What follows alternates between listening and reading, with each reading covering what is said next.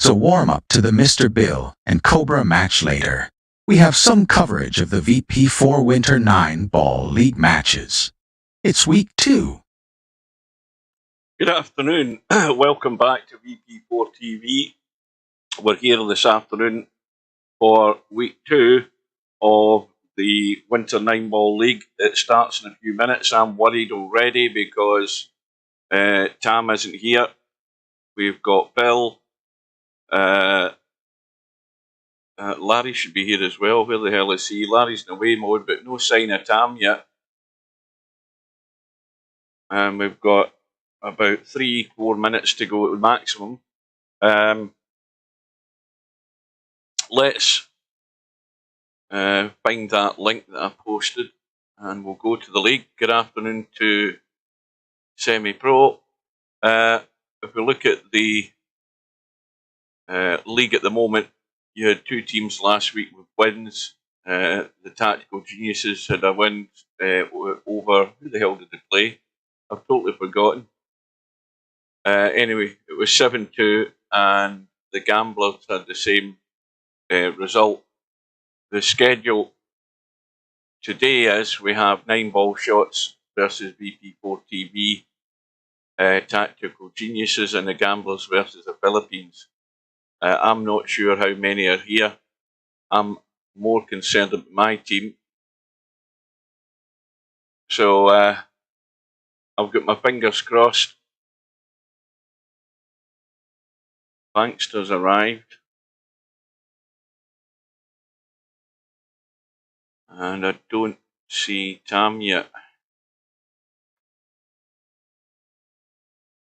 So one thing to just double check is, this is the other way of finding out, is that for today's matches we have Bill, Larry and Tam in my team. They're playing today, or they should be.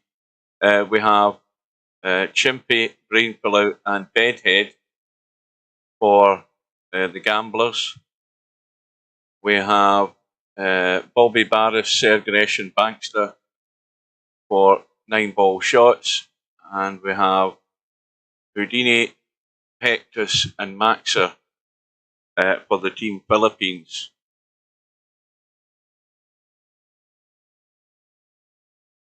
Well, I always want to see them 15 minutes before the start.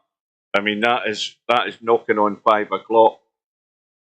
And no sign of Tam, who is probably going to turn up and saying he forgot it was on. But he definitely knew it was on, and he said he would be fit to play. So these league rooms should be going up in, well, about a minute's time. It's about 16:59 in so many seconds.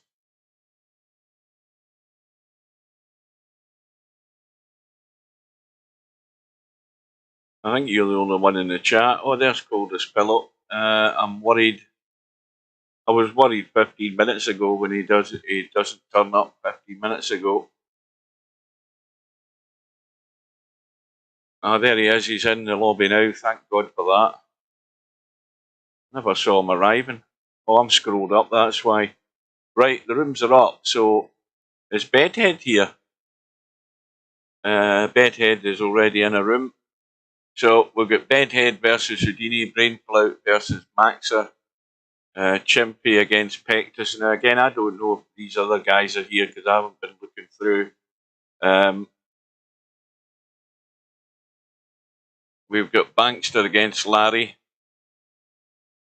and Bobby Barris against Tam. Now, Bobby Barris will still be getting some sort of handicap against Tam. Maybe I jumped the gun there thinking that it might be quite an even match.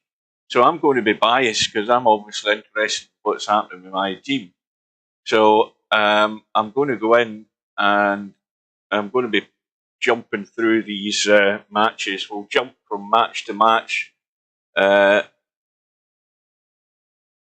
they're now live. So now we can do that from the internal browser. So we can jump backward and forward So the concern here is that brain pullout is here.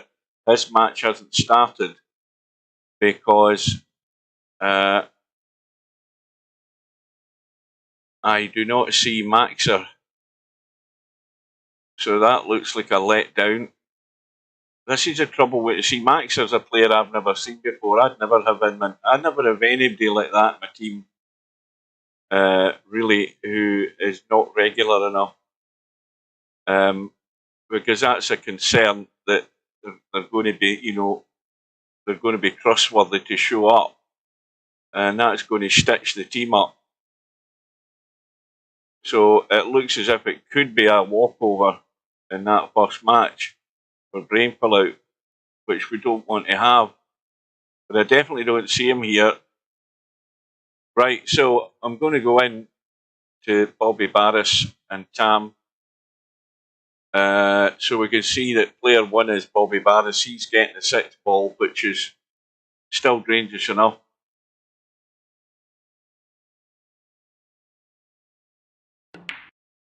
Is that snakes? You're joking me. I mean, that's just a waste. That. Why did nobody? Are you sure that that's snakes? Why didn't you tell? Who the hell's the captain of that team? I wouldn't have him anywhere near the team. And that's just a joke. Let me tap to the lobby. No, I'd dump him straight out the team. I'd get rid of him straight away. I wouldn't be messing about on him. Yeah. He's just in for a piss about the look of it. Yeah, definitely no sign of him. So that's bad news.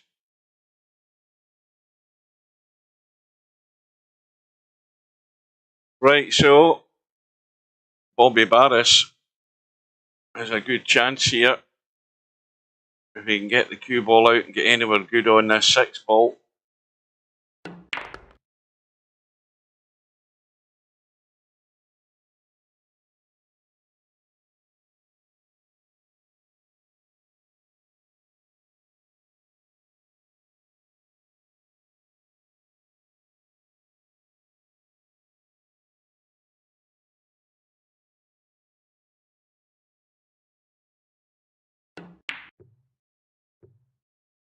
Tam gets off the hook.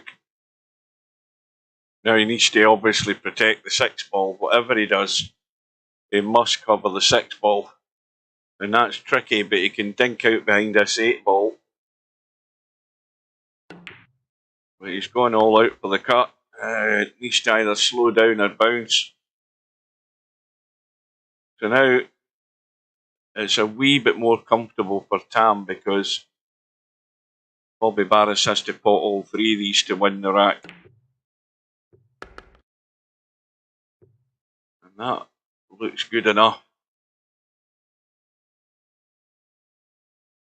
So, of course, this is the warm-up. Bill playing in the league tonight also is a warm-up for him because he's got his match coming up with Cobra in just under 3 hours' time. Earlier today we had the match on the one-loss side between Eric and Spud Boy, and again it was a predictable bloodbath. Not quite 13-0, it was 13-2 to Eric. So he marches through to the next round on the one-loss side. Meanwhile, Tam has got first blood on the board.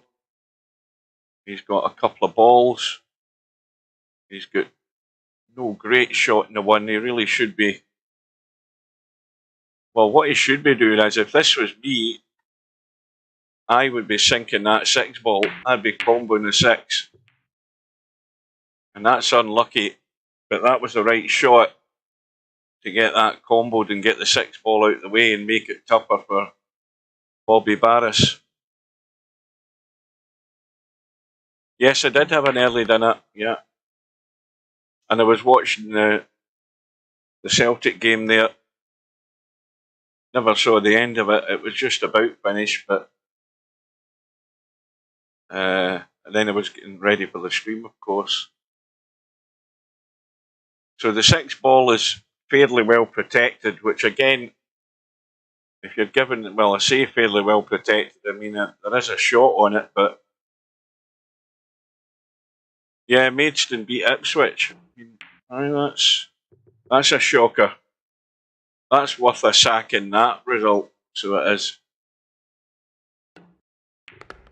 So, of course, the problem for Tam here is that if he keeps potting balls here and can't get really good down on that 6 ball, and then he has to have a kick at it, he could leave an easy win here for Bobby Barris. So again, he's got to be careful. And I don't think missing that 3 will do him much harm. So we'll see to the end of this rack, and then we'll do a bit of jumping around.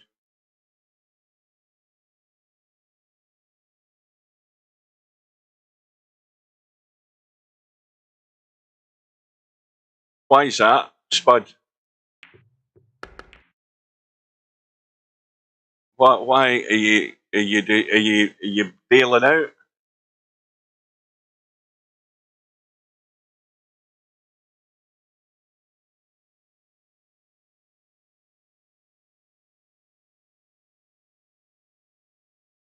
Oh, bullshit. You're in the team, you're getting good handicaps against these opponents. I bet you've said that quite a few times in the last 20 years.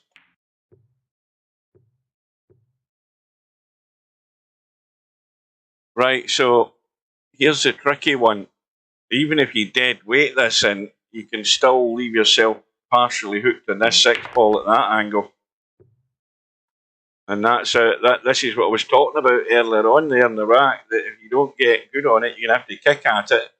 And then the problem, of course, is you might leave an easy out, but he's got just enough room to get to this 6 ball.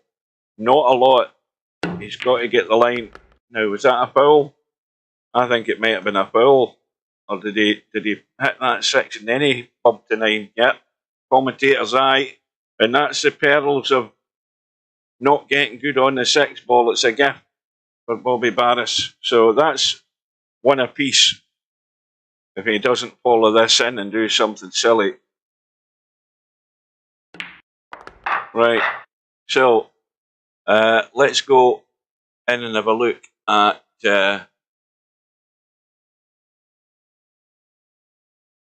Sergeresh and Bill. And Sergeresh is 2-1 up. He's getting a 7 ball.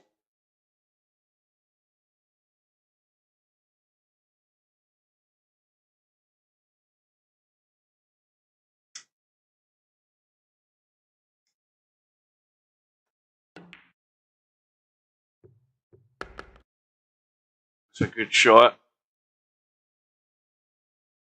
Now he's got to go across the table twice. Just enough pace to get the 4 ball in.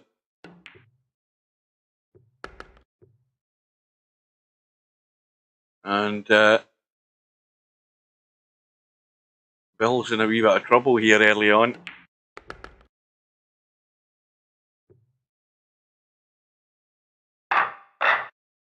So 3-1 to Sergeresh. Right, let's go into my... in fact,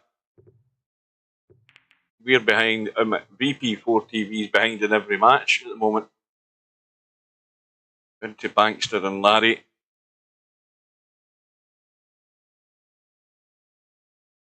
Bankster getting the 8 ball.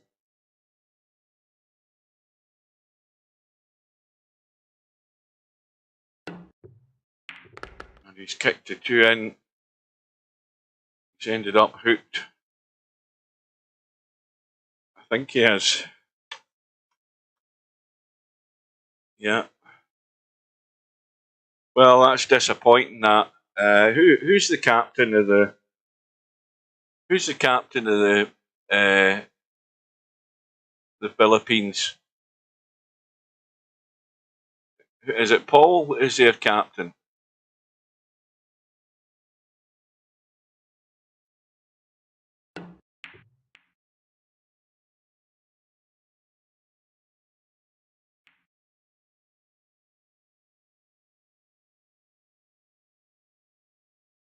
Right, well, somebody should tell Paul to get that Maxer topped out, if that is definitely snakes.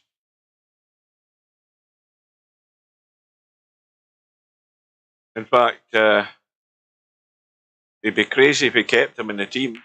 I mean, that's the first week he's been put in and he's a no-show. I mean, that's just messing people about. So Larry's got himself in trouble now. And this is, of course, the danger of giving the handicap. Okay, Bankster's going to have to do a bit more work to get to the 8 ball, but he's good enough to get there.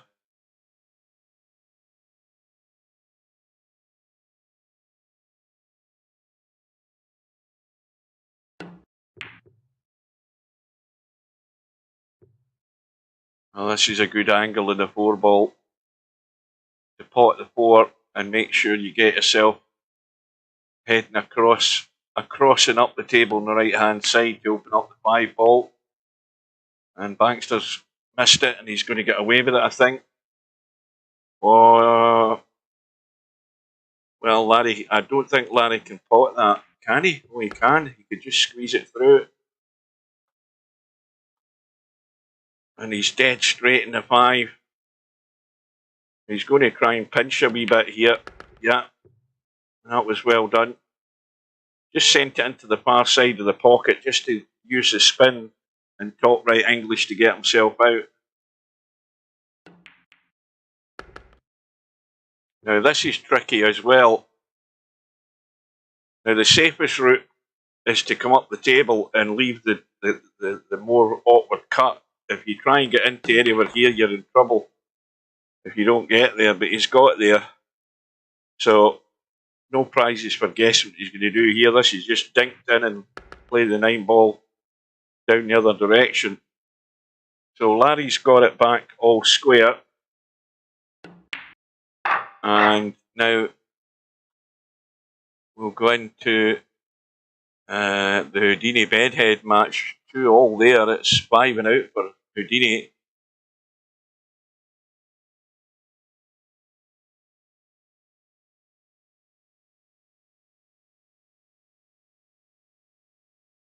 But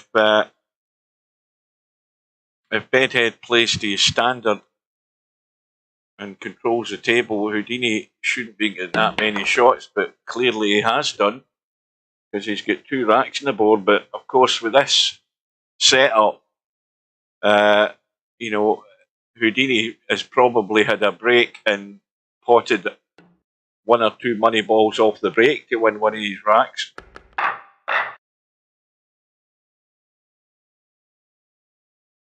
The bedhead's really up against it. Well, I think that was on the cards. I think that's going. There'll be more than him going as well. In fact, there should be jail sentences coming up with this thing, I'll tell you. But that depends how much the government's involved in it. By all accounts, there's been some dodgy stuff going on in the background to keep things quiet. So it's a question of whether it will all come out in the wash. I would doubt that very much. Everybody covering their own backs with that carry on. I mean, that's ruined people's lives, so it has.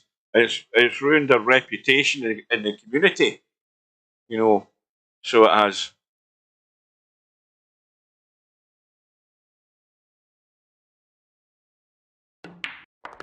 So this is the perilous side of 5 and out. If you make a mistake at this stage, bedhead, you're more than likely going to lose the rack.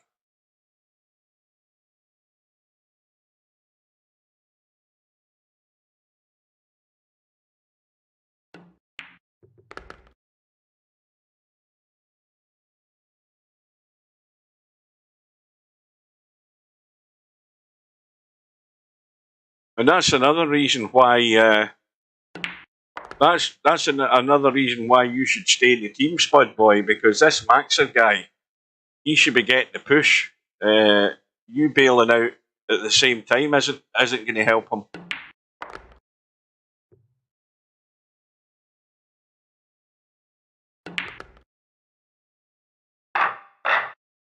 Well, if you remind us, semi-pro, and again, I don't know whether Steve's going to show up tonight at all. There's that pattern with the 3 balls. I had that earlier this afternoon as well. I broke a couple of racks at 9 ball, and I had that immediately at the start. So Bedhead's now got a little bit of a comfort zone, 4-2 up. Let's go into the Chimpy Pectus match, because Chimpy's in trouble at the moment. Pectus getting the 8 ball, and well, Chimpy's about to narrow that gap. It's going to be back to 3-2. So let's have a look at my team. Well, Bill's in real bother here. He's 5-2 down. Larry's got himself 3-2 in front. Tam's now behind against Bobby Barris. So Sergeresh Bill match. Bill's in peril here at the moment. Oh, Sergeresh just missed the pot and the kick.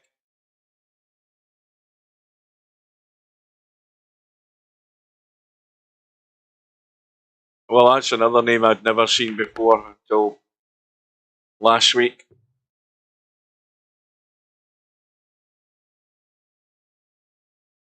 But I think, in fact, if I remember, well, the only thing I do remember, I think Paul said he's I think he said he's somebody that's in VP4.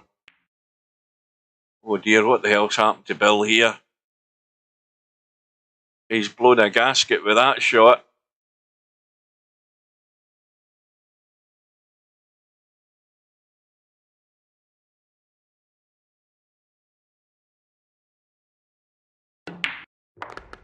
Yeah, that's going to gift an opportunity here for Sergeresh, just the 6 and 7 ball for a 6-2 lead. And it's a big ask now for Bill.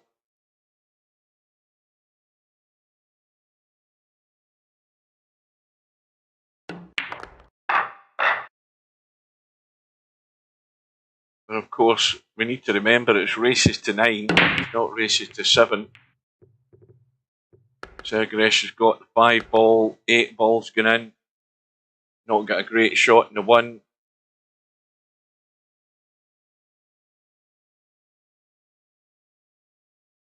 And the other thing is his money ball sort of in a guarded area as well.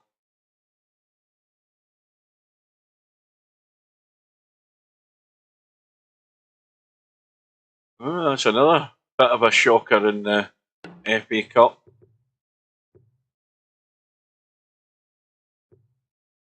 Oh, look at this. Well, that's made the 7 ball even tighter. And Bill can drop the 1 in. Now, if Bill's going to try and get out of here, he's going to come back across and bump this 3 and 7, but he hasn't. He's playing it ultra safe. But he probably should have come over there and tried to bump that, unless he's thinking coming across and making a combo up table. Now that'll work. That was very nicely played. He's good.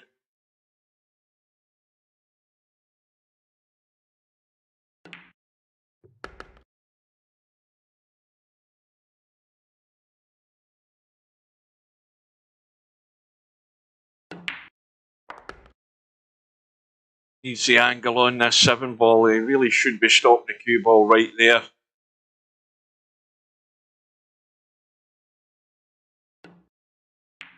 Oh, he doesn't want to go straight. He's gone inside it. That'll do. So he can go forward and just let this spin out, but he doesn't want to spin out too much. Yeah, he's played it perfectly safe. He's off the rail as well with this 9 ball, so that'll be a comfortable finish to the rack for him. but he's going to have to string a few together if he can. Still trailing by 3. Right, let's have a look at Larry. Larry's now got a bit of a gap, a 4-2 lead at the table, but having to kick at the 5.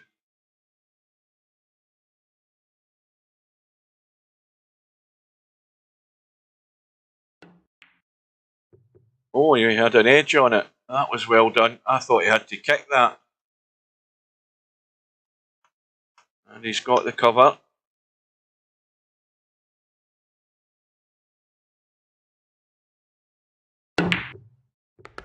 And the kick has worked, and he's on the 6 ball.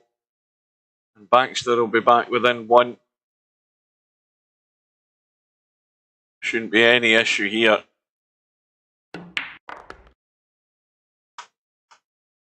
Now, cut this in. He's holding it. So that'll be still in the balance, this match. Right, now down to see how Tam's getting on. He's still trailing by 1. And Bobby Barris, his 6 ball has gone.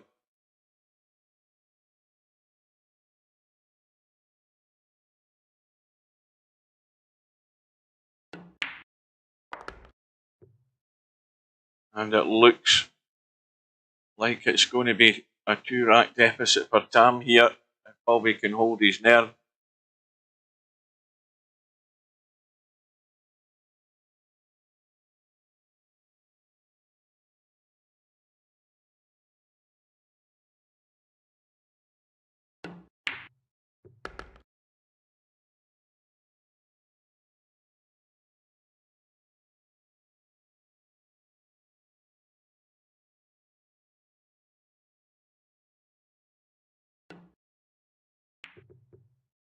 And he hasn't. He's left it hanging. Now, of course, what you don't do here is try and get cute. You stun this in. Make sure you're going at an angle so you're not following it in. So Tam got off the hook big time there.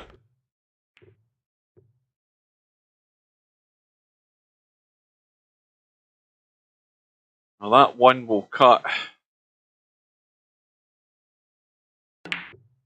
But he's, well, I presume he played the bank there. He was never really great in the 2 ball.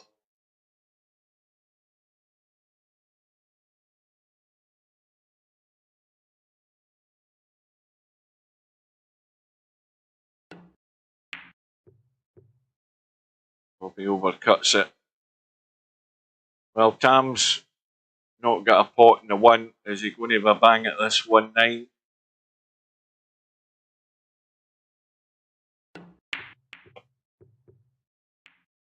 He needs a roll. Hasn't got it.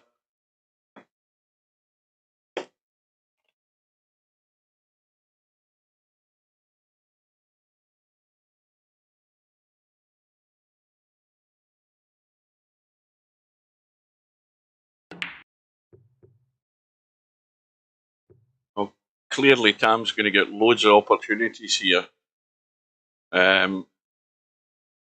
It's just a question of whether he can take them. He's more likely to take them more often than Bobby Barris is.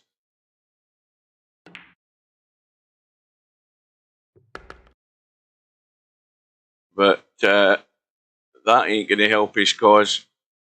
When's it set for Goldust Pillow? I haven't looked at the bracket today or the schedule. I haven't been on the 10 ball page.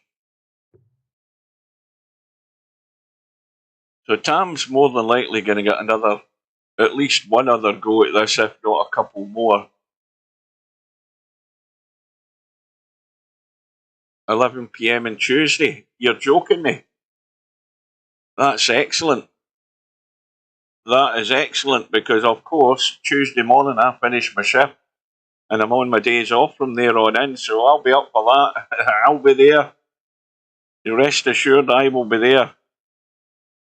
That's great news because I was thinking it'd be, like 2 in the morning or something on a work day, so that's even better.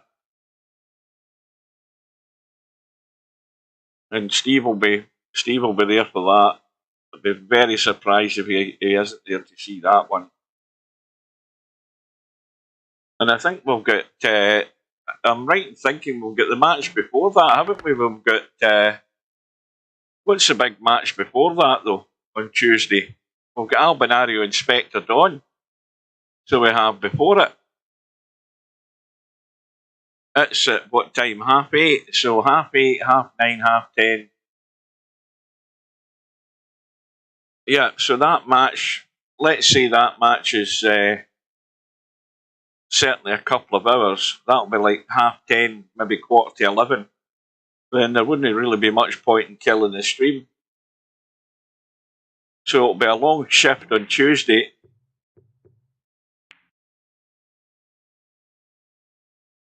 But I will probably have a Chinese of some description on Tuesday, just to power up the furnaces for the duration.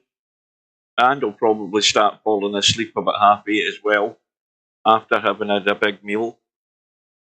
But that's great news, having those two matches on the Tuesday.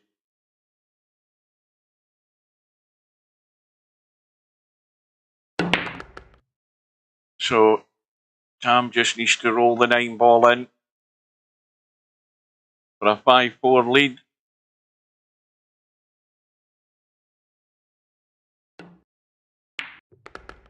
Right, in it goes. So at the moment, Bill is heading for defeat. Larry's got a 2-rack gap, and Tam, as we saw, has just took the lead. So let's go into the Gamblers Team Philippines matches. Of course, disappointing for them. But we'll get Bedhead 7-2 up against Houdini, so that's looking comfortable for Bedhead at the moment. But this Chimpy Pectus match, I think it'll be worthwhile having a look into that. Of course, Pectus is getting the 8 ball. He probably won't be getting the 8 ball here, unless Chimpy does that. Oh, well, it's amazing. He almost hooked himself.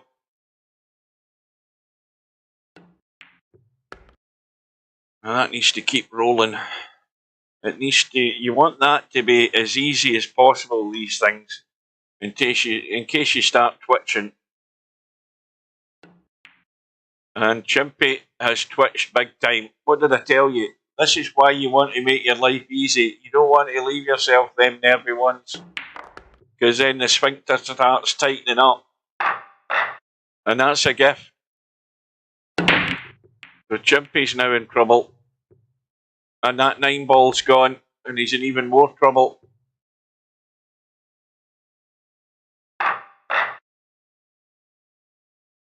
So that's a big swing of 3 racks there.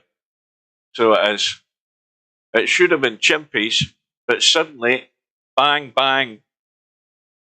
You know, Pectus now with a 6-3 lead.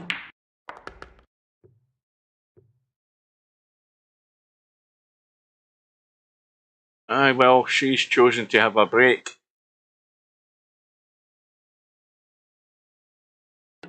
Well, that's bad news for Bill and bad news for VP4TV. We're 1-0 down. Sergaresh wins out 9 racks to 4. So those last couple of racks didn't take long.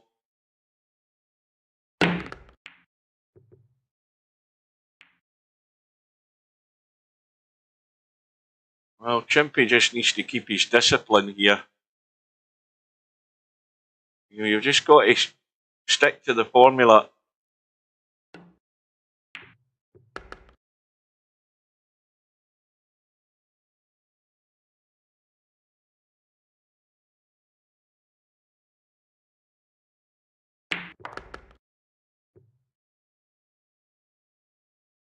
Well, dare I say it, he should be out here.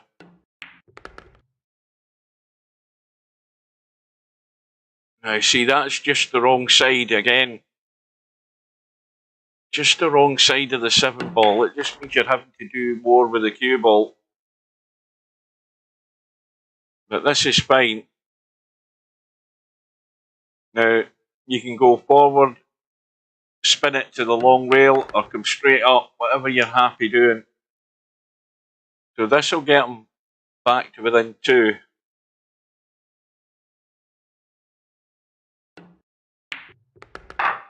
And we'll have a quick update. So we know that results came through there. We've got Larry, again, that's still on a knife edge for Larry in Bankster, 5-4 to Larry. Tam's now got a bit of daylight, he's 6-4 up. Bedhead's on the hill, so that match will be over fairly soon. And of course this match that we're in at the moment. In fact, there's the result just came through, Bedhead with a 9-2 win.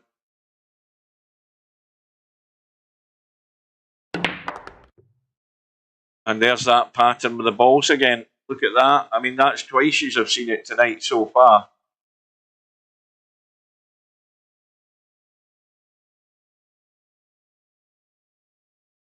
Well, remember Tattoos. She's long gone. She still posts a lot of stuff on Facebook, but she's never really been in VP4. When GameSpy went down, I think she's lost all interest in this. Plus, she's had health issues as well. I don't know who Susanna is. The Chimpy in control at the moment here to get another rack back. Did I play Pectus last week? I can't bloody remember who the hell I played. That's again, he's gone. He's gone again. This is just no good. He could have left that way short, but he's got himself in no man's land.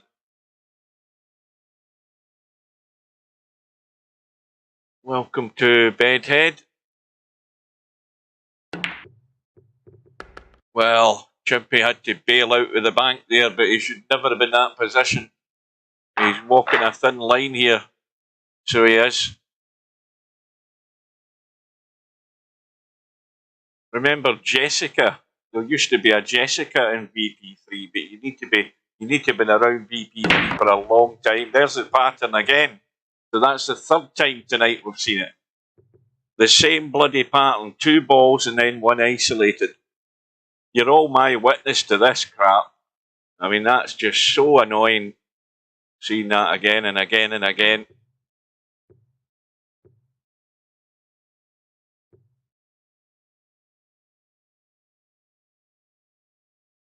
So the 2 ball, as predicted, will go into the side pocket. It probably won't go into the corner. And that's exactly how it finishes when the 2 of them are sort of stuck together. It only goes into 1 pocket. And the problem is look at where the 3 ball is. Good luck getting on that from there. And likewise for Chimpy, because he could cheat that 3 ball in. I mean, if that cue ball was sitting there and he potted that to the rail, just missing the 8, it would still go in. But he needs a bump. He needed a bump in the 8 ball, not the 9. Because this is dodgy.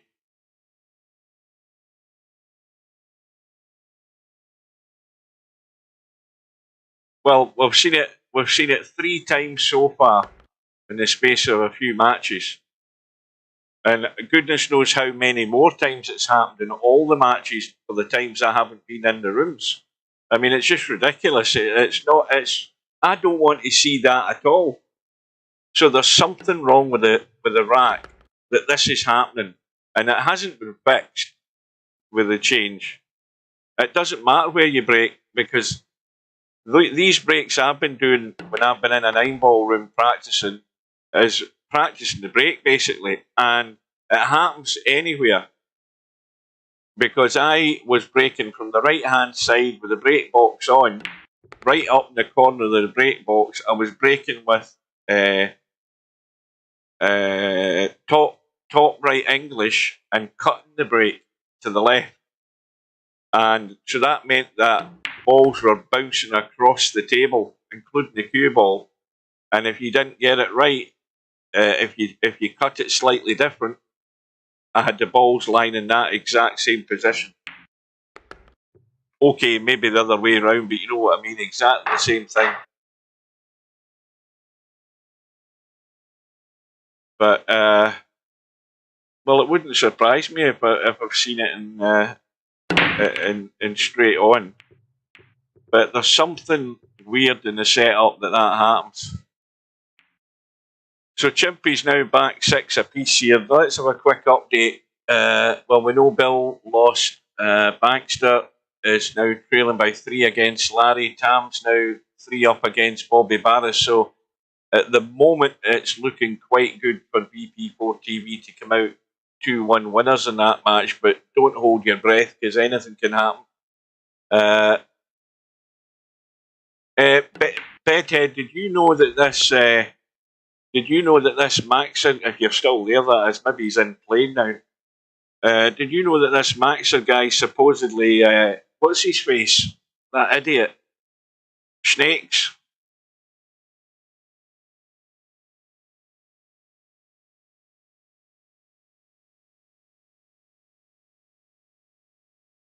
No, it does happen when you break from the side semi-pro. You can, even without the brake box on, I've seen it loads of times. So, let's put it this way, it shouldn't be there at all. It's not acceptable to have that pattern all the time. Well, the guy's a lunatic. That's the story with him. He's even more crazier than Stubb. Bit of a waster. He comes in and he starts typing bullshit in the lobby for hours and end until he gets muted.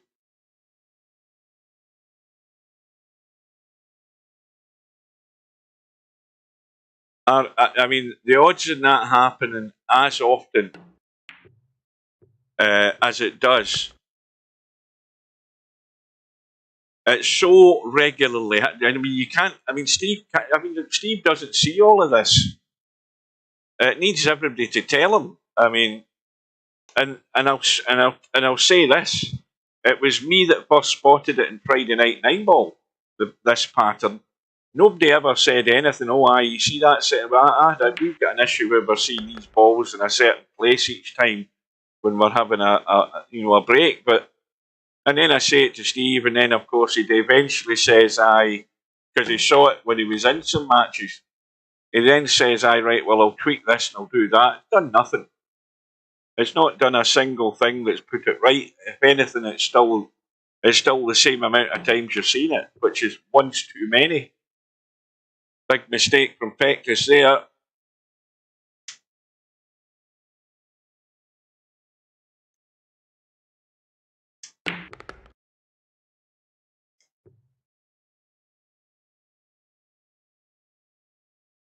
I just want it taken out altogether. So whatever he has to do that's radical, he's going to have to do it.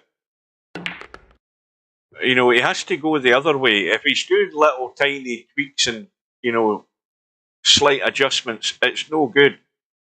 He's going to have to loosen the pack a bit more or something.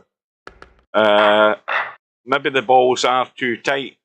I don't know. But whatever it is he has to do in order to have that pattern disappear, then he has to do it. He definitely should be doing that. Few balls gone. So no sooner has Chimpy got himself in front, he's given Pectus a chance here with ball in hand. Now this is going to be a bit of a test. All the balls are encircled in the middle of the table apart from the 9. And he almost made a balls up there. But he can just drop through, but This 4 ball, I presume, is he trying to... What's he trying to do? This has got to keep running. That's well done.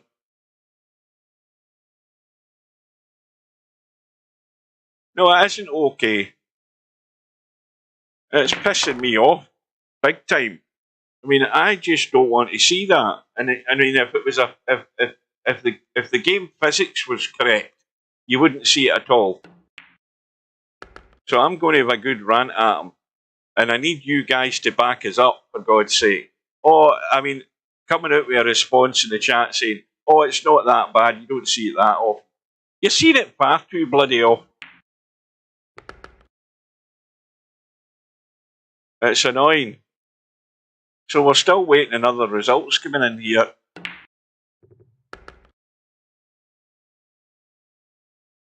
We'll have a quick tab and a quick look. And Pectus is going to be all square. Right. Larry is still got a lead. It's 2 racks. Tam's still got a lead. It's 2 racks. But Tam's on the hill. And Houdini is 2-0 up against Brainfill out. So Houdini is getting the 6 ball in that match. So Brainfill out's going to have to get his act together.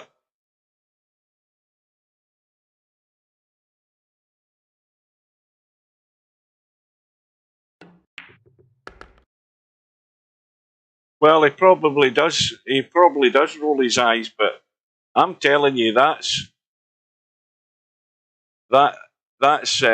it's annoying, and it tells you something isn't right, doesn't it? There's something not right with the pack that happens on such a regular occurrence. Now, what do you mean by a regular occurrence? Said Steve. Well, regular to me is watching 2 or 3 matches, jumping from room to room and seeing this break 3 times, seeing this pattern 3 times. I'm expecting to see a pattern like that once every 10 years. That's what I'm talking about. I mean, the permutations and where the balls can finish on a table are astronomical. But they should never be in a similar position like that so often. That's my argument on it. So he's going to have to be more radical in order to get rid of that altogether. What it takes, I don't know, but he's going to have to do a bit of experiment, or let us experiment with it if he does a major tweak to the rack. Because I'm sick to death looking at that. So Chimpy on the hill and breaking for the match. And 3 ball goes. 1 ball, little bump, that'll do it. So 2 ball is good, as long as it doesn't go really awkward on it. And 4 ball is tight, but he's got 2/3 of a pocket off the jaw past that 8 ball. But the problem is, he's going to have to come back for this 5 as well at the same time. And even at this off angle, it's so easy to catch the 8 ball.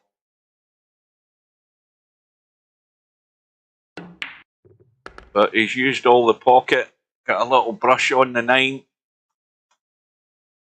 He's gone to that little squeaky bum angle. And the 6 ball's plenty of room. So he just needs to roll this in. And he's again, I would have rolled that in a lot softer than that to have this a comfortable 6 ball. But he's good. Now 7 ball into the side. I don't think he's going to take it up the table, is he? Oh, he is. I'd take it into the side. I'd be happier taking it into the side. So it looks as if Chimpy's going to win out in the end. But he's had a scare. So he keeps his 100% record intact. Right, now we're going to have to go in and have a look at Brainfill out. and Houdini. Meanwhile, an update, Tam's still 8-6 up, so I think they must be banging balls all around the table in that match. Still 8-6. Larry's 7-6 in front, so that's very finely balanced at the moment. I think we'll go in and we'll leave Brainful out too at the moment. He's got one rack in the board, and we'll have a look in on how Larry and Bankster's doing. Well, this is tricky for Larry. He's got to watch the pace of the cue ball, leave that space to get the cut to 7. And that's not bad. Okay, it's tricky. Now, he could go up the top on the top side of this 8 ball from this, I think. But he's managed to hold it. That was well done. And he's got a nice angle. I think that was the braver shot, doing it that way. The other danger with going up top is scratching. So he should just be rolling forward and getting as straight as he can in this 9. Is he going to drop? No, he's not. He's never going to drop that in the side. Watch the knuckle. It's well off the rail. So Larry on the hill. And Tam has come out on top against Bobby Barris. 9 racks to 6. That's a good win for him. And he had a good run in Friday night 9 ball last night as well. That's another bug. That's another bug that Steve has to fix, because it's in the tournament, in the league setup, but it's not showing up in the table. That's another one that he should have in his list to get fixed.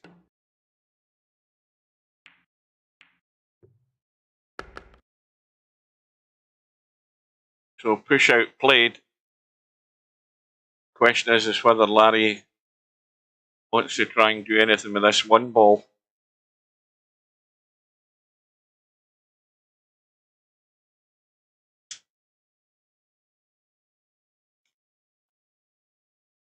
Aye, but don't forget that there's other things that he's broke in VP4, he said.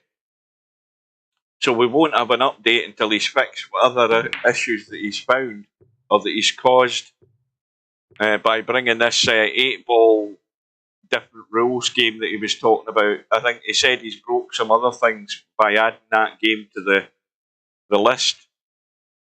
So only once he's fixed all of the other issues can the break box thing and that be fixed as part of it. I reckon he'll be reluctant to do anything while the league's on. It might be quite a while before he does the update, I don't know.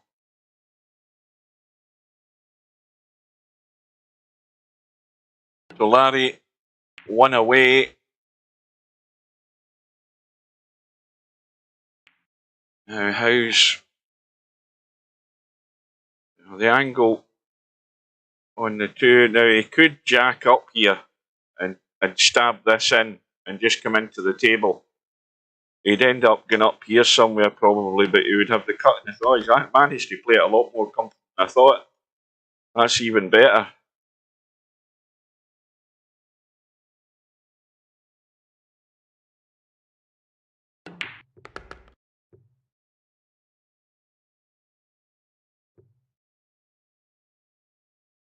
Now, he really wants to stun this down the table on the left side. He doesn't want to go 2 rails to come across to the 7, because that's the danger. He's left it high though. He's well out the way of the 7.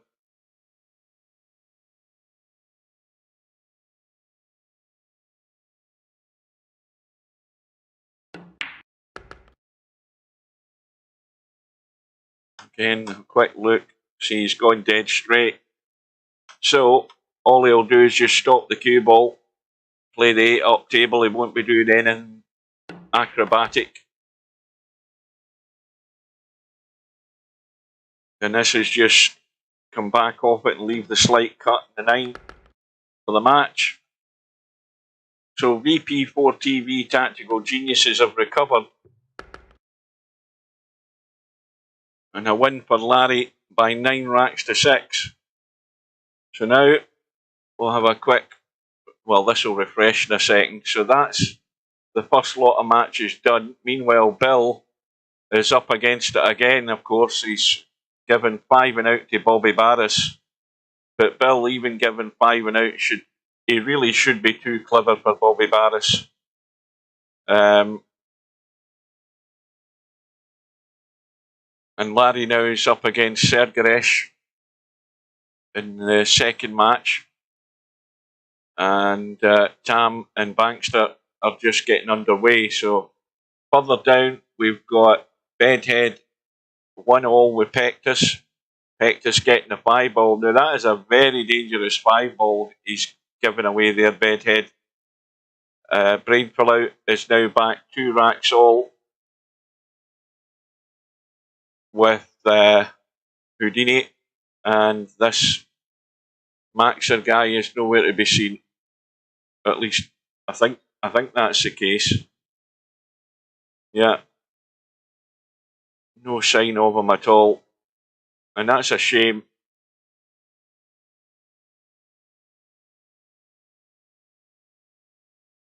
In fact, come to think of it, where's Paul? He's not even showed up.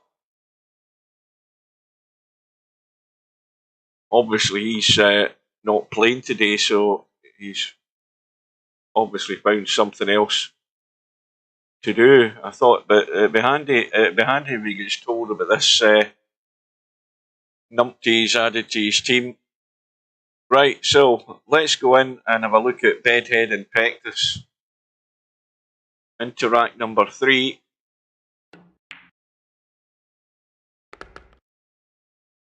And Bedhead, as long as he gets nice on this 4-ball, he should be comfortably up table for that 5.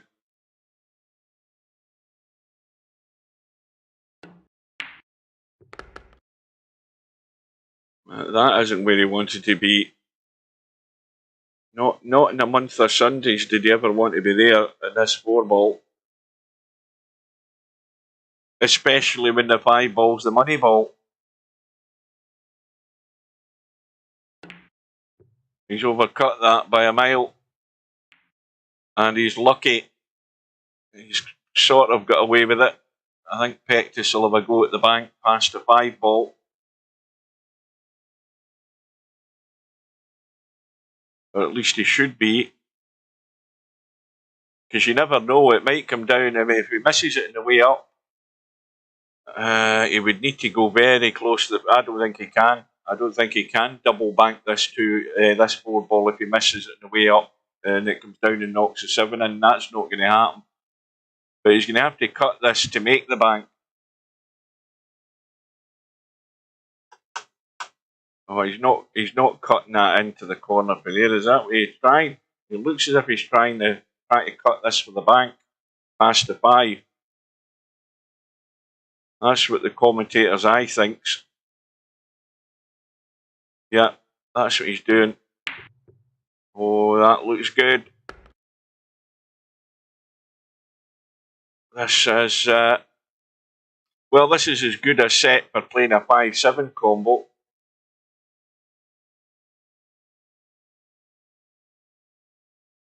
Now, he's just got to get it right on that 7. Not too hard. That's good.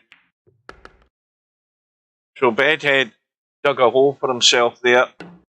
Left himself really ugly. And it's cost him. He's paid the price. And he's now 2-1 down. Right, so let's have a little look around. Larry's 1-0 down against Sergaresh, who's getting the last 2. Sergaresh looking for the second big scalp tonight, having taken out Bill in that first match. Bill, though, is much more settled in his second match against Bobby Barris. Bill 3-0 up. And likewise for Tam at the moment. Tam getting the 7 ball. He's 3-0 up against Bankster. So he's in a good position, as is Bill. Unlikely that Bobby Barris is going to come back. But if Bobby Barris's break, he's bound to get racks on the board with money balls in the break. I don't think there's any doubt about that. But really, Bill should be taking him down. Let's have a quick jump into Brainful Out and Houdini. Houdini getting the 6 ball. And Brainful Out should definitely be 4-2 in front here. He's gone dead straight in the 5, I think.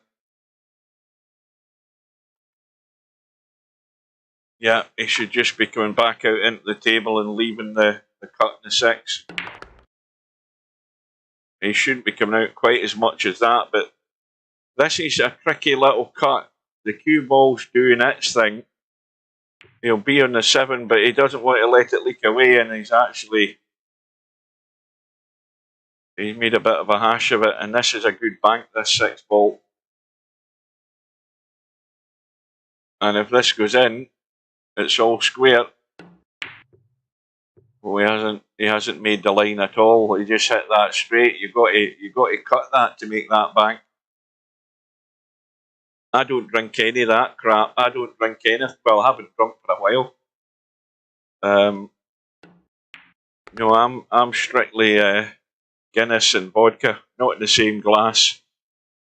But I haven't had a drink for a good number of years. But I don't drink any wine or whiskey or any stuff like that. It's all disgusting.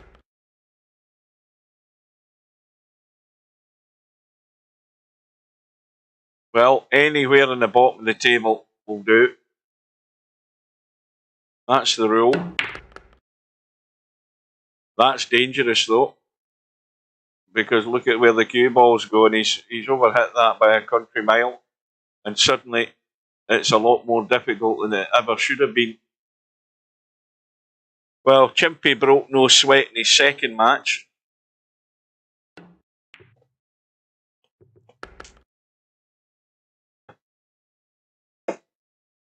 No, I can't even stand the smell of whiskey. No, I've never drank it, and I've never wanted to drink it. I'm not a traditionalist in any of that sort of way. Just because I'm Scottish, it should be natural that you like whiskey. I just don't like the smell of it at all.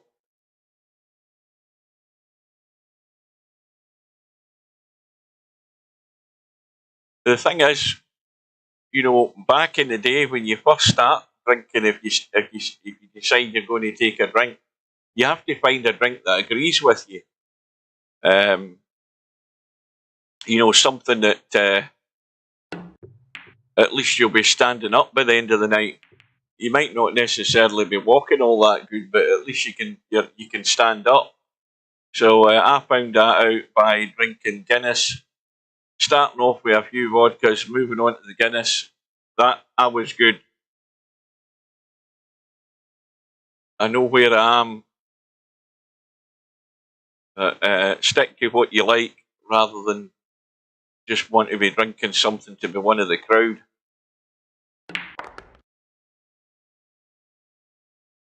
I couldn't even tell you how much it is for a pint of Guinness now. It must be. I don't know what it is in a pub up here for a pint of Guinness, but it must be knocking on £3 probably.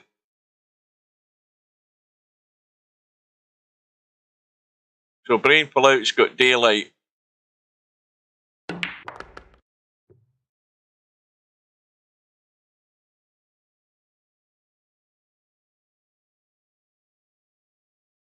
Yeah, that's another reason why you would give up drinking. The prices nowadays are extortionate. I thought he'd overcut that there for a second.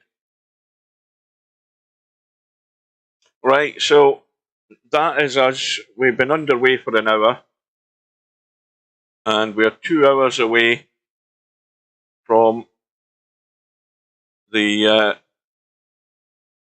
one loss side match with Bill and Cobra.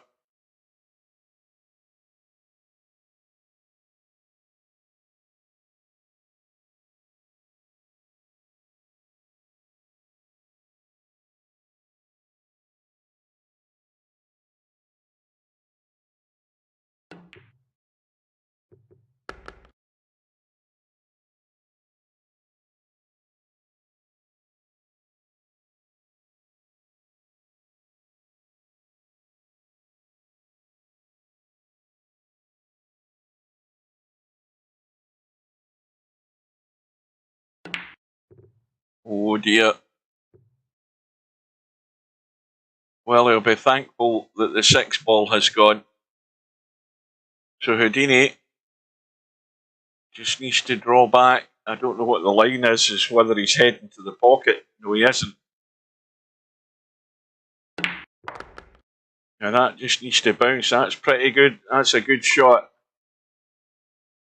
Now, he doesn't want to roll forward and follow this in, because it is reasonably straight. But he hasn't been brave enough. This is tougher than it should be. Now, even though that was a fairly straight in 8 ball, you know, a better player would have tweaked that a wee bit and pinched an angle. Because that's gone to the rail too soon. You know, you manipulate the angle slightly, you can get away with it if you cheat the pocket a wee bit and make that cue ball a lot better on that 9 ball. So that's a gift for brain pull out. So he's now in a bit of a comfort zone, 5-2 in front. So let's go back.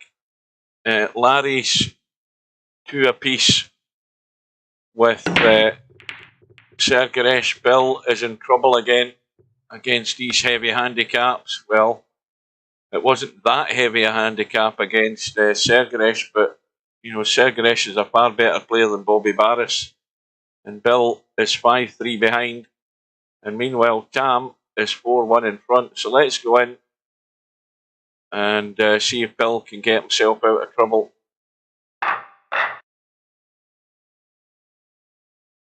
I can believe that. I mean, obviously the prices you pay in Glasgow are more expensive than you'd pay in the local pubs in the town. And then again, you go down to London, you pay through the nose. Just ridiculous amounts of money to... I mean, going on a night out has cost you hundreds of pounds. So it is.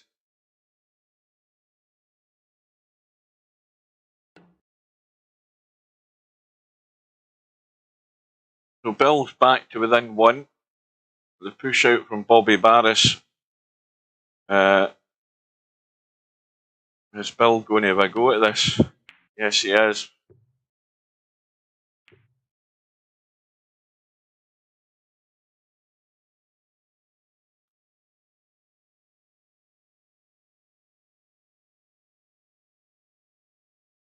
Well, even if you're sitting in a pub, get it delivered.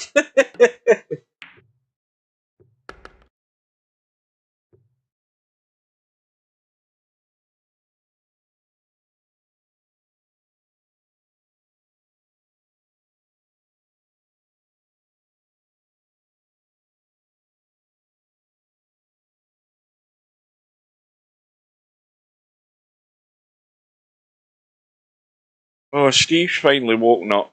By the way, Steve, get ready for a rant. There's a rant coming in, and these guys are going to back me up. Whatever you need to do to the 9 ball rack to fix this pattern with these balls, you need to do it. Because I'm sick fed up seeing this pattern with those 2 balls and the loose ball. You need to make the move and get rid of it altogether. And there must be a way to get rid of it, because we've seen it. We've seen it 3 times tonight. Goodness knows how many times it's appeared in other matches, but we've seen it. jumping through the matches tonight. We should never be seeing that. We're seeing it far too often. It's never been fixed with the last tweak you done. So whatever drastic tweak you need to do at the rack, then you need to bite the bullet and do it, because I don't want to see it again. Here endeth the rant. Well, you need to do something. I'm telling you, there's no way you should ever be seeing that pattern as regular as we're seeing it in a game of pool. Whether it be real life or whether it be a virtual game, you should never be seeing it whatsoever. 1 in a million, you should be seeing that. Not once every 2 or 3 racks.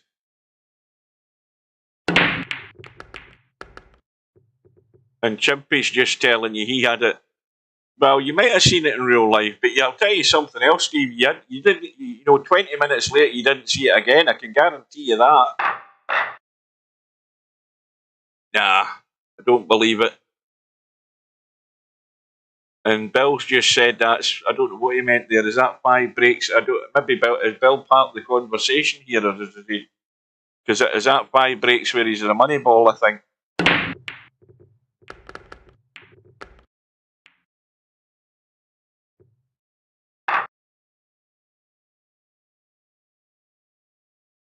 I just tabbed out there in case he'd put himself in Discord. Then I can rant properly at him.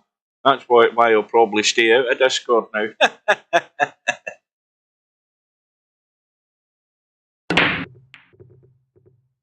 Well, I don't know, but it needs a radical change to eliminate it. It needs to be eliminated. My patience is up now. I'm sick, fed up seeing it, and it needs to go. There's something not right with the rack when that's there all the time. Then you say, it's not there. It's there once is all the time as far as I'm concerned. We shouldn't be seeing it at all. It's not acceptable. And this is a customer service complaint, by the way.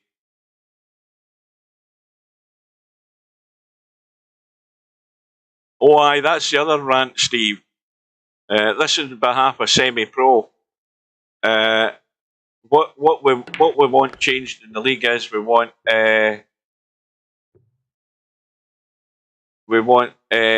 what is it? What the hell is it again? Is it spot money we want? We want spot money on. That's what we need. That's a rant on behalf of Semi-Pro, who's now not here. Because if he was here, he'd be ranting. He's probably away getting his dinner.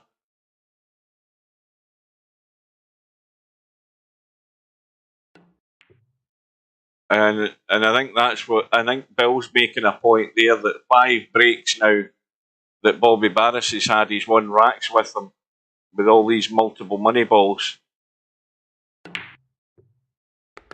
And there's Semi-Pro there. Well, Bill's definitely not happy. So spot money on, that way money balls come up onto the table. Now, fair enough, if they bang at the balls and they pot a money ball with a fluke, then that's it, but not on the break. And Bill's been taken out 9 racks to 4, so it's really, really tough with 5 and out. So the scores so far, it's 2 apiece with 9 ball shots and tactical geniuses. It's 4 racks to 2 now. Oh, that's the other thing, Steve. According to Chimpy, this guy Maxer, that by the way, Paul, this guy Maxer apparently is snakes, and that guy's an arsehole. Whatever made you get that guy into your team?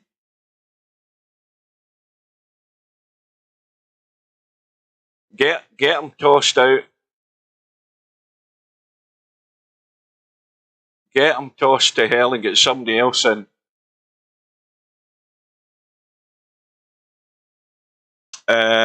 He's just a waster, and he's just wasted your team tonight.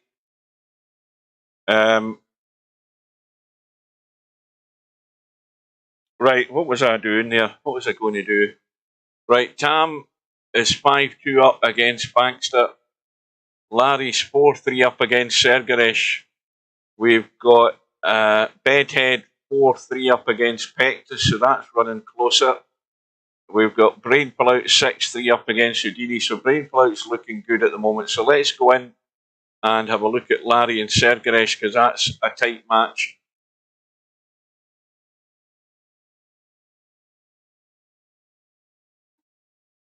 Yeah, I mean, he's in umpteen profiles, that lunatic.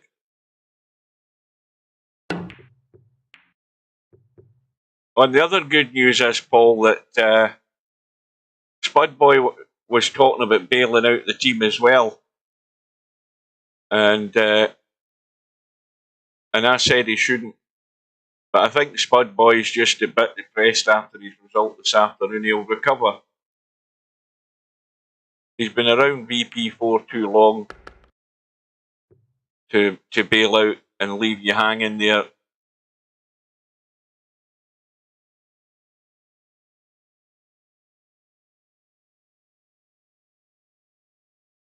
Well, I was intending to do that. So the thing is that Steve's not playing tonight. Now, if Steve was playing, we'd be here to after 8 o'clock.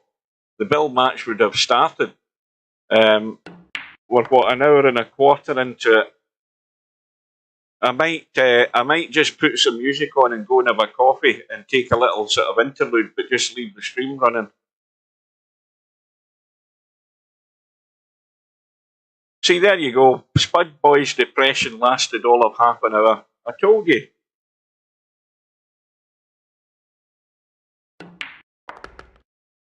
Right, get your earmuffs on, Steve. I'm still going to rant at you when I get you in Discord.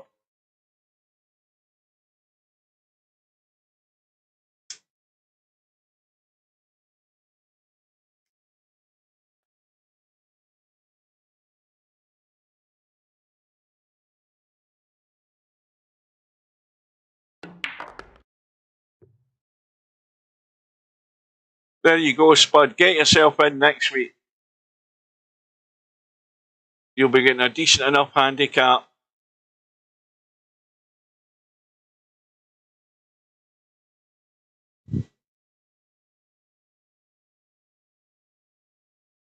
Now, is there?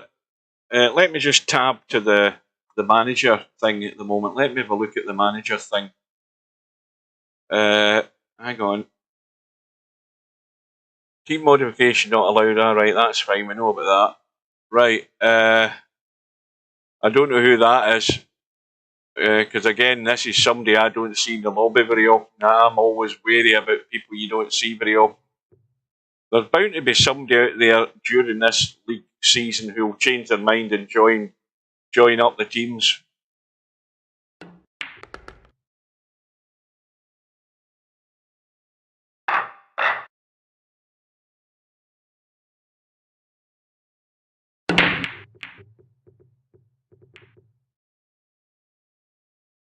So we're 4 apiece now with Larry and Sergaresh. Sergaresh getting those last two.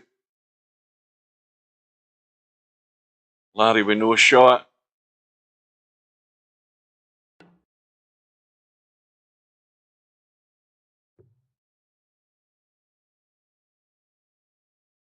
Decent enough push out, simply because if you want to cut that to the other pocket on the left hand side, you're probably going to scratch.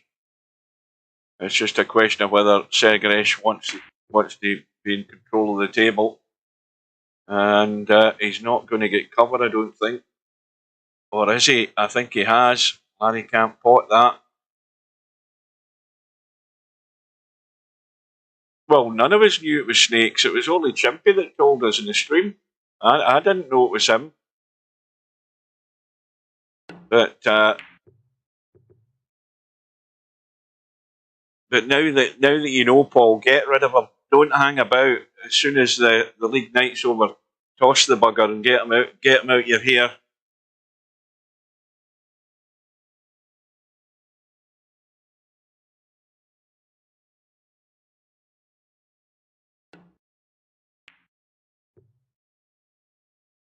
Well, I'm glad you showed up, because that's what I was saying. I was wondering where you were.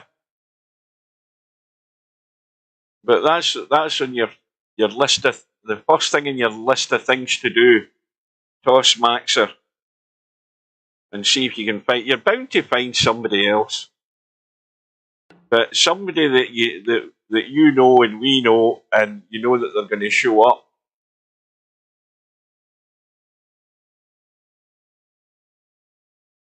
And they don't necessarily have to be anywhere near the Philippines to play in the team.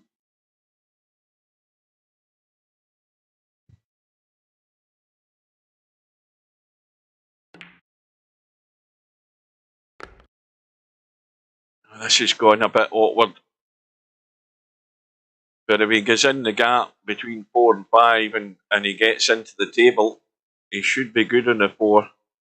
The only danger is if he overhits this and ends up between the 5 and the 6. Well, I think he's trying to check that.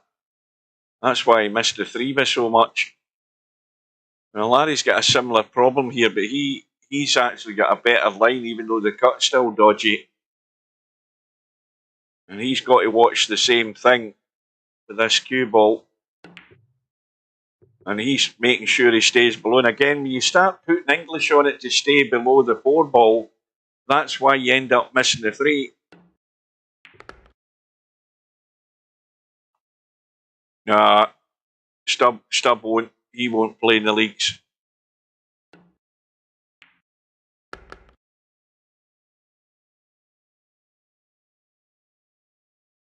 You can try and convince him, but you're going to probably have to pay him. He'll want appearance money.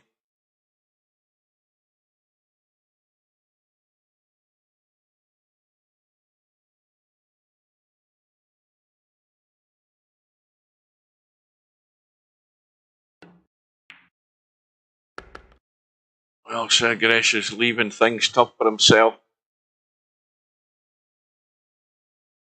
He's got to get. I mean, this has got scratch written all over it. He's got to get right into the cue ball,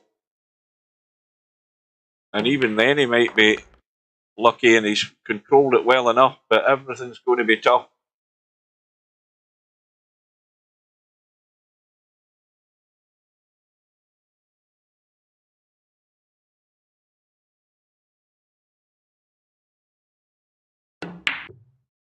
And he's nailed the bank.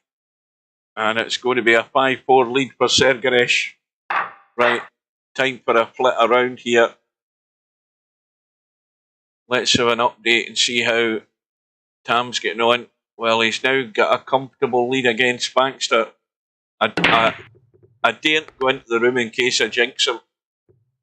So I'm going to stay out of there.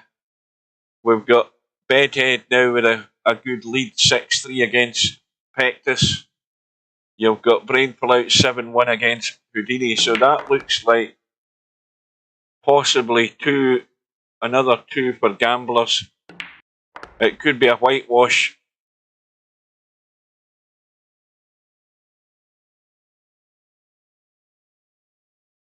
Right, I think I'll stay where I am at the moment.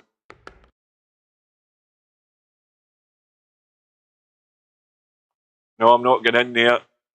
I'm not going in. Because Tam will fall apart like a cheap suit if I go in. Just let him get on with it.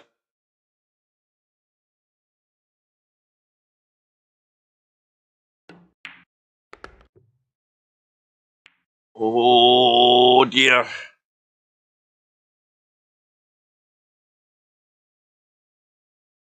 Well, he's going to have to jump.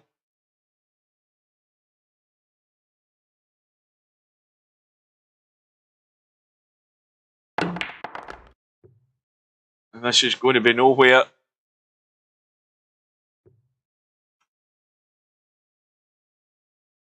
And that's not a bank. He's going to have to cut that to make the bank. And that's what he's trying to do. He's looking to cut it to make the bank in the side.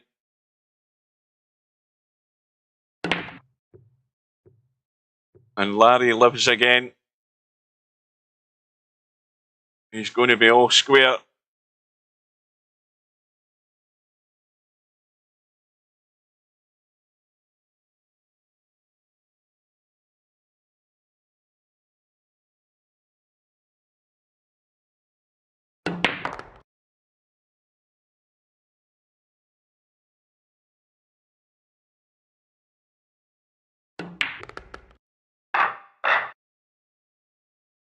So this match very finely balanced. And that 8 ball goes in. He's on the 1. The 2 ball's handy.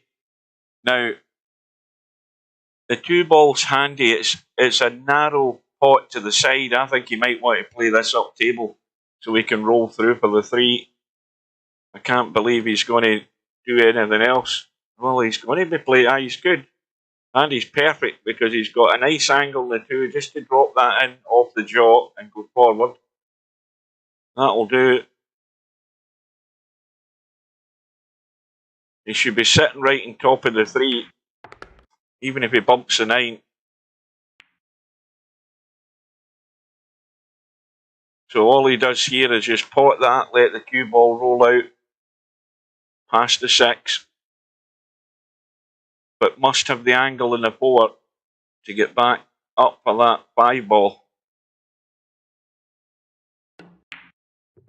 Oh dear. Oh dear. And Larry's getting a wee bit nervy. And look at this table. If Sergeresh can jump and cut that 3 in, well, he's going for the kick. I'm not sure that was a wise move. I think he might have been better when I go at the little dinky jump there. But maybe he's not that comfortable with the jump cue, and Larry's been let off the hook.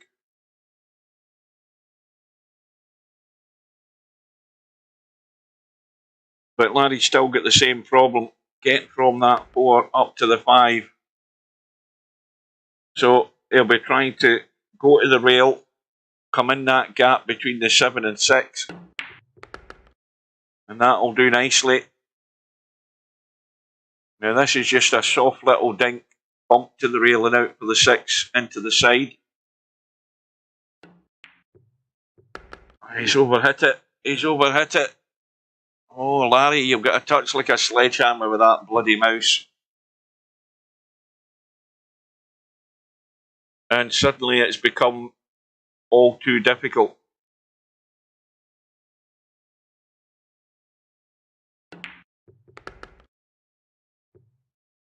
Well, there's a 7 into the corner.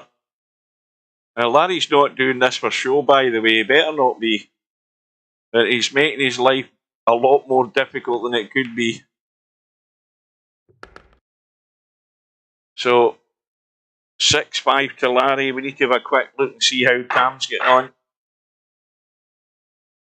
Where the hell is it?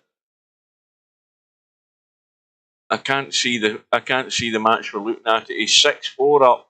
So Bankster's got 1 back.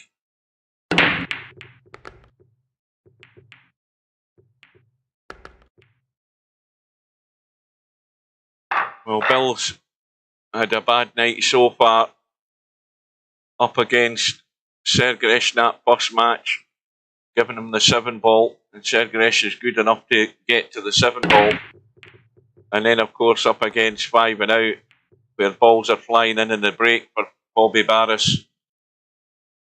In fact, Bill did well getting 4 racks off of that. So he did.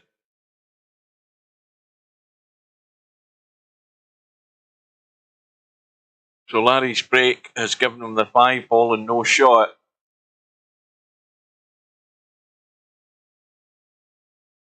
Well, there wouldn't be any harm in going up into the open space up the table. I mean, he can just...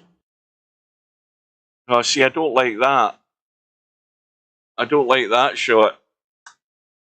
First of all, it allows Sergeresh to get right down here behind all these balls if he wants to take that risk. The problem is, if he doesn't get the cover, he's more likely leaving the 1 ball on. Well, he's cut it inside the 8 ball. And that's pretty good. But Larry asked for that. He asked for that. He might have to jack up and spin this to get the cue ball the right angle to kick the 1.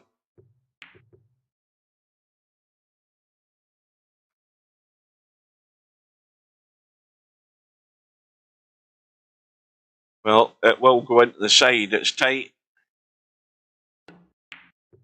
In fact, it's too tight. Sergeresh again had the right idea. He's putting Larry in more trouble. that was the right shot.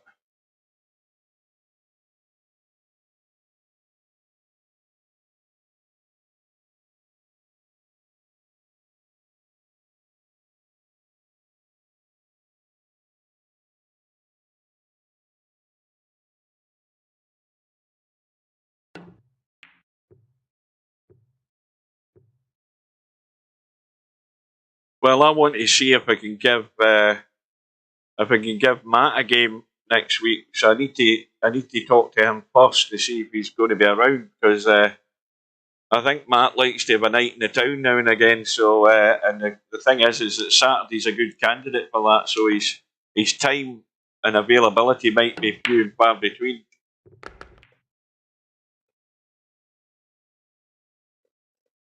And then I need to look at the permutations of who I can put in the team and who I can't. With Matt been having such a high rating.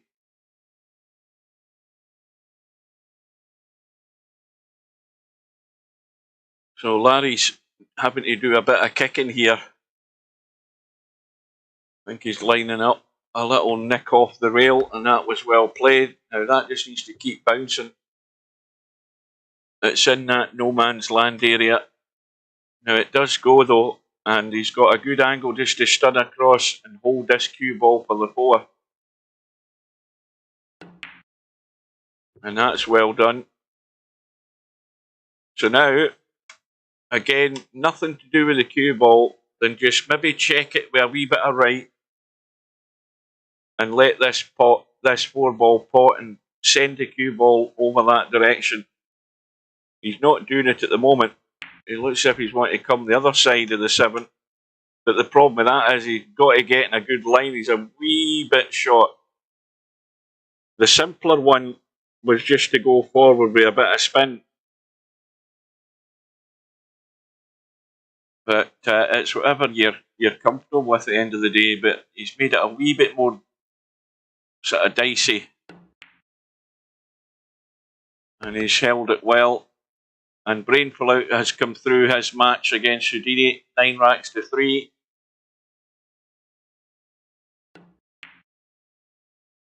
And Larry should have a comfortable lead. He'll be on the hill in a minute.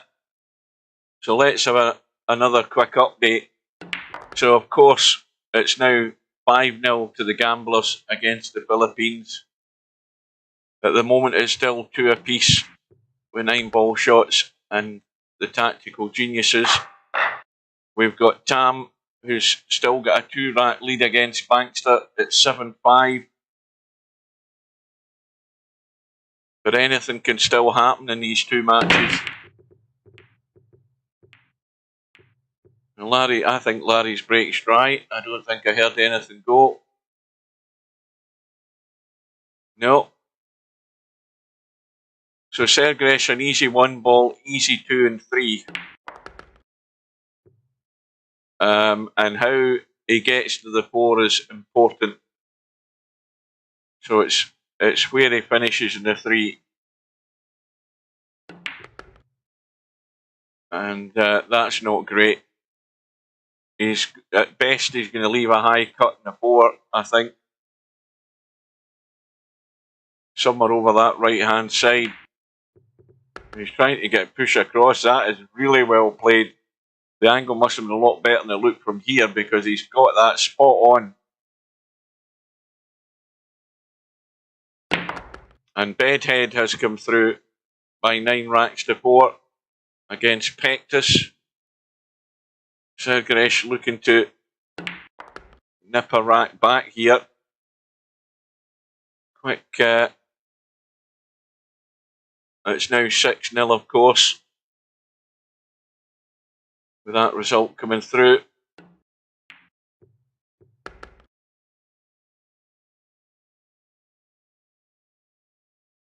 So Sergresh just a push through and up the table. Loads of right on it there. That could have went dodgy in the side pocket, but he's fine. So he's now got the break.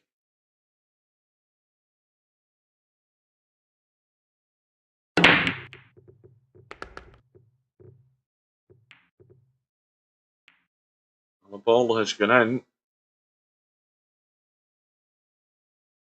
And fortunately for Larry, the cue ball hasn't finished down this end where we are, because that would have been a very quick 1-9 combo. But just now, was he online just now, this guy Maxa? Well, Segaresh booms in the bank on the 1 ball, or 20 minutes ago.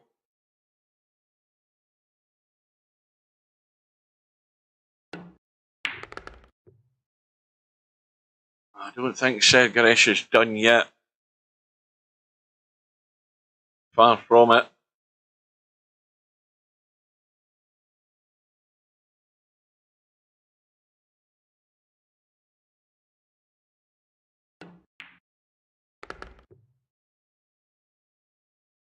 Oh, it's now gone a wee bit awkward. He's okay though.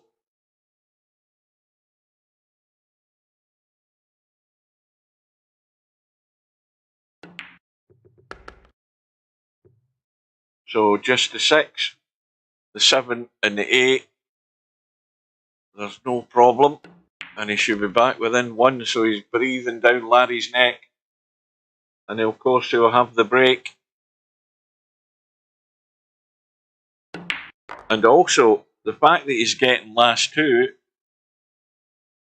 if that, he's got reasonable odds that he could get one of the money balls in the break. And suddenly we're hill.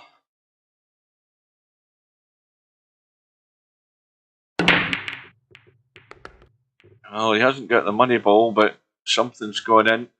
And look at the little bump in the 1 ball. Well, this is really a table that Segaresh should be running out. Can he run forward for the 2 ball? Yes, he can. The angle's perfect.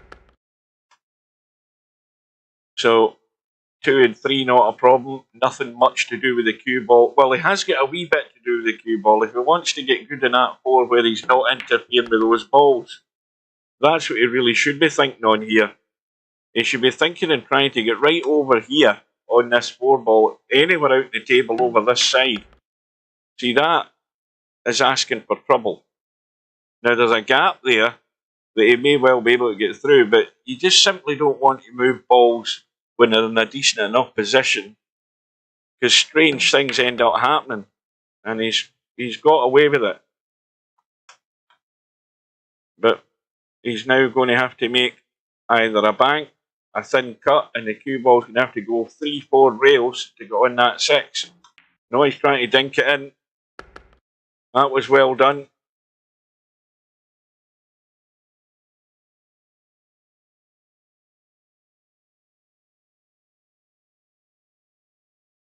Oh, you can't? Oh, well, I thought when the rack. Well, that's strange, that, isn't it? So you can still only get the money ball in the break. Aye, why did I think that? So, aye, because the last 2 is obviously any other ball other than the 9 ball being the last 2. You're right. Yes, I can't blame it being 8:30 because it's not that late.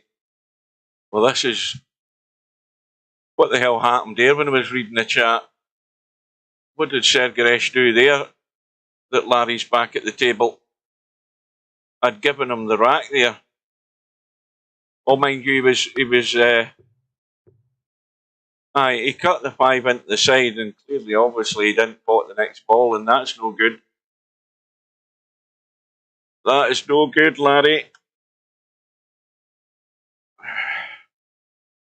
It's not a bad line for the bank, though, and the side. So, this for the match, or this for the hill, whatever way you look at it. Oh dear, I haven't the foggiest idea what Larry was trying there, but it is hill. And you notice recently, Larry's doing an awful lot of sort of silly wee things recently, a bit like that, where he's not getting things right at all. He's doing some proper numpty stuff now and again. That was just another one of them. So now it's anybody's game. But Sergeresh has come up dry in the break. Bullshit with the encouragement. If I see shit, I call shit. You should know me by now. And I'm trying to be impartial as well, remember, semi-pro. I'm trying to be talking about being impartial. How the hell's Tam doing?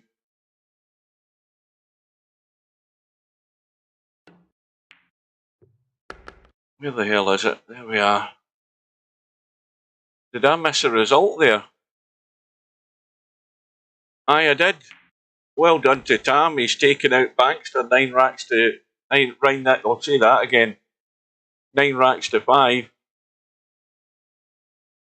When did that result come through? I missed it. Oh, it just sneaked in there. I was reading the chat there. I got distracted there, Tam. Talking about being distracted there. Larry's done it again. And this could be game, set, and match to Sergeresh. Oh dear. Commentator's curse. Well, that worked. What a gift for Larry. Sergeresh has rattled the fort. And this is sort of last chance saloon for Larry to dig himself out a hole here.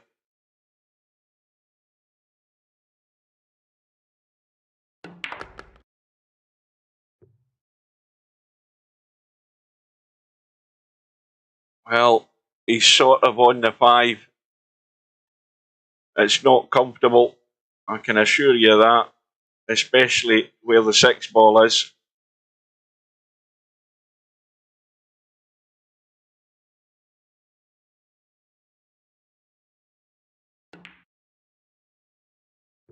Well, it's bedhead territory. Bound to be on the 7 ball if he goes up, down and back up the table.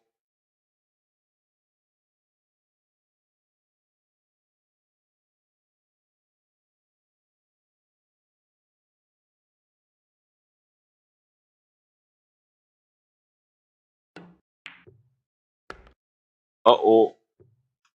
Needs to slow up. Oh, this is dodgy. This is extremely dodgy. Into the side. Got to go in off the far jaw.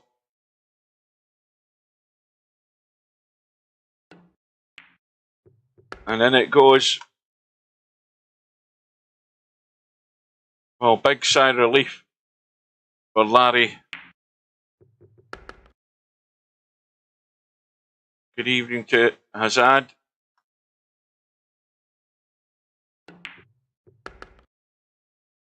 So it's another win just for Larry and Team VP4TV. So it's now a 4-2 lead for the Tactical Geniuses. The other match, of course, is a bit of a write-off. Pectus is 2-all at the moment with Brain Pullout. Chimpy 2-0 up against Houdini. And Bedhead going to get another win there. A guaranteed win. So, as Paul said, he's looking for at least one result out of these last 2 matches if he can. Meanwhile, Bankster is 2-1 up against Phil. So, let's go in and have a look at this match.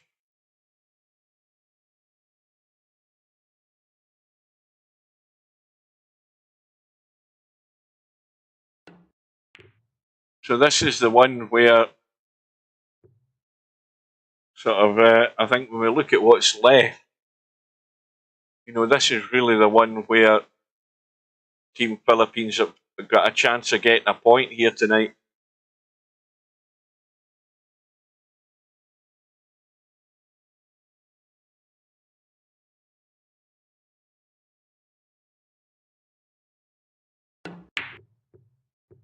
Now, was that a legal shot there? As the commentator's eye got that wrong. It was legal.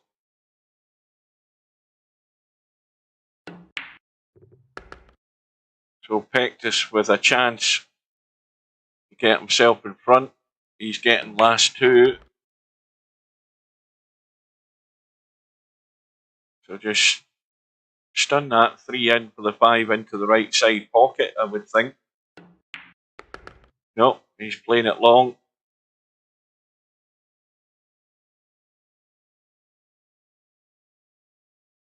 See, this is where you're rolling through. You know, he's left that way, way short.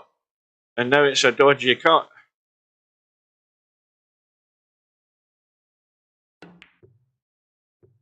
And, well, that's all gone wrong. And it all went wrong because of the way he played that. He should have done what I said. And he would have been in that sort of trouble. He's then relying on rolling a ball and rolling the cue ball up to a spot, and he left it a mile short. Now, if you're not that confident in your cue ball control and the pace, then why are you leaving yourself shots like that to have to execute them? Maybe he's getting a bit nervous.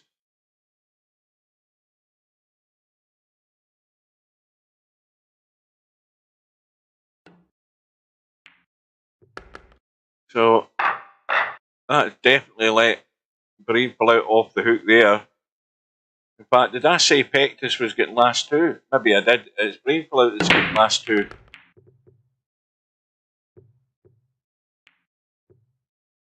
Right, we need a quick tab.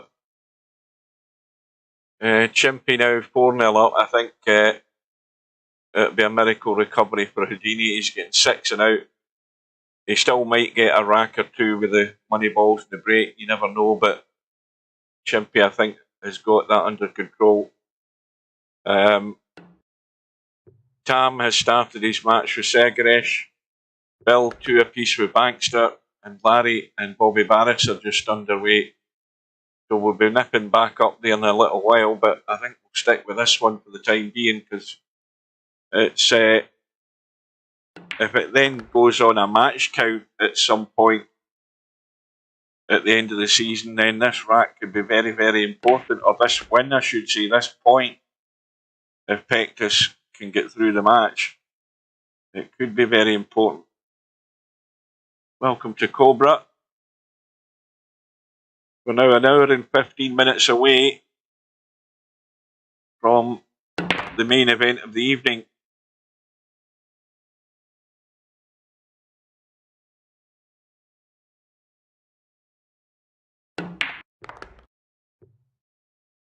Now this needs a nice little bump. Well, at least you can see the 6.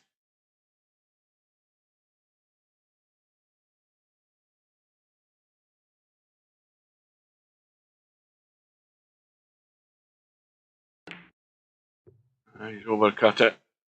No, unfortunately, Spud Boy, it's the warm-up event prior to the main event. It's the undercard.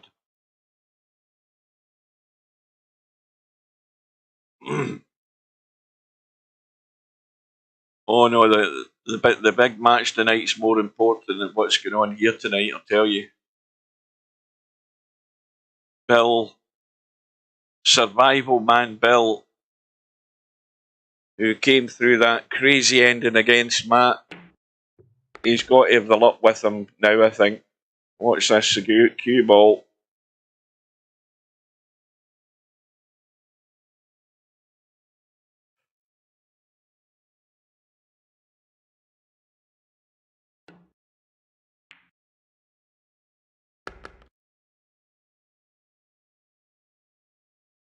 Well, it looks as if, well, I'm pretty certain it is. He's going to be 2 in front here, Brain pull out. So Pectus now with what to do.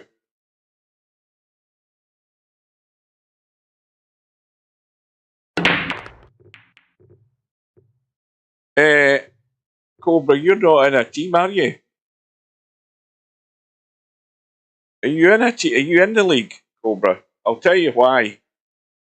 Because Paul's looking for a player, and he needs a ringer like yourself in his team, because that guy Maxer, or whoever the hell he is, he never showed up, and it turns out that he's Snakes. He's that lunatic Snakes, and he's going to boot him, get rid of him.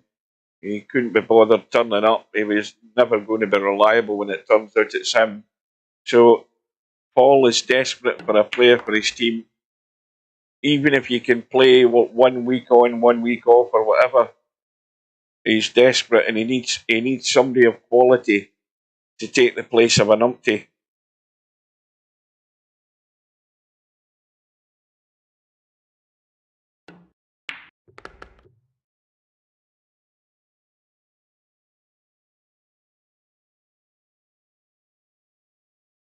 Brain pull out a little sort of, well, a little stunny cut. No, he's just letting it roll out. But see, the danger of letting it roll out is exactly that.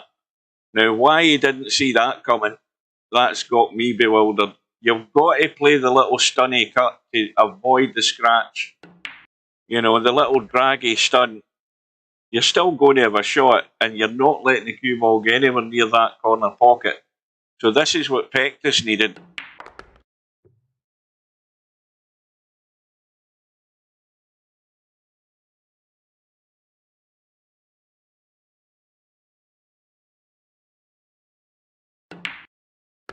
No, we don't need anybody else called this pillow. We're overflowing with high-ranked players. We can't take any more. Oh, well, I might consider Cobra once I sack Coldest Pillow, but that's in the future. But in the meantime, we can't be doing them now, and Cobra can't make it as well.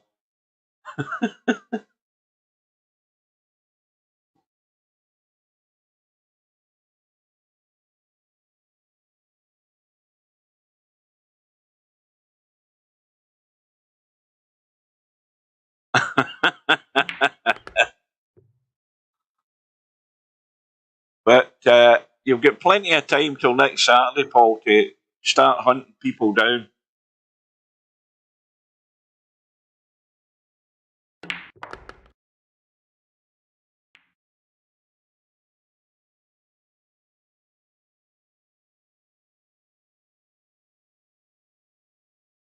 Well, it's Brainful Out who's trying to redeem himself from that numpty shot he just played last rack that he should never have played in the way that he did.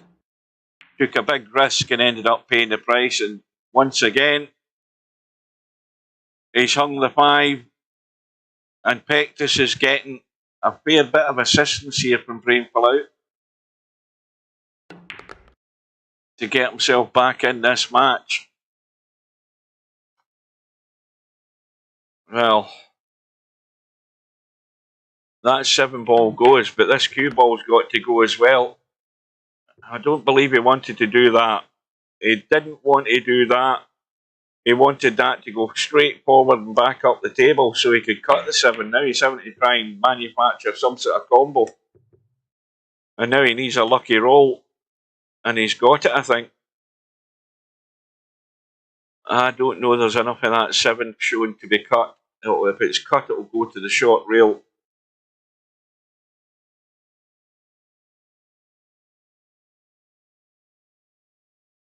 Now, Steve-O, I mean, he was in the league last season until I sacked him. Maybe that's burnt his fingers and he doesn't want any more of it. But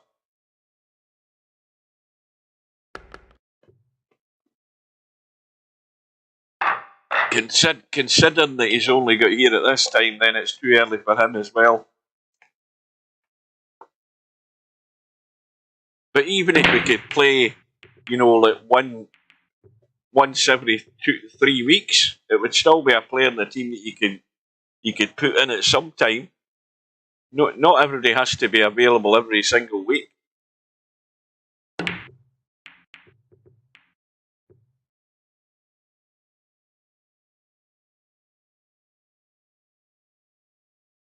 Right, so Brainful Out is 5-3 up. We need a quick tab to see how things are doing here. Well, at the moment, Bobby Barris is 2-1 up against Larry, so quite clearly he's at a money ball in the break, and amongst that, I'm willing to bet. Mr.Bill is Bill finding his feet here in preparation for the showdown with Cobra, because Bill's got himself 5-2 in front. Now, Tam is hot to trot tonight. He's 3-0 up against Sergeresh. So Tam had a 9-6 win in his first match against Bobby Barris. He's at a 9-5 win against Bankster. And at the moment, he's 3-0 up against Sergeresh. Well, that's some performance. Why did I sack Mark last season? He never won a bloody match.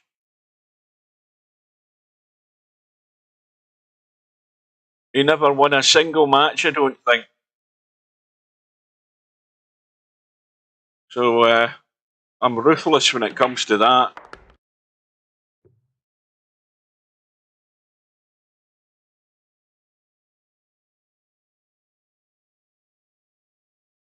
I also sacked no, in fact, was his name? What's the name of the Irish guy? I sacked him as well because he couldn't get a win either. So we had a good start last season, and then our team fell apart. Well, talking about falling apart, I don't know what that was from Rainfall Out.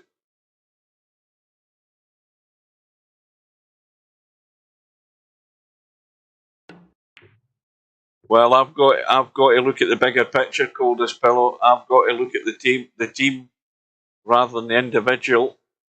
And if the individual isn't performing and getting decent results, then this trigger finger is poised. I can guarantee you that.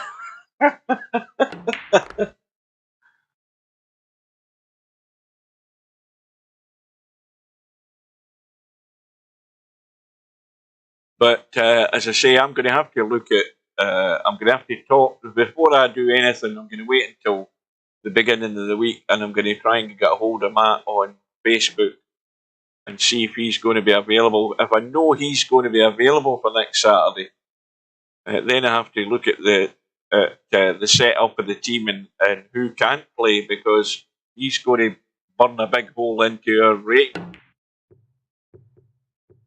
Well, hang on, this might get lucky a bit like that.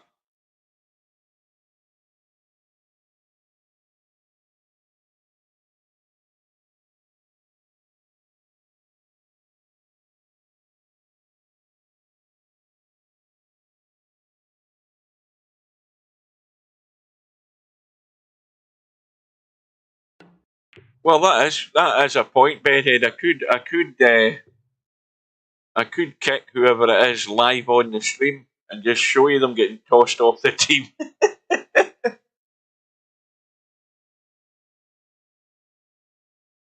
Well, I'll tell you, I wasn't expecting Tam to do as well as he's done so far tonight, because he doesn't play 9-ball. But he's done very well so far, regardless of the outcome of the match that he's in at the moment. He's had 2 good results.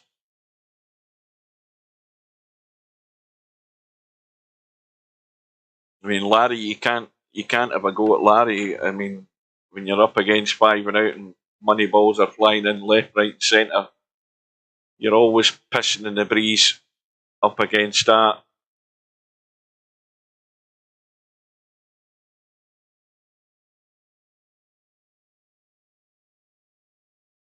Likewise for Bill. I mean, Bill's up against the hefty handicaps. I'm having a quick look to see how things are going. It's still 3-0 for Tam, so obviously there's a bit of jiggery pokery going on in rack number 4, because that's taking a while to resolve itself. Larry and Bobby Barris are still stuck there at 2 apiece. And Bill is 6-2 up against Bankster. Meanwhile, Chimpy, I think it's just a matter of time. He's 7-1 up against Houdini. And at the moment, it's not really looking that great for Pectus. He's got to get out here. He's got to stay in touch.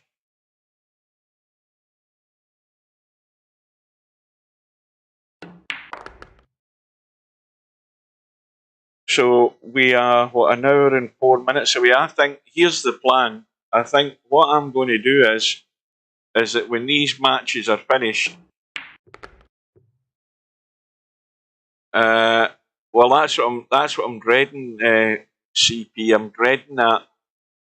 So it might be, I mean, one option would be to stick Matt in with you and Tam next week and leave Bill and Larry out, just so Matt can get a game. I think that would work. I think that would work.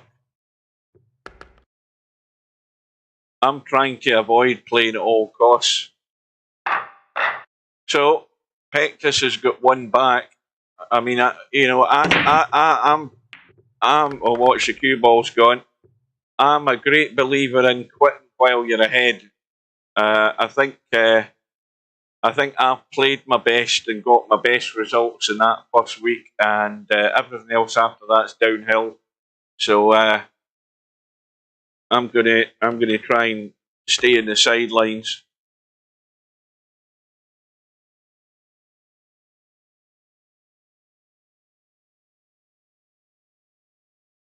Well, there's still pressure on Brainful out here. No sooner have I said that, he's missed the two. He's going to get a little bounce there for Pectus.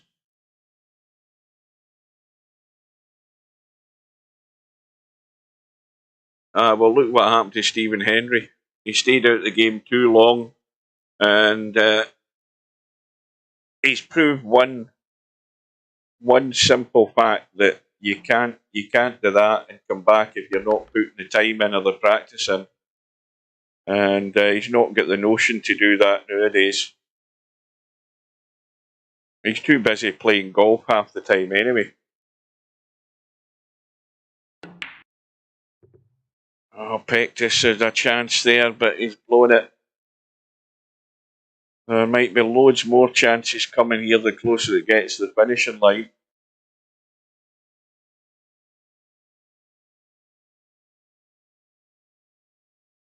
Well, it ain't over yet, Paul. It's not over yet.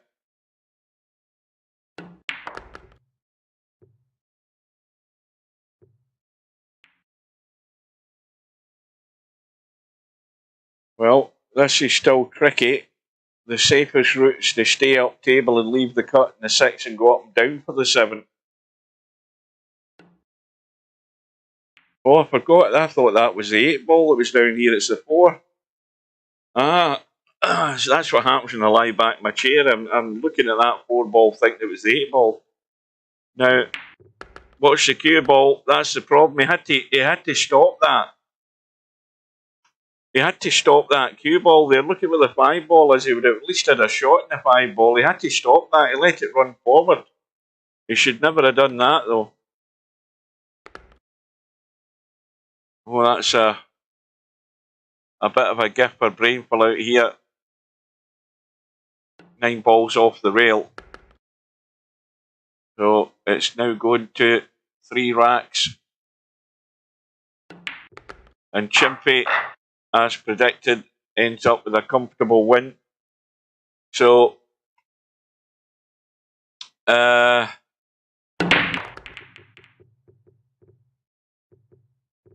what was I looking at there? Aye.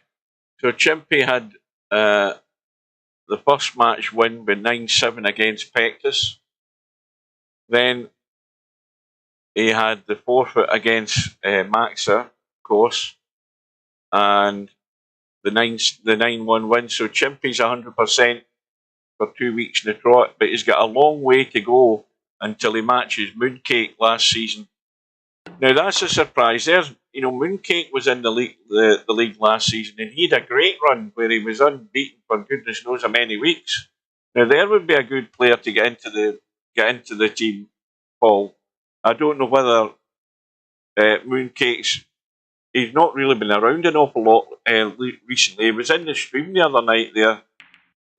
It might be worth trying to get a hold of him and see if he'd be available. Yeah, he's certainly been inactive for a while. But if he wants to make a comeback, not a better place to make a comeback than jumping into the Philippine team. Dig them out a bit of a hole. What I was saying there is, at the end of this, I think what we'll do is I'll put the audio library on in YouTube and go and get a coffee, and I'll be back in plenty of time for the match. Sounds like a plan.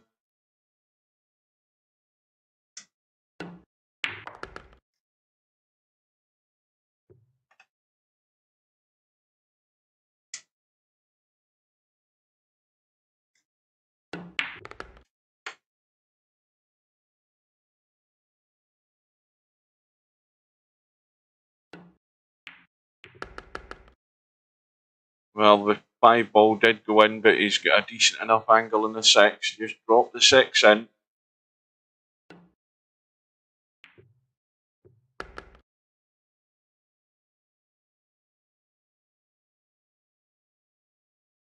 Where's he saying sorry? What, in the lobby?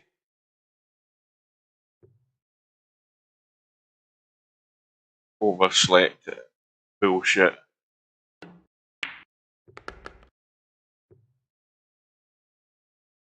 And you're saying he was here like 20 minutes, you know, when the league, did he show up when the league had started? Is that not what you said, Chimpy?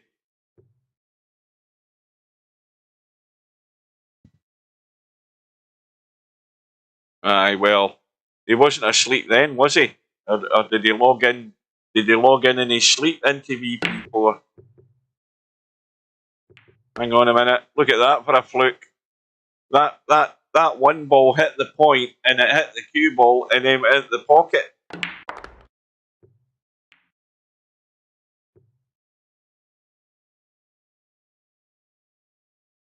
Well, this Pectus going to take the benefit of that.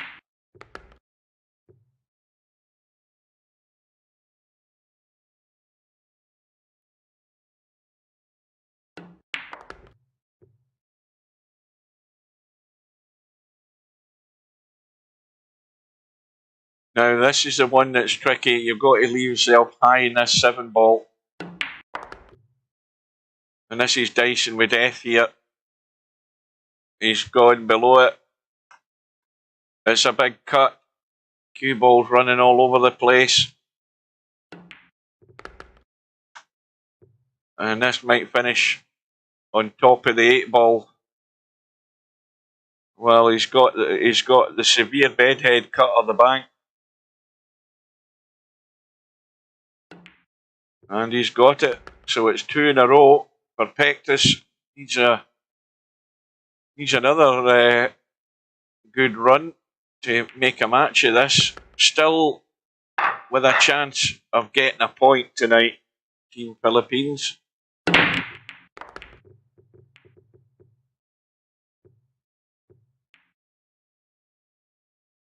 And he's good to go at the moment. 6 ball has gone. Got to stay up top there. And good in the 2. Loads of room to go on the 3. So what he wants to be doing is cutting that 4 ball in like that and coming down like that. But if he finishes over here, he wants to just be coming down like that. So let's see if he finds any of these arrows. Well, he spun out and he's on the line right in the middle of it. for the 5 ball. But he's got to look at the angle he's got here, and he's checked it up, and that's why he's missed it, because he wasn't the ideal line. So how's Brainful Out going to handle the pressure? Because he's not got the exact angle in this 5 ball to be getting guaranteed good in the 7.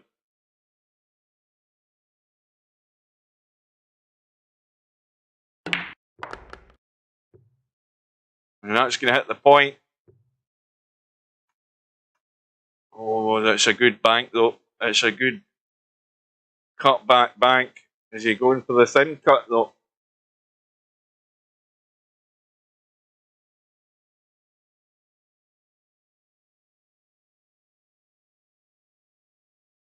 He's putting right English in this. This cue ball could end up scratching somewhere.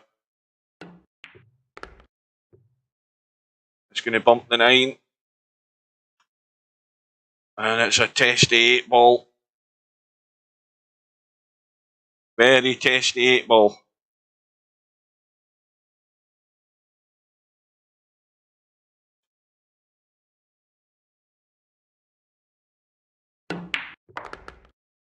Oh, that's a good shot.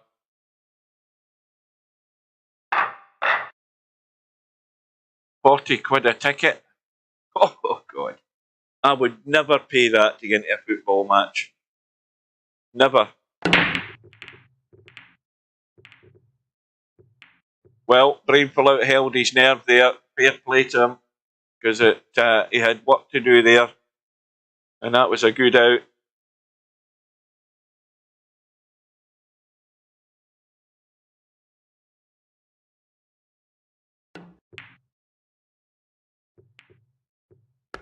I mean, that's probably fairly cheap compared to Premiership prices. Just think how much Chelsea are charging, and Man United are charging, and Liverpool are charging to get in to watch a Premiership match. I bet it's like 60 odd quid, at least.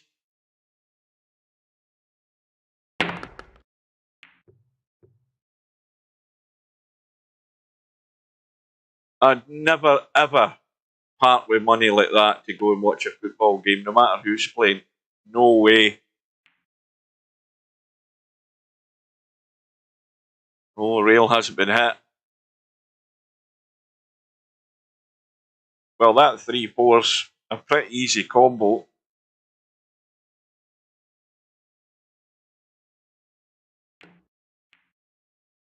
But Brainful Out's got other ideas.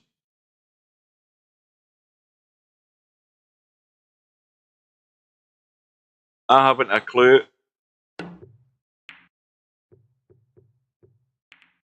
I mean, when I first started going to see Celtic, it was a pound. It was £1.50 in the supporters bus, £1 to get in, and 10 pence for a programme. That's how much it was.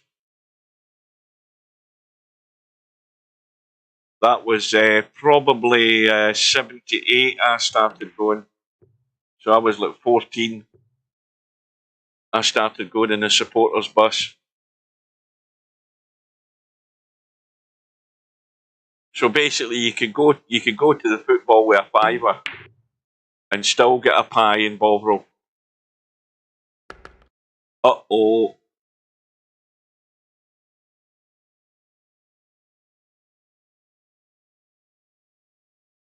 Aye, the pitches were a lot shitter than they are now.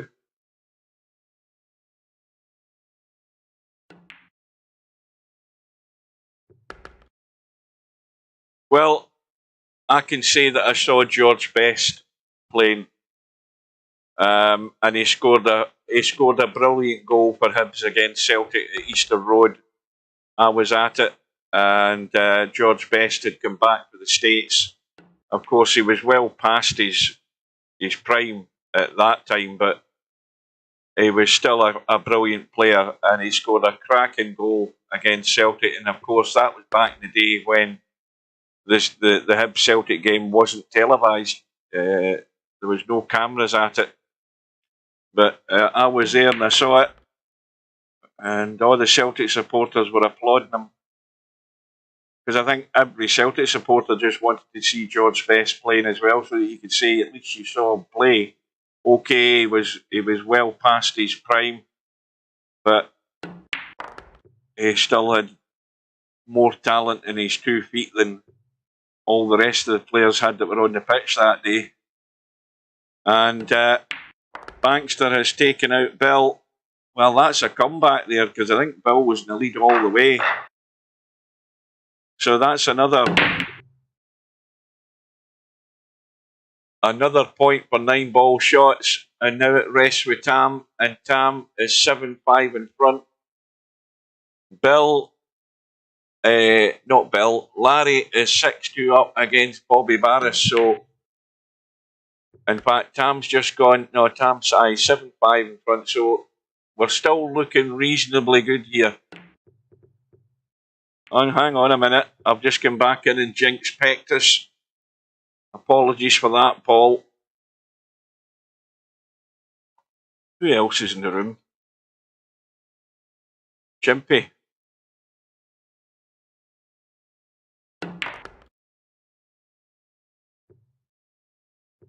Well, Bill was in front. But, you know, when you're...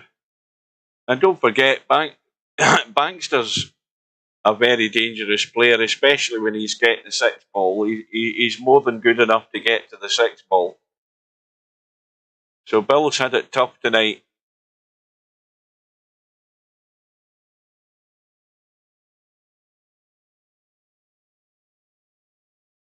You know, Bill against Sergaresh. Sergaresh is still good to get to the 7 ball.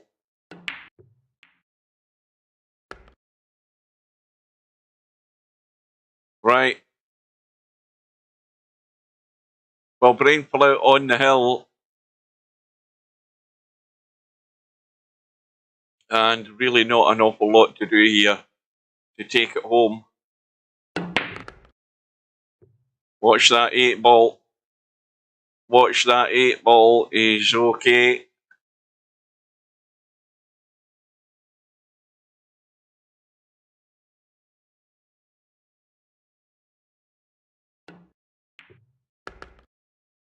And the cue ball is okay.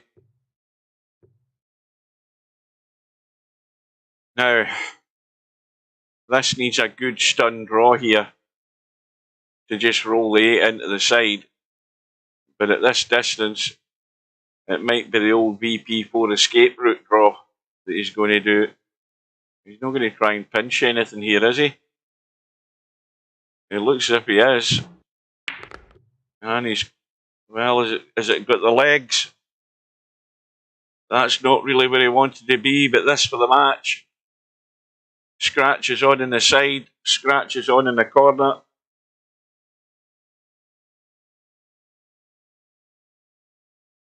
Well, he's gone until he comes back. That's all I'm saying. I think he's done that before. And then goes the 8. So it's all over. Rainfall Out wins by 9 racks to 7. So, disappointment tonight for Team Philippines. They were up against it from the start with a man down. But it's been a rousing win for Gamblers by 9 racks to 0. Right now, Larry is 7-2 up against Bobby Barris. Tam is 8-5 up against Sergaresh. Tam is on the hill. Do I want to get into that match? Oh dear, I'm going to pay the price for this.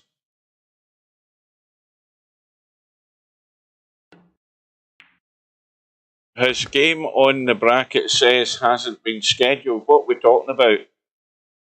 Oh no, right, I know what you're talking about, Coldest Pillow. Steve opened that match back up. Paul hopefully has sent a proposal to Mr. Fox. If you sent a proposal like Steve told you to do, because if he ignores your proposal, you will still go through once the match comes to the day that it's due to be played. When it gets to the time, you will automatically be advanced, but you will only be advanced if you send a proposal. If you sit fanning around doing nothing, it'll be a toss of a coin, and he might end up getting advanced. So whatever you do, send a proposal. And meanwhile, Sergaresh trailing by 2 at the table, and Tam getting the 6 ball. Now, the 4 ball does go past the 8.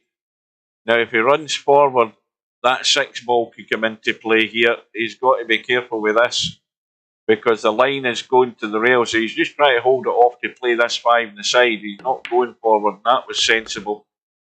But he's still not out of the woods yet. He's got to try and finish below this 6.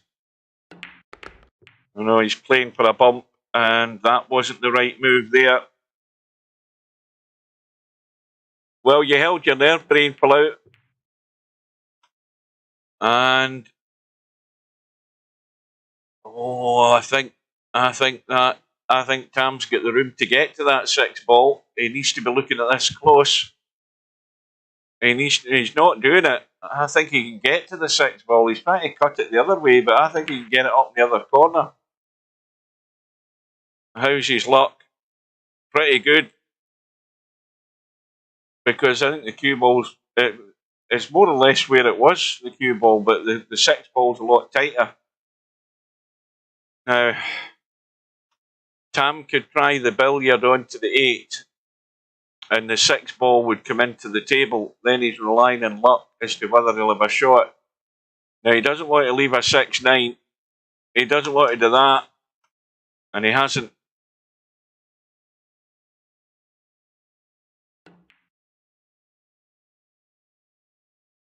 Now, again, he can try for the billiard.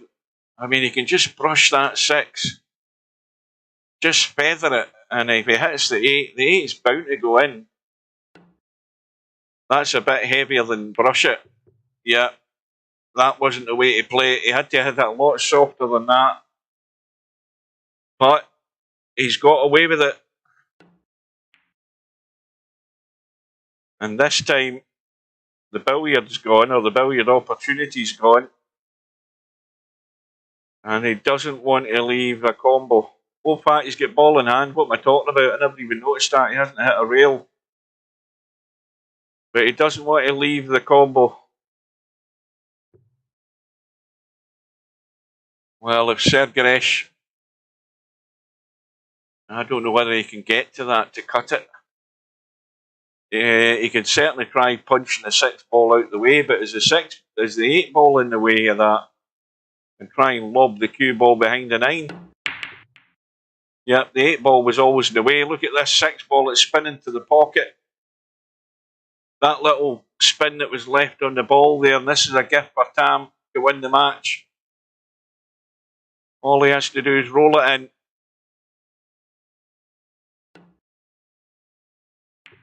And in it goes.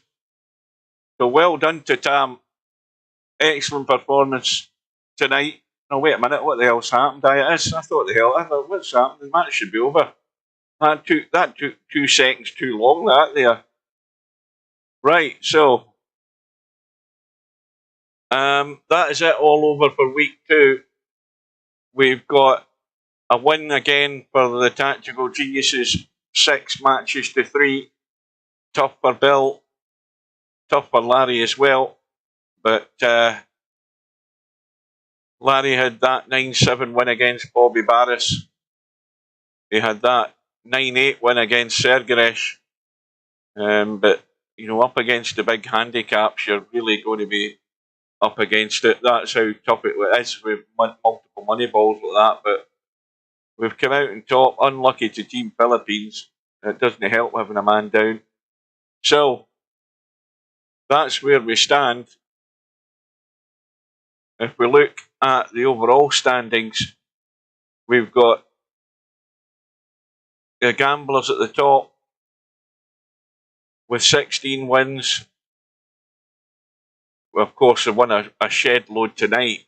They're 10 racks in front. And they've got a 68% win rate. It's a bit false, that, of course. With just the one, there's 3 extra wins there that they're getting, but there's nothing you can do about it. And of course, the other 2 teams are still waiting their first win. So that is it all over for week 2.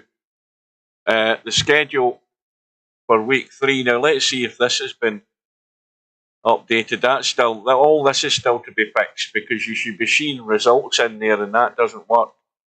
So next week we've got the Tactical Geniuses against the Gamblers, and 9-ball shots against the Team Philippines again. And that is it. So what time is it?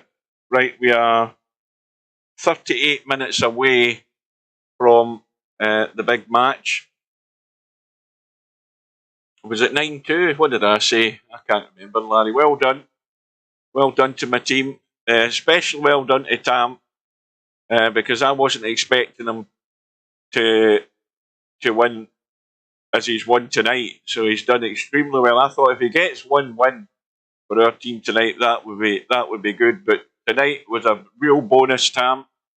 Now I've got to ask Matt if he can play next week. And in order to get the team to make the number, I think that it may well be Matt, Coldest Pillow, and Tam again. He deserves another go at it. You certainly do, with your results this week. So I need to look at that number and see if it makes the grade. I think it possibly will. But I can't do that until I've spoken to Matt and see whether he'll be around. If he isn't, then I'm going to have to work it out again. I might be hounding Larry again or Bill again. I don't know. So that is it. What I'm going to do is I'm not going to shut down the stream. I'm going to put on the annoying music, and I'm going to get a coffee, and I'll be back in plenty of time. So well done to the winners tonight. Better luck next week for the losers. There's a long way to go, and I hope Paul can sort out his team and get somebody reliable, at least reliable enough that they can at least play 1 or 2 weeks, and stop messing his team around. But definitely get rid of Head the Ball, whatever his name is. He's got that many profiles, I don't know. Right, so we'll see you in a little bit, guys. I'm off for a coffee, and I'm just going to let these 100 cracks on YouTube run from top to bottom. You'll probably have Auld Lang Syne as well, but we'll let it run, and we'll see you in a little bit.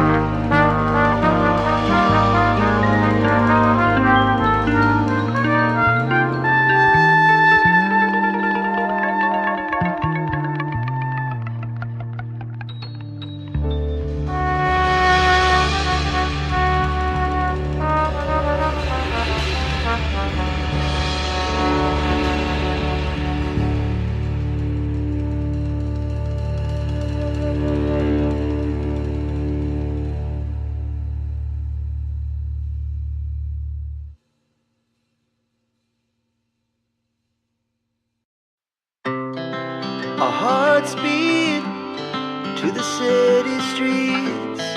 We began to feel the fire. We rise like tall buildings as the chemicals, they take us higher. The night's young, it has just begun, as she puts her hand in mine. We wanna chase the night, wanna dance to the light, pull the stars from the sky, just two hearts running wild. Never sleep, never stop, as we shout from the top. We're gonna be two hearts running wild.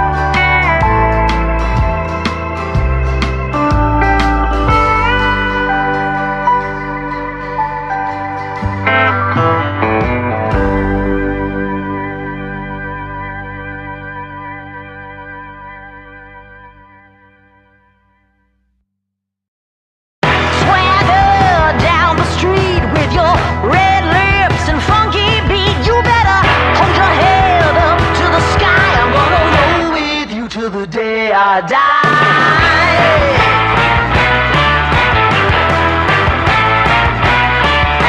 Hey, swing those hips around. Can't stop, roll back down. My ladies, short, tall, thin or wide, always down and ready to ride.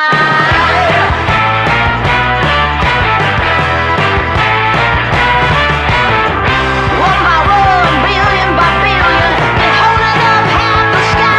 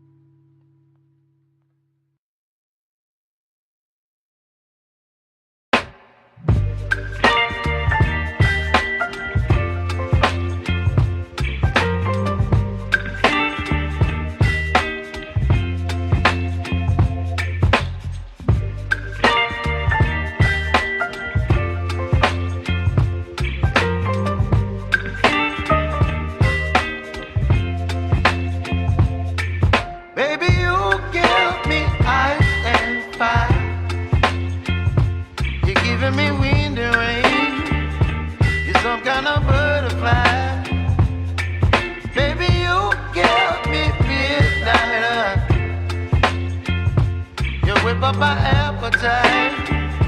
Don't leave me here high and dry. Oh, well, I don't wanna jinx it, baby, and twist myself at the spine. Don't wanna overthink it, baby. It's just twist your body and mine. Baby, you give me ice and fire. You're giving me wind and rain. You're some kind of butterfly. Baby, you give me midnight. You whip up my appetite. Don't leave me here high and dry. Oh, but I don't wanna jinx it, baby. Let's not get ahead of my time. Oh, but I don't wanna miss you, baby. So I stand up and speak my mind. Oh.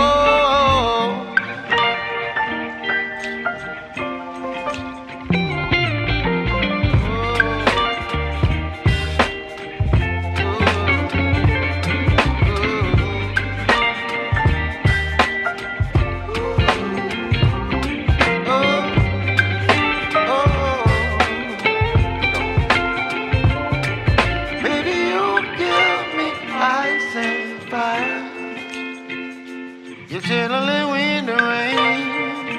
You're some kind of butterfly. Baby, you give me midnight. You whip up my appetite. Don't leave me here high and dry. Baby, you give me ice and fire. You're channeling wind and rain. You're some kind of butterfly. Baby, you give me midnight. You whip up my appetite. Don't leave me here high and dry. Oh, oh, oh, oh, oh,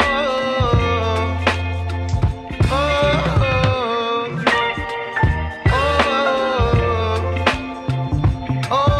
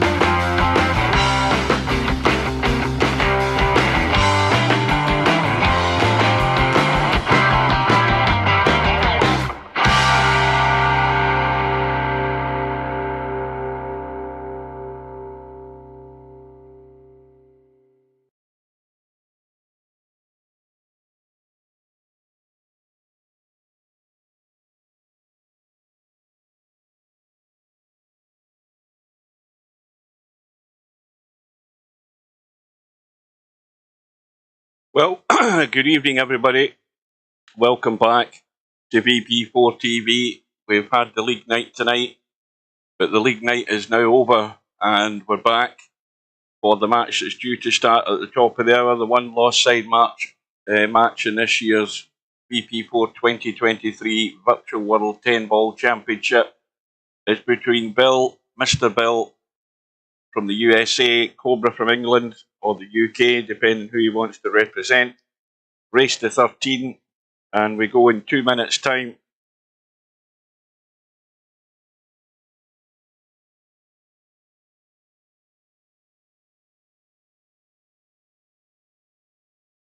VP4TV presents the main event of the evening.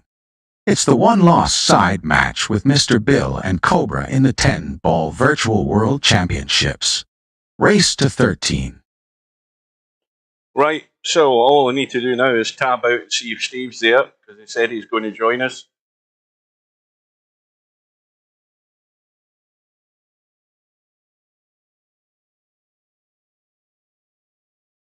But he isn't there yet, so we've got about a minute and a half to 2 minutes to go. Cobra's in getting practice. Bill, I think, even though he was playing 9-ball, I think he feels he's probably had enough practice for the night. He's just going to wing it. And no harm to him for that. So, I don't know who's all there yet, who's come back. But you're welcome. We're broadcasting on YouTube, Twitch, Facebook, on my VP4TV gaming page on Facebook, and also on Kick. So if you're not happy with one stream, try another one.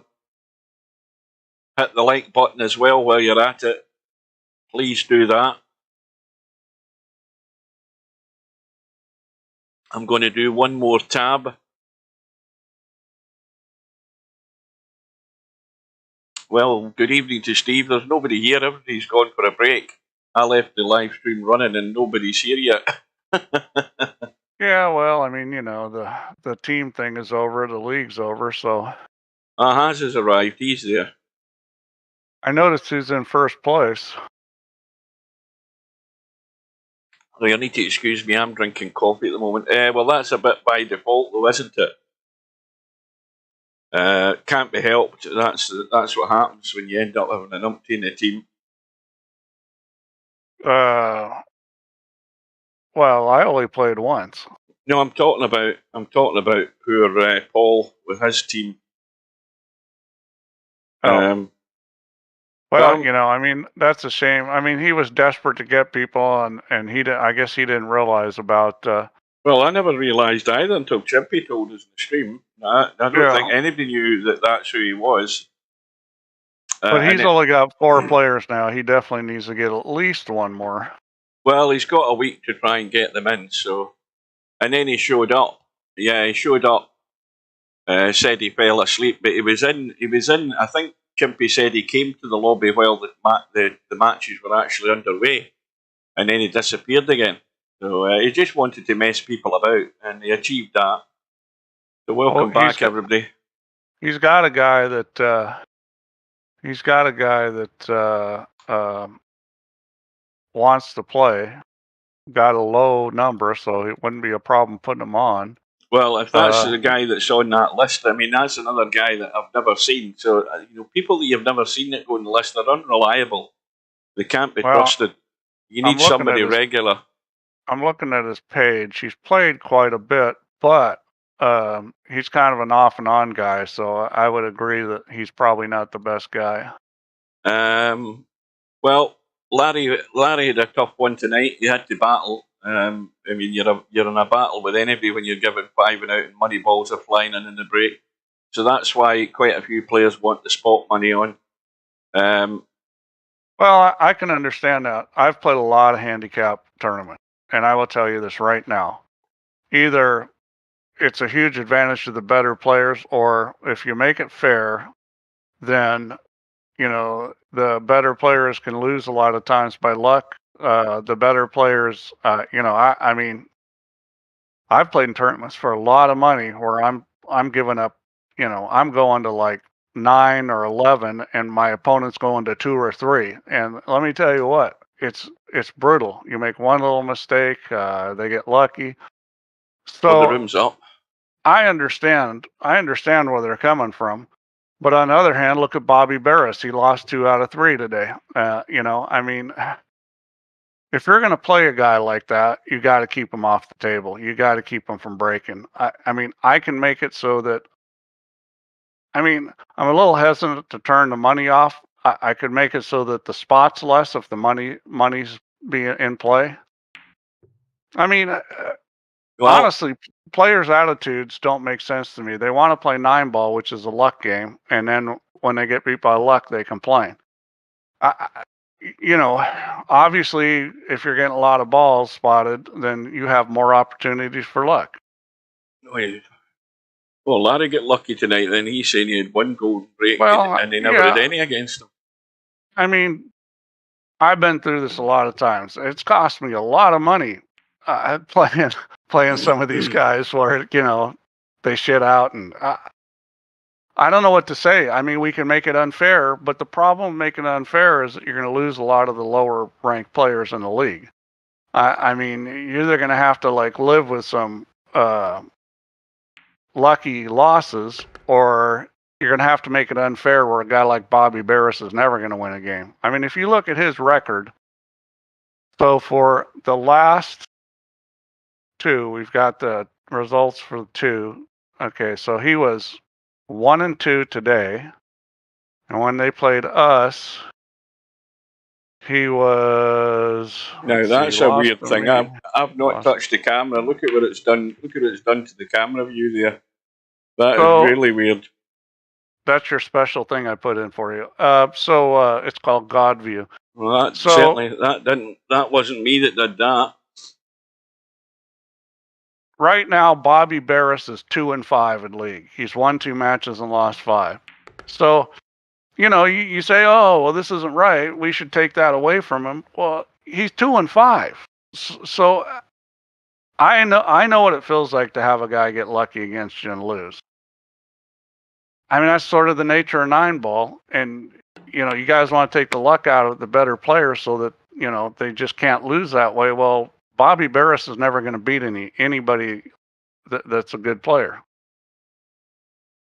So, I'm conflicted with this. I mean, I tried to do a Masters League for good players. And nobody was interested. And I couldn't get the players. So, I understand he had 6 golden breaks versus Bill. Part of that's Bill's fault for letting him to the table. Part of it's luck. I mean, I can tone it down, but, what's Bill's record?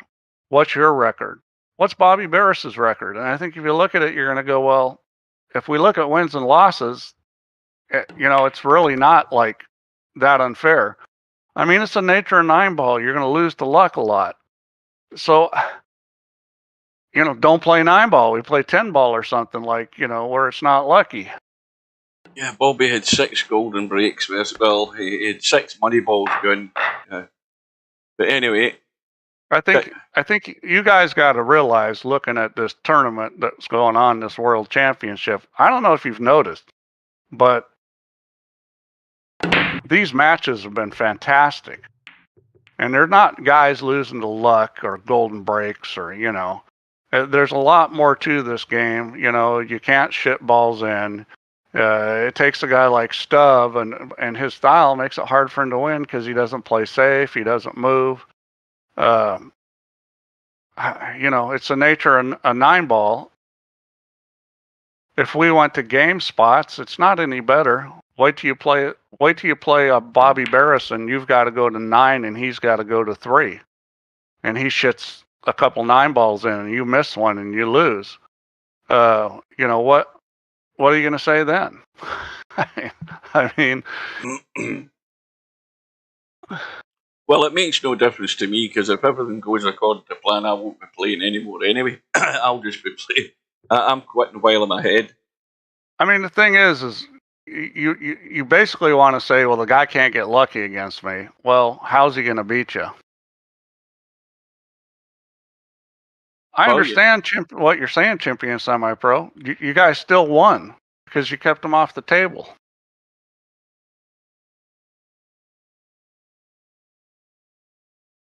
What's your 15 record and golden what's break. his record? I mean, so you don't want golden breaks. What is it we're going to do then? We're going to give him the 3 out. We're going to say, okay, well, you don't get the golden breaks anymore. We'll give you the 3 out. Because I can change it like that. That's the thing, that's probably what he needs. He probably needs like the 3 out. I know what it's like to give up that kind of weight. Archie the Greek, he wanted to play me, and he wouldn't play for less than 5,000, and he wanted me to give him the 3, 5, 7, and 9. So he wins on those balls. And this guy can play. He's not like us. I'm nobody. Well, Cobra He's is off better the than what mark. you're saying. I'm just looking at the record. Go back and look at last league's record. See what he says.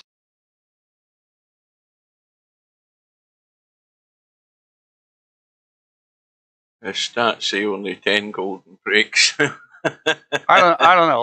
Like I said, you guys just want to make it unfair so that he can't win because you don't like losing by luck. I'll change it, and he'll be getting the 2 or 3 out, and then there'll be no golden break, and see how you like that.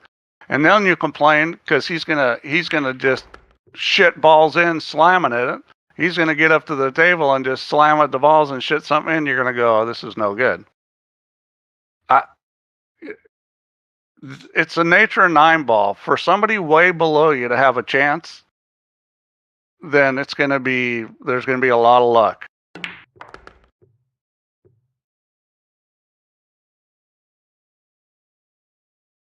Right, well, Cobra.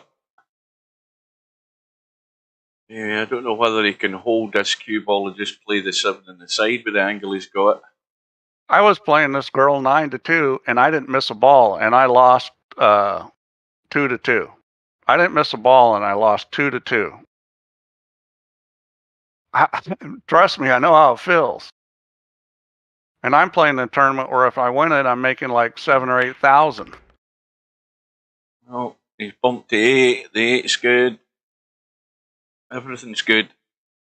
All right, so back to this match. We've got a couple people saying Cobra.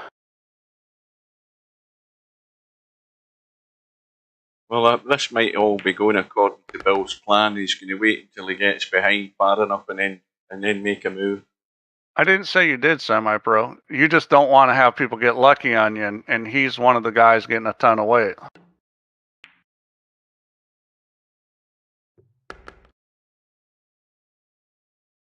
Yeah, that could be part of the problem as well, that the brake isn't working. Yeah, I mean, if you break bad, you break bad against a good player, you're going to lose. It's the way people are losing that they don't like, and I understand it. I've been there. It's not that I understand it. It's just a question of what are we going to do so that we can have somebody that's a 1,700 rating in the league. We can say, okay, no 1,700 players. We're going to cut it off at 2,000. Yeah, we can do that. Well, the other way to look at it is if you want to go the other way, look at how many teams we've got in this league. We've struggled to get teams in the league this season. The first season we had 6 teams, didn't we? Yeah, I understand that, and that's one of the reasons why we need those lower ranked players. But you can't make it so they just lose all the time. I mean, that's just they're not gonna like that. Now I'll change it if you guys want. I'll take the golden break out and I'll make it so that they get more balls. No, that probably means Bobby Barris is getting like the 3 out. I've got a suggestion. What you change, Steve? You do a radical change in the rack. That's what you do. You get that fixed first, and get it so that it's breaking properly. Anything I do to the rack is only going to make it better for those guys. Because the problem is that the biggest problem we've got with the brake is that in real life, poor players aren't going to be able to brake at that speed and that accuracy. In VP, they can. So the more I work on the brake, the worse that's going to get. So it's not going to fix it, Hugh. It's just going to make it worse. Yeah, but is it not going to make it just as fair for for the lower rated guys where they're still is got an even better chance of getting balls in the brake if it breaks better. Because that you need to get rid of that pattern. That pattern's there, and it is. I can get rid of the pattern. It's easy to get rid of the pattern. Well, but it's not. You know. So you're not annoyed anymore. It's not going to fix this problem with the spot. I'm talking about fix it.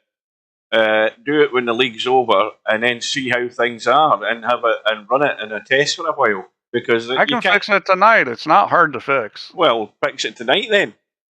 And let's see how things go, because I'm sick fed up looking at that. I know how they're gonna go. That's the thing is you guys want to start experimenting. I already know how it's gonna go. Well, what I'm saying is prove it then. You know, prove it. Let's see it working properly, where it's a random break rather than a pattern break, as it is most of the time. You're seeing it far too often with these two balls and an isolated ball, and it's not been fixed. Again, that's easy to fix. I can just make it like real life. Just use a template rack. Well, and you're going to find out that that's not going to be good. It's not going to fix the problems people are complaining about. Yeah, they won't get that pattern, and it's going to favor the better player, except when you're giving up a bunch of balls of weight. Well, I think it's worth changing it.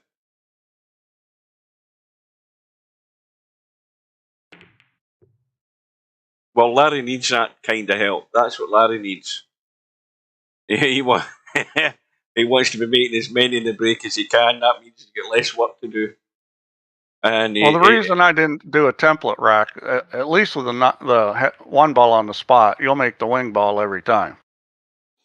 And that's why they don't do that in real life, because you'll make the wing ball every time. So if you do rack money, what difference does that make? Well, in real life, it means you got to you use a cut brake, and I don't know what the brake percentage is for the good guys, but from what I've seen, the good guys are probably up around 90%, at least 80. But the thing is that you can't control where you're going to get your next shot as easily with that cut brakes. So it's not going to be guaranteed break and run out. But it's still more guaranteed you're going to make a ball even doing that. Now with VP, that may not be true, because a cut brake doesn't work as good as it does in real life.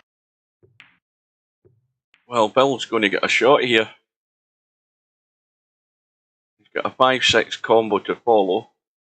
Yeah, we all need to root for Bill. Get this match close.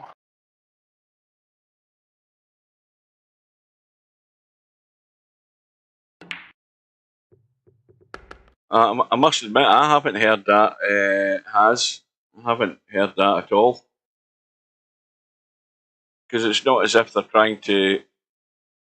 I mean, they might be using pool terminology, but nobody's trying to pot the corner ball in the rack in snooker.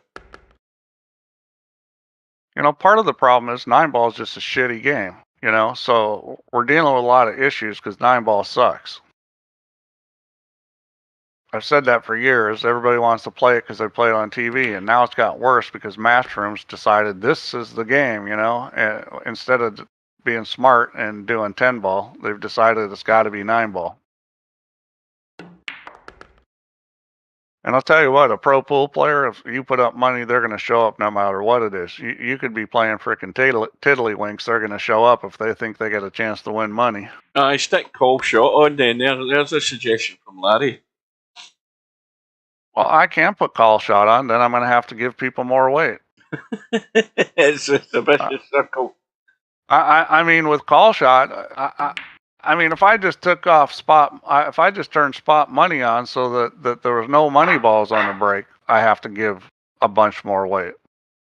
If it goes to call shot, then, you know, it becomes ridiculous. You might as well just say, you know, people like people that are 17 or 1800 rating just don't even bother coming to league. Uh-oh. Well, that's one of the reasons Friday night 9-ball has been successful is because guys that are lower ranked are willing to get in. Granted, they're not winning very few times that somebody lower rank won. It has happened.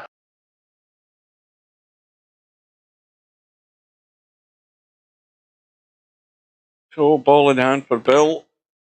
Clear the table, and he's all square. And I hear this crap all the time. I semi-pro. Oh, I'm giving up too much weight in league. Oh, I'm like, stop complaining, semi-pro, and just play. You can give up that weight. And he had a great record. You know, he found out. Oh, gee, guess what? I can give up that weight. Well, maybe semi-pro needs his rating brought down a bit. Maybe that's the problem. Well, maybe you've stuck him too high. Part of the problem is guys don't understand what they can do because nobody ever plays wager matches. If you start playing wager matches and giving up weight, you're going to find out you can give up a lot more weight than you think. Yeah, did DJ Redo win it last week? I mean, I watched it and I don't remember. Yeah, I know we have some guys that aren't super high that have won it. I don't know if we've had a Bobby Barris, but we've had, you know, guys that were lower ranked, not as good, win it. I mean, fair enough. They need a wee bit of luck here or there, but yeah, the odd shock turned up Friday night 9-ball. Not that many, but there has been the odd occasion. So this is the one that is going to make or break the rack. That 9-ball could come into play. I mean, we could get enough guys together and do a Masters League. We could do a league, no handicap league, where there's no handicaps. I don't like the look of this. I mean, that 8 cuts, he's overhit it though. I don't know if you realize, I just wanted to do a Masters League where 2 guys play a week. 2 guys play, have like 3 or 4 on the team. We couldn't even get enough guys for that. I mean, that in fact, if anything, that actually is a reason why there should be a Masters League with all the talk about the golden breaks that the guys are getting. Why not have a Master League where it is players of 2,100 and over that can get in it? You know, but it was there. It was put up as an option, but nobody was interested. I mean, the other thing that was a good idea, that was the thing that we had when Satman had his leagues. We had more than one league, so you had promotion and relegation, and that worked well. So the top 2 players from the league below went up, and the bottom 2 players got sent down to the lower league. Yeah, Masters League would be a lot of fun, but the guys want to play it. If they'd rather just play tournaments, that's fine. I mean, we can do that. You could have 2 separate leagues. You could have the Numpty League and the Masters League running alternate weeks. The league thing comes from the U.S. because leagues are very popular here, and that's that's how you get people involved, and it's all different player levels, and they're all handicapped, and that's how you get the numpties to play league. Now, I missed how Bill managed to. How did Bill manage to miss out and tying the match up there? I missed that. I was reading the chat. Suddenly it's 3-1 to Cobra. And 9-ball Premier League, isn't that the thing they're playing that's got the women on it too? That's like all pros. Numpty League, yeah. I mean,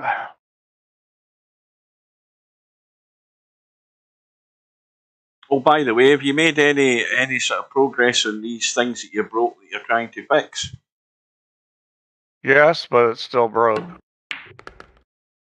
I did make some progress, but it's still broke.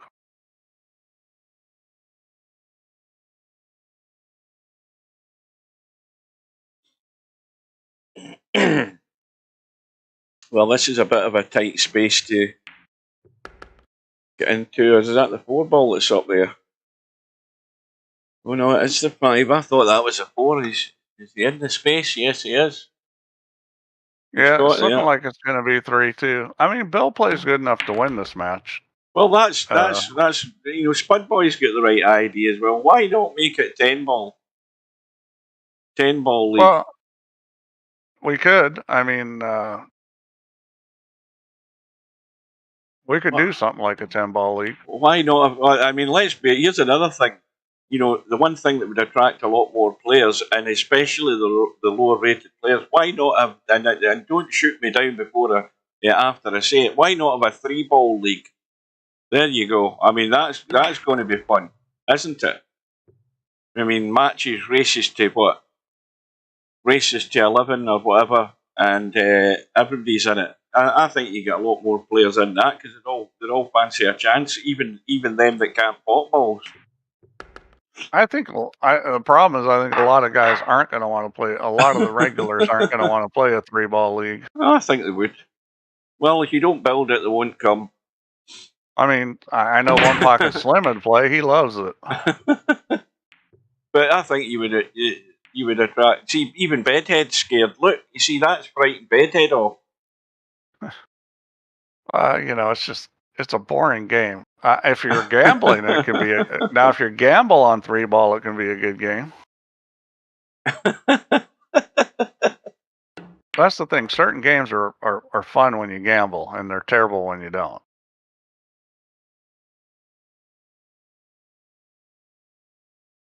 Well, you certainly want matches that go quick, and I think the candidate for that would be 3-ball. 6-ball. What about a 6-ball league? I mean, there you go.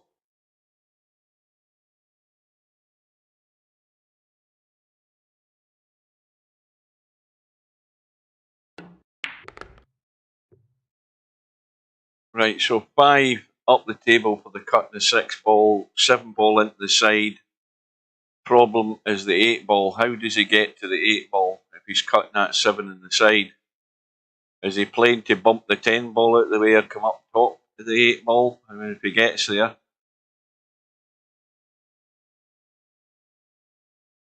Whatever happened to 7-ball? Didn't do 7-ball because of licensing issues. Uh-oh. Now, who would have put up the lawsuit against 7-ball? The people that own the game. Well, so there is a 7-ball game. Never heard of it.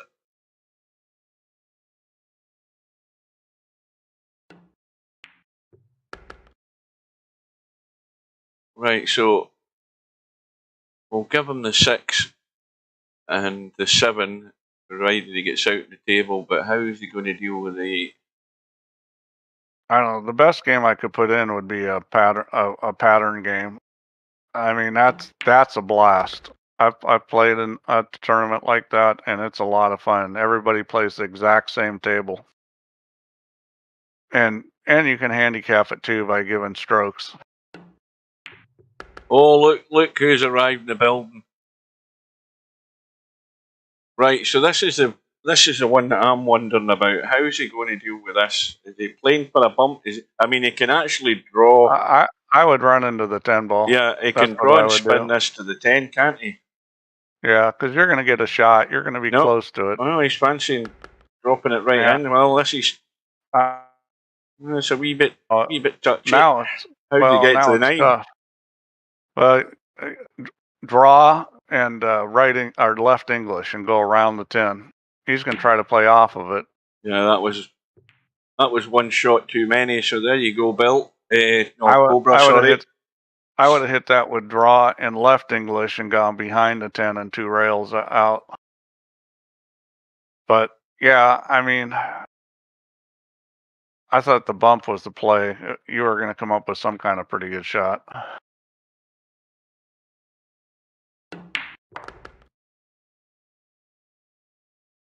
Well, it's going to go to 2 again. The other thing you could have done from there is use the 10-ball like a rail. I mean, you know, that would have worked. That was a lot more reliable than probably the shot he shot or the one I was saying to shoot. Is just use the 10-ball like a rail. Right. Now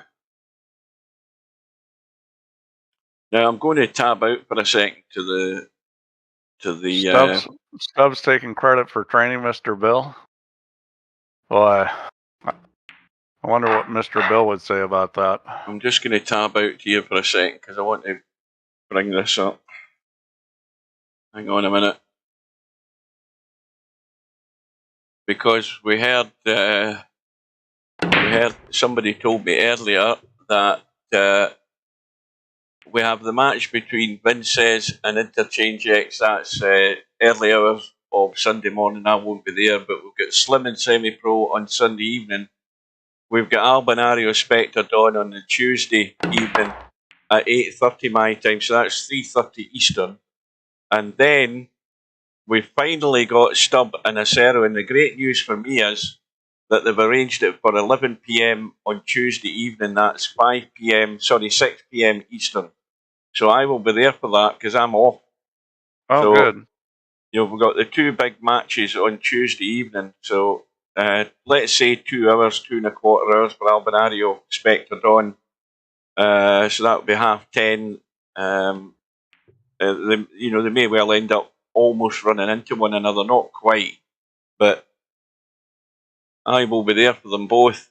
Now, how the hell do I get back to this? Right, he left the edge of the 2, possibly. Maybe not. He's kicking at it. This is certainly makeable.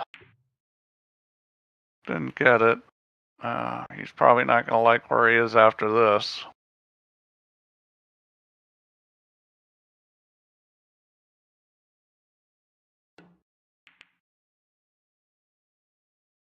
Well, there is a line to get to that 2-ball through the gap. Yeah.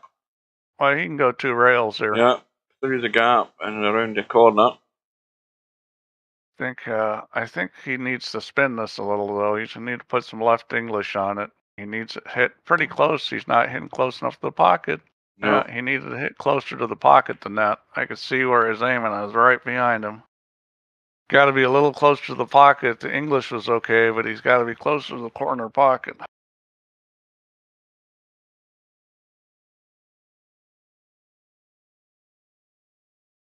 So he's going to play the 2-5 combo. Now, what's the gap like? Oh, they're right against each other.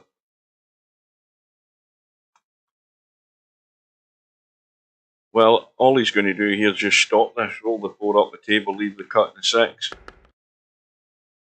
Yeah, 9-ball is fine. There's nothing else to worry about. Yeah, he should be out here. This is pretty straightforward. So where's Hairpig? Hairpig, are you there, Hairpig? No, he's not anywhere around today. Not seen him. Just wondering if you watched any of the gambling last night at Derby City. They were showing something on YouTube this afternoon. I think it was a ring game they were showing. I can't remember the game it was they were playing. Well, they were showing the Banks ring game yesterday. Oh, that's what it was. Yeah. I think Mike DeLauder won it. I know Mike well. He's from Florida. I've played him a couple times in matches, and he's played a lot of the same tournaments I did. Yeah, he can bank. I actually beat him playing horse by hitting a lot of banks against him, which I'm sure just pickled him. Welcome back to Paul. And then, you were watching Bar Box Doubles. Did you watch any of the match between Julio and George Breedlove? Paul? It was, they've had 40K in the middle, and they were playing 7 ahead, 10-ball on the bar box.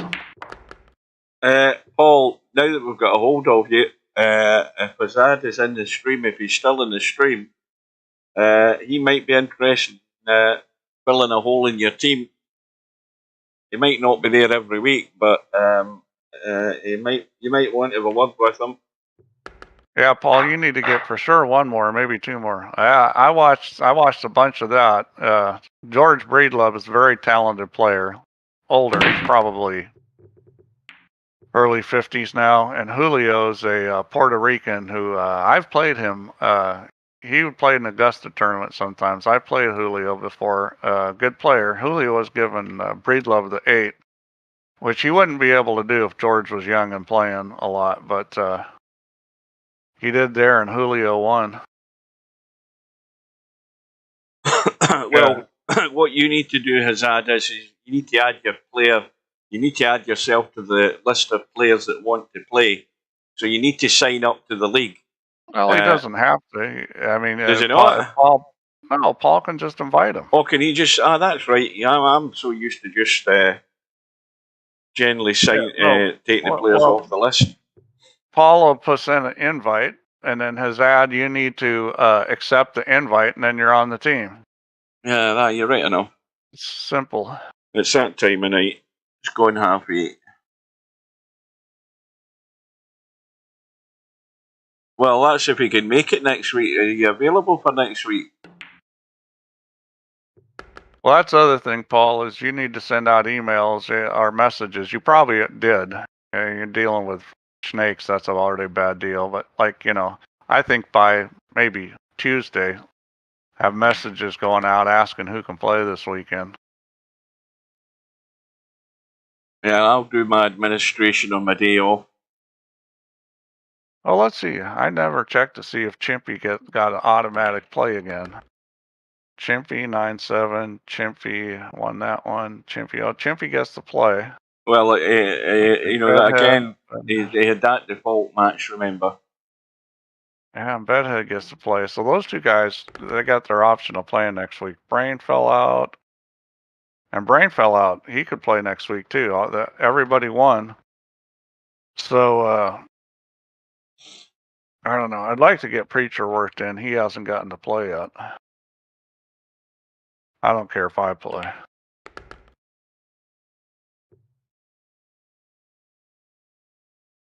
Bedhead can't play. Bedhead can't play? Okay. That's fine, so we'll put somebody else in there. Well, wait till you find out that somebody else can't play, Steve, and then you're going to have to play again. And then the pressure's really on.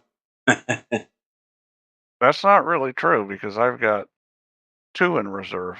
So I've still got a semi-pro and Preacher. 2 guys will have to not be able to play, or 3 guys will have to not be able to play for me to have to be in there. Well, semi-pro is going to be studying who he might be up against, and when he decides that they're getting too big a handicap, he'll say, I can't play this week. I've never really watched him play much. I mean, he was in Hard Times and stuff. They used to run that Manny Pacquiao event in Hard Times, but I've never watched him play, so I got no idea. He's a boxer, is he not? Or he was a boxer. Yeah, a great boxer. Now he's a senator. Right, Bill.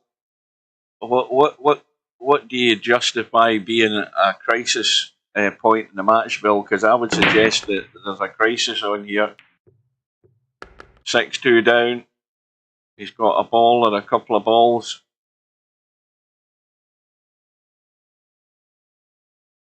He's got chesty cut. An A player's not going to beat me if I've been playing. I mean, I'm closer to a double A player. I don't know that he can. Well, if you're talking about VP, no. An A player in VP is not an A player in real life. An A player in VP might be a B player in real life. I think he might have been able to cut that one. I thought he would have been able to cut that one there, Bill, but maybe he didn't fancy it. Let's put it this way, Paul. If he's not a run-out player, then he's not going to like the game against me.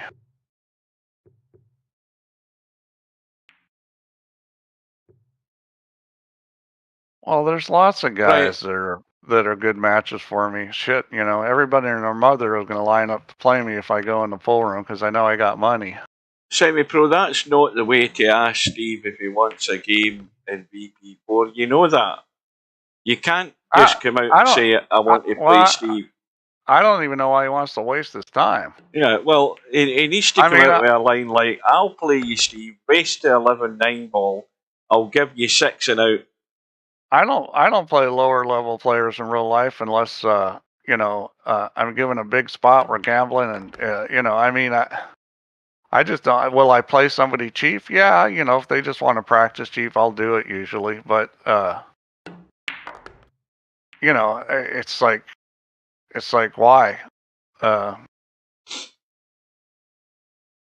I mean, I'll play I'll play anybody if they don't want to play for a lot of money. If I'm going to lose a couple hundred, I'll play anybody, and I've played tons of champions where I'm not the favorite. Well, Bill's called the bank, or has he? I mean, can he see the 6? No, he can't. Has he called the cut? I think he's called the cut. This is tough as it is.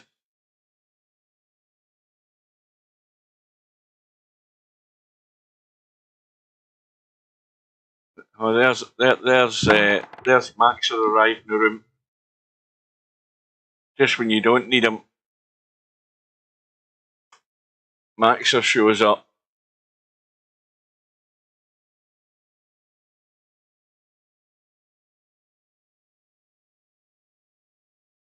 Oh, let's go see what he looks like. He says he's from the U.S. He says he's a professional. Yeah, he's a professional numpty, I'll tell you that. Well, that's a good shot by Cobra, and this is going to hurt.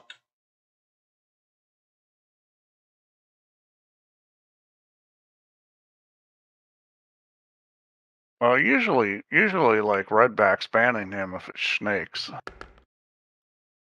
I wonder if Brian knows that it's snakes. He's usually getting kicked. Well, Brian shouldn't just assume it's snakes or take Chimpy's word for it, because yeah, you can never really trust the Dutch. Yeah, you do have a point there. He's certainly, I mean, he's not behaving like snakes. Yes, as a snakes. Well, if he's a drunken, yeah, he's that probably sober. Like snakes. He's probably sober at the moment. I think that's part of it, because you only need to look at the lobby chat and you'll soon know if it's snakes. Give it a couple of hours and come back and check, see if he's still here, because then the lobby will be full of crap. Yeah, and he spams music. Although there's other guys that spam music too. I just muted somebody for spamming music not too long ago. You muted Frats, so you did. Yeah, I remember that. Let's see.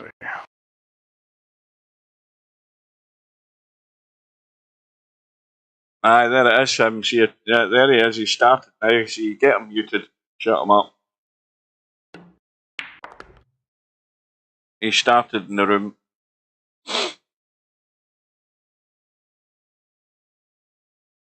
Well, he must have heard we said he must be sober. He talks like snakes.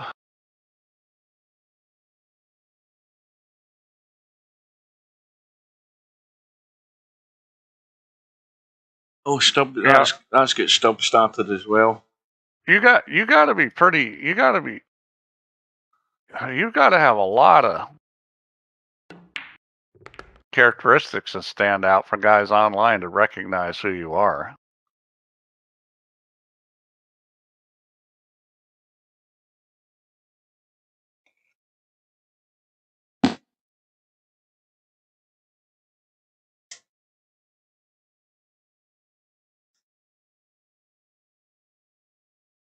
Well, if I'm Cobra, I know where I'm headed. Up behind that 9-ball. It's a risky shot because you could scratch, but he's played it very well. He's nailed this. He has nailed Bill, has he? Not quite, but there's a lot of room behind that 6-ball. And Bill's, well, he's certainly doing the right thing in tying a ball up.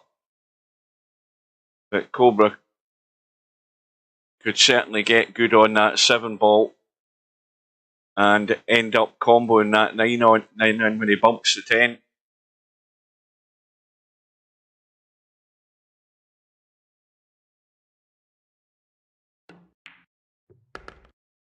No, it's just, you just don't know.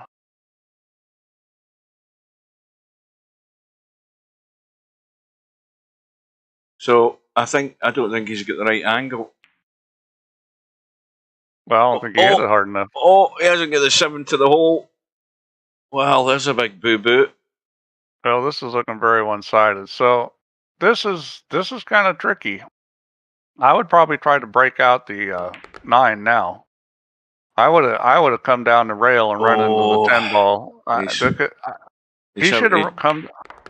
yeah. He should have come down the rail and ran into the 10 ball with the cue ball and pushed the 9 towards the corner. Maybe even went in. You were going to get a shot on the 8. Well, he had to change the laws of physics here to have that amount of right English on it and still get the cue ball to hit the 9 and 10. That was never going to happen. Well, I'm surprised he's not cutting this. Well, that needs to stay in the rail. Interesting idea. Well, he'll live with that, but I think Cobra's going to have a cut. He's going to have a cut. If he doesn't have the cut, he's got the bank.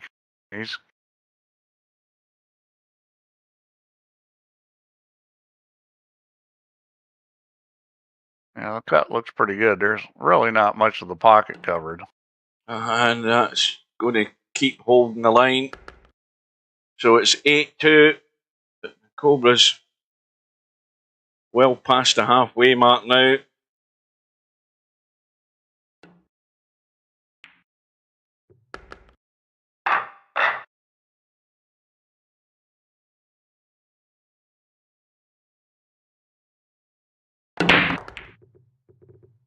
So Bill's break has a ball. How's the 1 ball going to show up? I think he's okay, but look where the 2 is.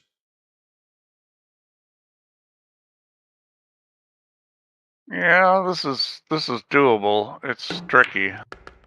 No, that's good. Yeah, hit it good. And I see a lot of players struggle with that shot. Don't know how to hit it. That was the way to hit it. You got to juice that one up.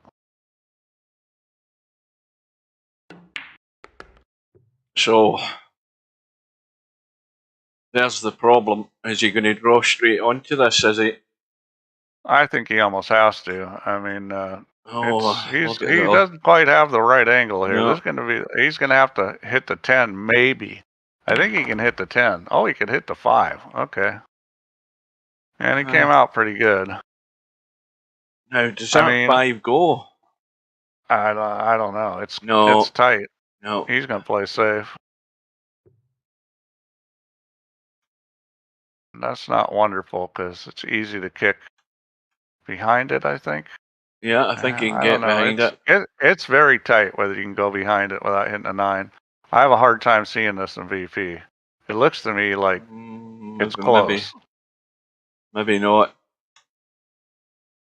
I'm looking around to see where there's a line to try and get at this 5 ball.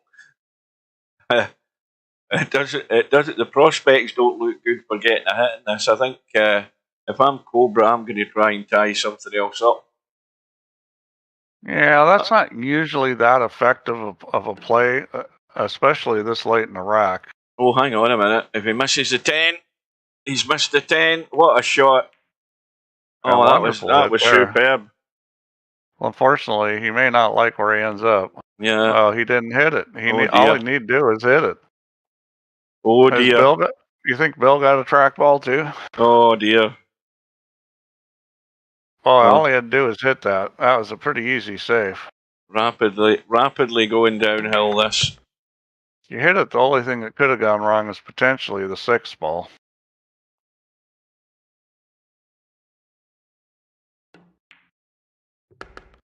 Yeah, this is a thrashing going on right now.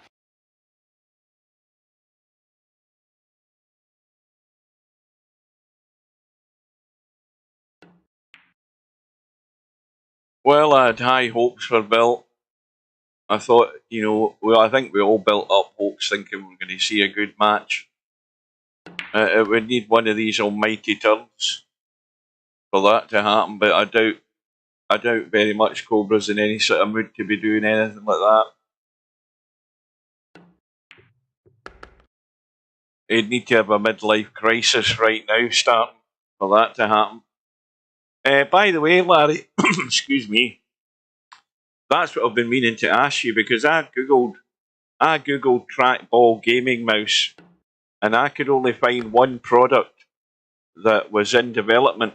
Is this the brand that we're talking? What was the name of this mouse? because I found a brand that I'd never heard of making this gaming mouse. That's it, the Game Ball one. Yeah. Another pile of shit. Larry's been suckered into getting it. So Spectre got new eyes. You know, my eyes aren't very good. With the way I aim, it doesn't matter. At least in real life. There's reviews of that mouse on YouTube if anybody wants to look at it. There's reviews on it. I think there's another. Is there not a Game Ball Plus as well, Larry? Am I right in saying there's a Game Ball Plus or something? It's probably got 3 extra buttons on it or something like that. But I'm sure there's like another one that was in development. Mind you, some of the videos are like 2 years old for this mouse. So it's as if they've been putting an awful lot of work into it. One of the videos I saw, it was only a sort of a drawing on a bit of paper. Let's see if he tries to go behind this 4-ball. It's sitting where he can. Yeah. I don't know what he's doing. You can get on this 4-ball and shoot it in the corner. He tries to run into it. He could have played shape on that and shot that 4 in the corner. He did get a shot. I think the shot here is just to stop the cue ball, maybe back it up a teeny bit and bank the 5. The thing about banking the 5 is if you can get where you're pretty straight on it, it's a safety too because of the 7 ball. So I would just back this up a skosh so that I could be straight on the 5 and then bank the 5 and stop the cue ball. I mean, how can you lose with the only way you can get screwed is if the 5 ball hits the far titty and comes over. He's going to try to go this way. Are you talking about having like a stylus in your hand, Coldest And I think that's a mistake because he doesn't have a shot on the cut on the 5 without running into the 10. And now he doesn't have a good angle for the bank. He could still do it, but this is hard. So now he's almost got to get lucky. There's a good chance the 7's going to end up blocking the 6 doing this. Well, here's the thing, Coldest Pillow. How many people play VP4 with a laptop where they're using the little pad on the keyboard as a cue? You know, drawing their fingers backward and forward. Can you do that in a laptop? Can you do that in a laptop, Steve? Yeah, it doesn't work good. Trackpads don't work good either. Yeah, I wouldn't think so, no.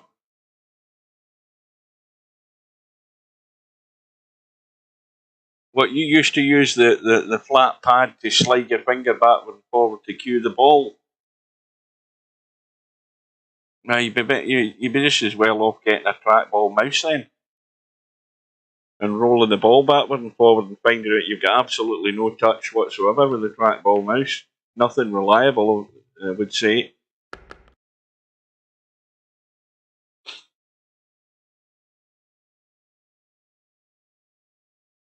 Just stay up above the 7, or does he come out into the table?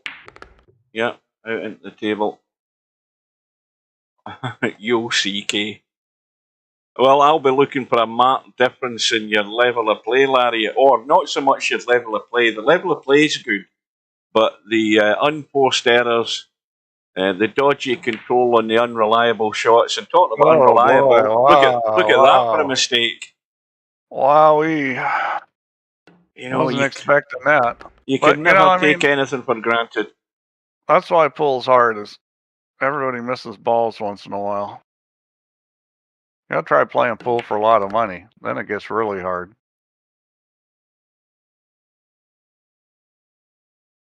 Cobra using unreliable mouse. Well, it was a stun that did that. The stun at that pace caught a wee bit of the pocket, and of course it stay out. So Bill got a bonus there.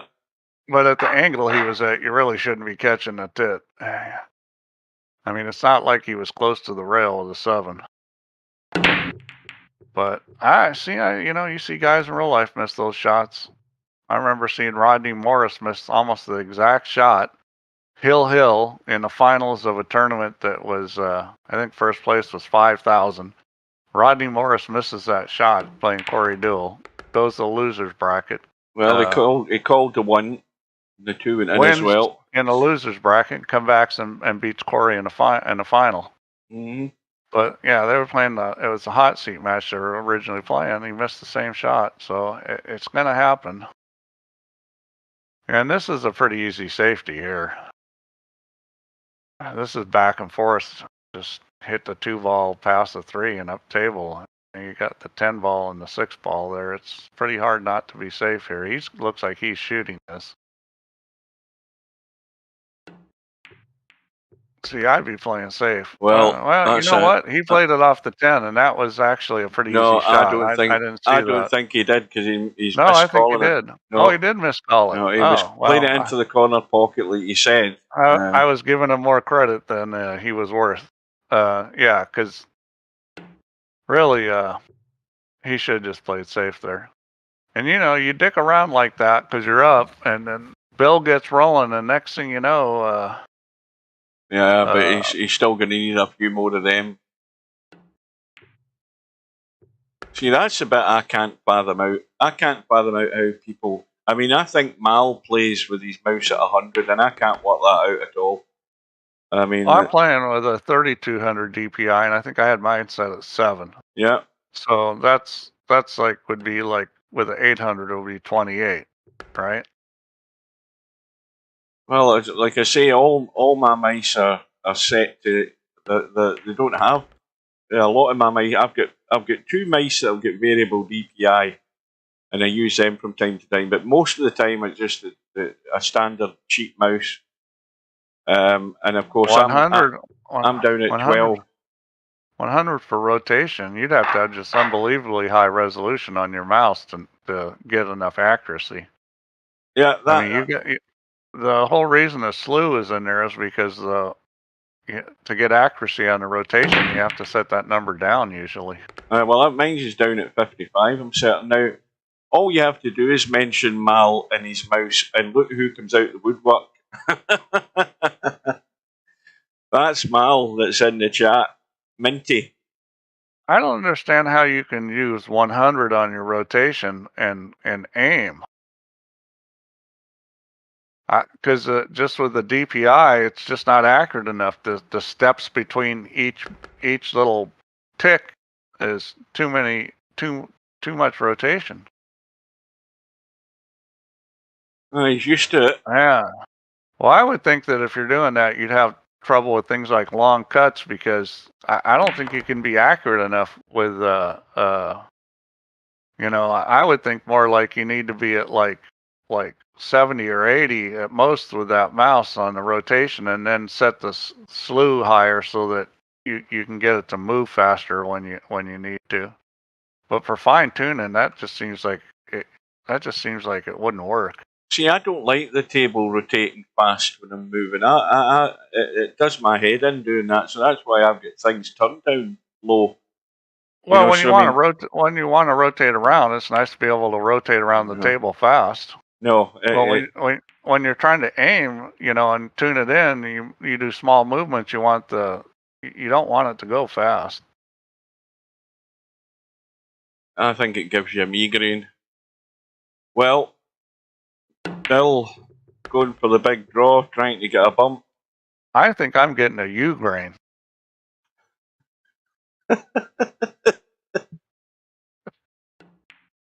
Oh, what's he done here? He's okay, but I think you kick this in, don't you? Because you go to the rail, chip the 5, bump the 9, and the 9 has to go in. Yeah, I think that's a pretty good play because the safety isn't looking.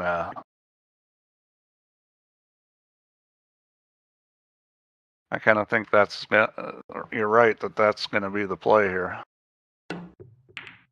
There you go. Andy's nice on the 5. Well, Mal, whatever you do, it's working.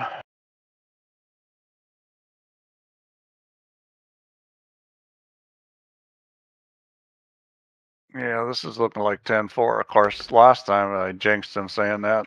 He dogged the 7-ball.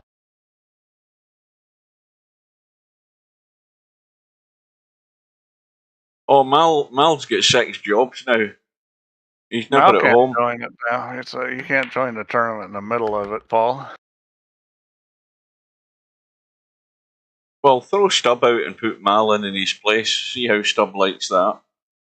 Yeah, I'd love to do that. Just to piss Stub off, but no.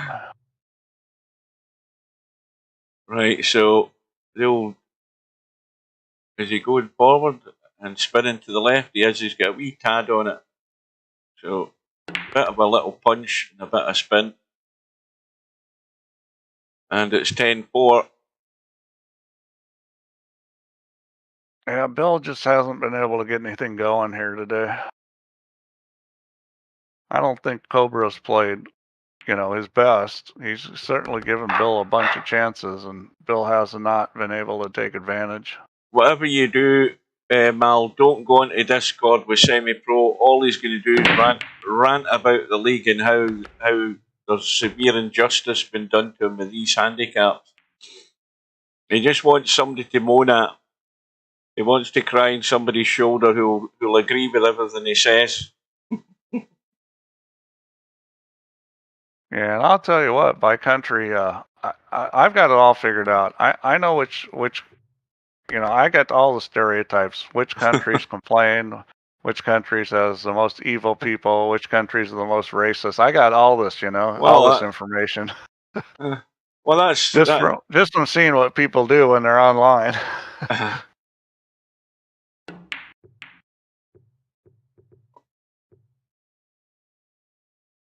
And I can tell you, the UK is not like top of the list for complainers. Although semi-pros, trying to tilt the balance. Yeah, he's running for the Olympics.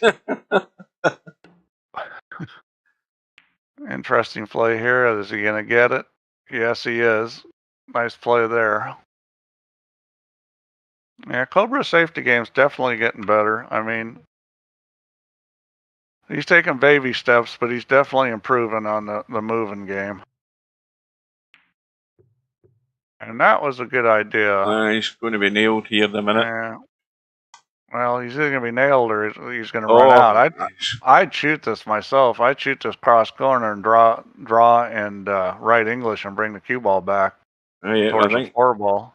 Because you can't scratch. Well, me personally, I would have shot that. That's actually a bad shot because I think he's left the cut. He has. I mean, that wasn't an automatic safety. That's why I would have shot it. I mean, I don't think the shot was terribly difficult. Uh-oh. Of course, it looks like it was a trap.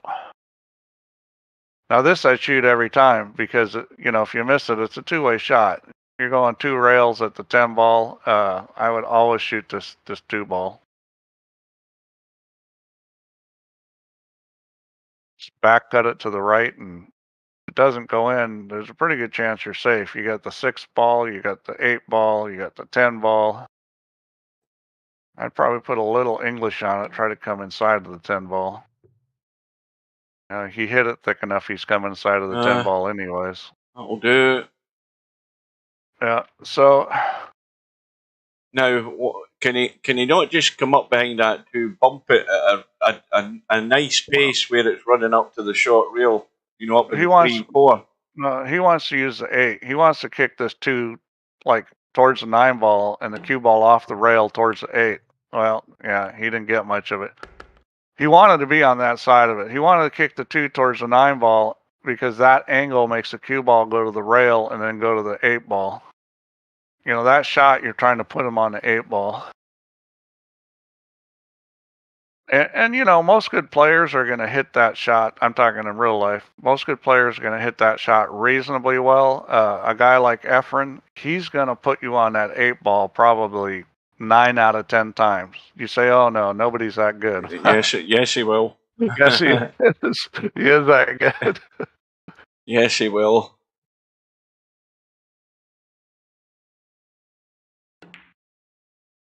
Well, this is how you make people hurt. Yeah, and that's well played. I mean, this is, especially in 10-ball, this is what you want to do. Yeah, you want to do it in a 9-ball too. It's more effective in 10-ball than 9-ball. Mm-hmm. Yeah, and this is just taking any rhythm out of Bill whatsoever. Well, that's a good enough hit. Yeah, very good. You know, I'll take that every day. So this one's a little tricky, but he might be able to get him on the 8-ball. Yeah, he Although I did. don't think you can put any speed. Going the Well, other way is possible, but uh, a little bit of left and just bump you the bank the 2 and you're in behind the 8. That's not a problem. you can drag this into Well, where the maybe 310 not. are and run the 2 off the. Yeah, he's going to go that way, and that's actually a pretty good shot. Yeah, I don't think he could get the shot I was talking about. There wasn't enough room. Yeah, he's going to kick at this, and this you want to kick 2 rails, and the main reason you want to kick this 2 rails is because the cue ball is going to come up table to the end rail, and he got it too much behind it, and he's got a shot.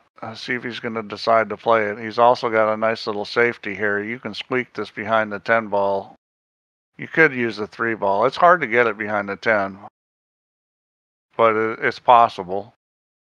You know, if you've got a good feel for this, you can put this right behind the 10 ball. This you really got to understand the line though, because it's tricky getting the line. So you know that he didn't get the 10 ball, but he got the safety. So,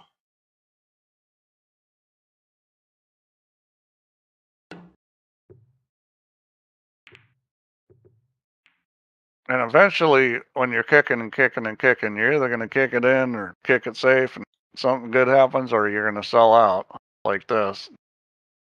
So this is a pretty easy shot. You just cut this back to the right pocket, put a little bit of left English on it, kind of kill it off the other long rail, and run out.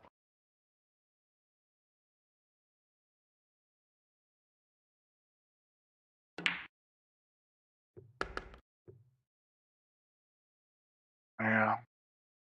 Being straight's not wonderful, but he's okay. You can kind of stun draw this over. Get a little more distance from the 4 ball, just like that. yeah, that's perfect.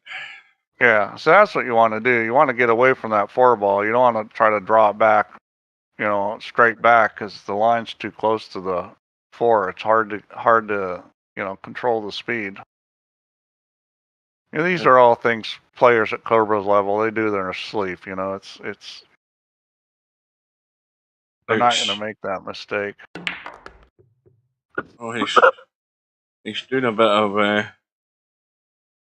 covering a bit of ground here. I think he could have just stunned out past the 9 and played the 6, but he's got a lot of room to get to the 8.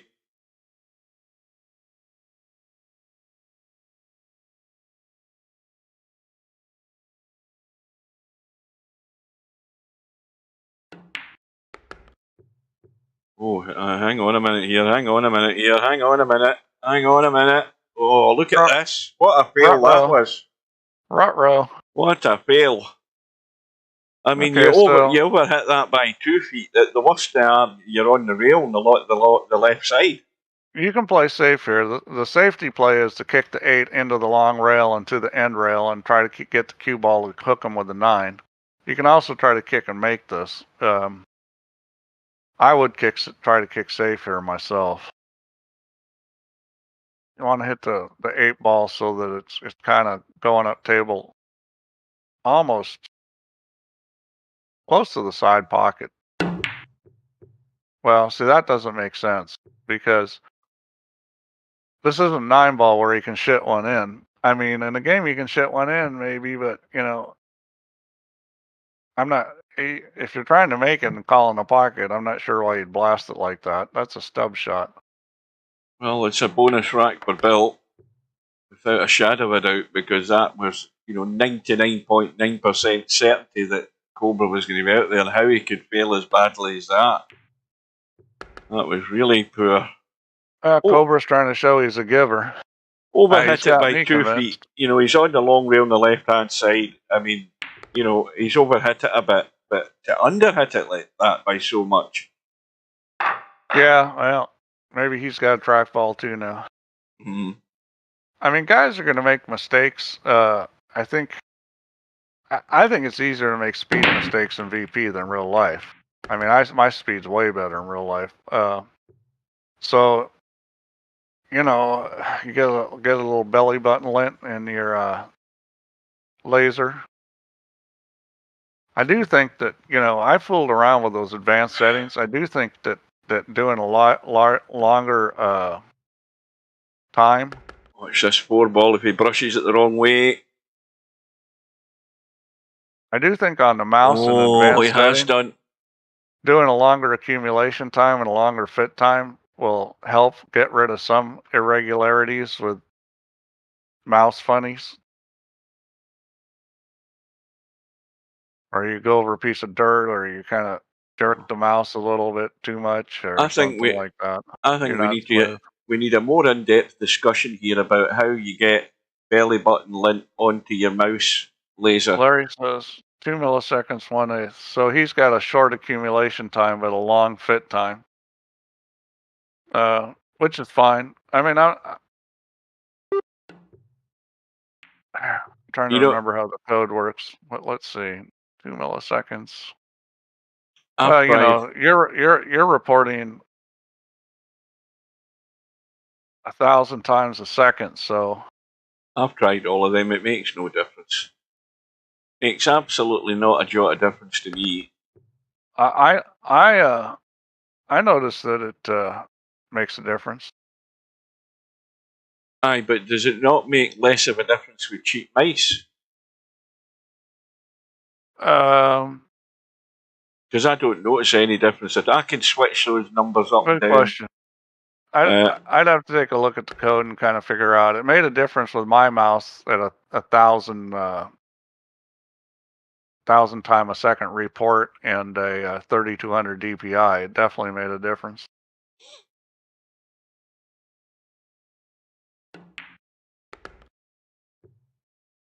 So, and it's looking like it's going to be 10.6. all you have to do, like I said the other day, you know, you just have to plod on and be able to carry out the opportunities when you're given them. That's all you can do, and then just hope you're getting a roll here or there.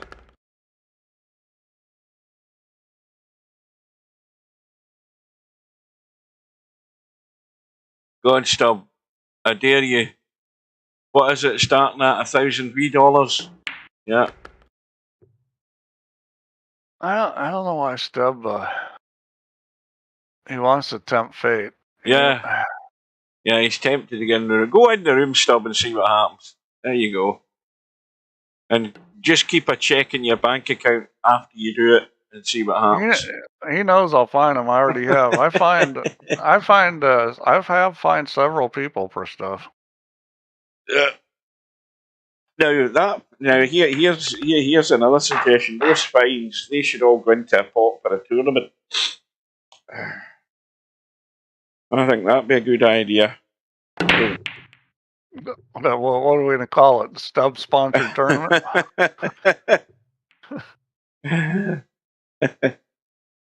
Right, well, Bill, back to within 4, and of course, naturally, he comes up dry in a break and leaves Cobra shot in the 1. Leaves a pretty good table. It's that's the way it goes.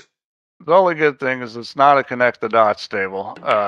It's not a difficult table, but it's not automatic. Cobra is going to actually have to move the cue ball a little, run out here. What do we need to look at? I don't think we really need to look at a lot of stuff because they all got a hole to get into.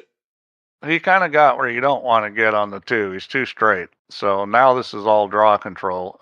If you're going to, you know, you can come up short of this. You don't want to go long. You can come up short, but if you're way short, he's going to be smart and shoot this on the side. And I think that's an excellent choice because you can't screw it up. He'll have a little angle, which will be okay. Worst case, he'll have to hold it a little. It looks like he's putting a teeny bit of right on this to help hold the cue ball. Things are getting interesting. Oh boy, things are getting very interesting now. You said he put something in the cue ball there to bring it back across in the right line, and maybe that's what done him. He put a little bit of right English on it. Yeah, that's what done him. Well, he needed to. I mean, you know. Well, I wouldn't say that was the greatest shot in the world. No, but he's fine here. You know, this is a pretty natural path. The tricky thing is speed. This is And got to speed hold is up. not good. Oh, well, he's good for nailing Cobra here, though. He should have some stuck on that. I think he'll probably shoot Or this. he can go for the cut if he's going to grab the bull by the horns. Oh, I'd shoot this. Yeah. I'd check it out. I'd check it out because I wouldn't be able to read the angle. And then there's see, that's why I would have nailed him today. I prove my point again. Commentator side. I'll tell you the way to shoot that to control the speed. You got to jack the butt of the cue up. So that particular shot, you know, to be able to make that ball and control the speed, you have to jack the butt of the cue up. So you jack it up like maybe not a lot, maybe like 20 degrees or so, you know. And then you can hit that shot and not turn the cue ball loose. And the shot's not really a lot harder doing that. Well, this is getting testy for Cobra. Oh boy. He's feeling the pinch because he got himself, and I think he's got away with it, by the way. No, he can make has this. it? Yeah. This is no problem. Yeah, he can get to it.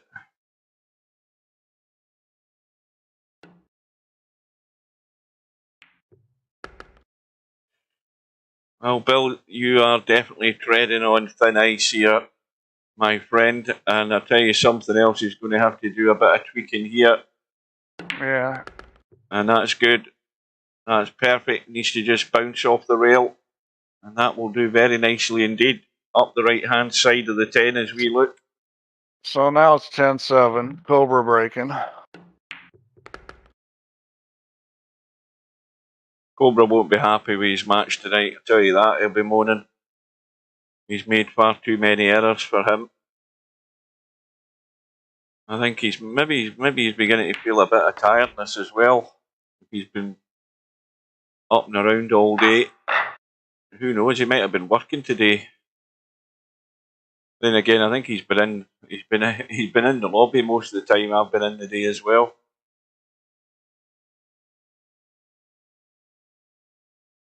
Oh, you need a little one or two more favours, Bill, and then things get really interesting. And Bill was 6-2 down. Cobra's had a ball and balls, and he's got a bank in the one. Yeah, and this is fairly easy to take on. Just wham this and let the cue ball run into the 10. The only problem is you got to not put the 10 on top of the 5. So maybe not so much whamming. More gently. He could actually let this coast past the 9 ball. He doesn't have to hit this hard. But it's a little tricky getting the line here. What he's doing with the Q-tip looks pretty good actually. And he's got the bump. And the 5 ball is still 5 is good. Well, yeah. It's still available. So I'd declare him out, except he keeps dogging it every wreck, so I'm not going to do that.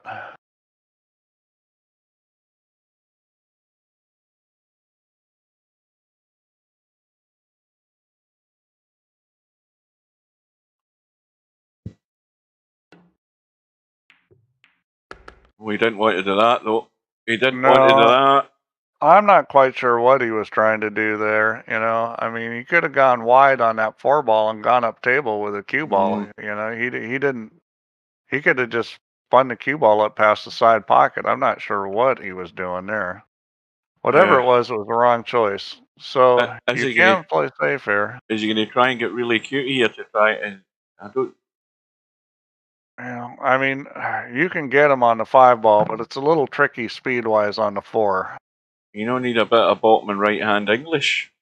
Yeah, but the speed's tricky on the 4, keeping the 4 from coming all the way back down table.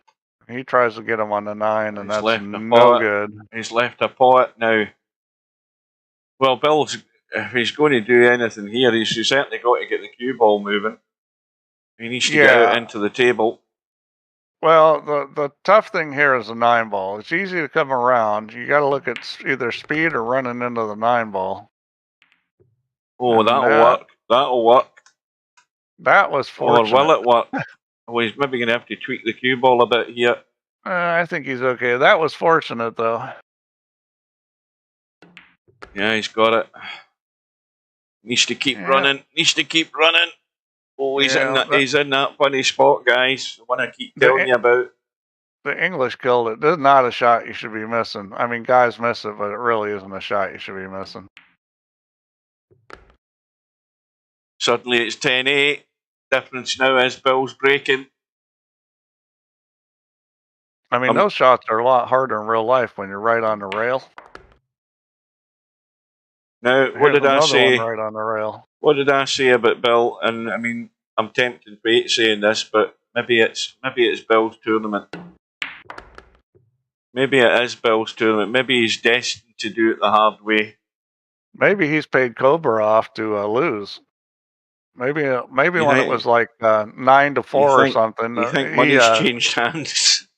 He messaged Cobra and said, "Hey, you know, I'll PayPal you $100 if you throw this match." I don't know, you know. It's like Cobra is just he's doing some funny stuff. Now, if Bill gets a break working and gets a shot, 1 ball's going in, 2 balls a thin cut, might be hampered by the 5. 9 and 10 are a problem. Yeah, I think. Yeah, this is a little tricky here. I mean, you almost want to run this at the 7 ball. Well, Has is actually worse than Blind Hog with a forward slash. Well, I think he's okay. He can make this 4 ball. Interchange X says Cobra wouldn't do it for $100. This is a little spinner. Yep, and he hits the little spinner and it goes in. Oh no, that was in. Oh. So this one you got to avoid the 8. I would just take this, draw this with left English and go 2 rails, and you're trying to come back past the middle of the table and leave a cut on that 6.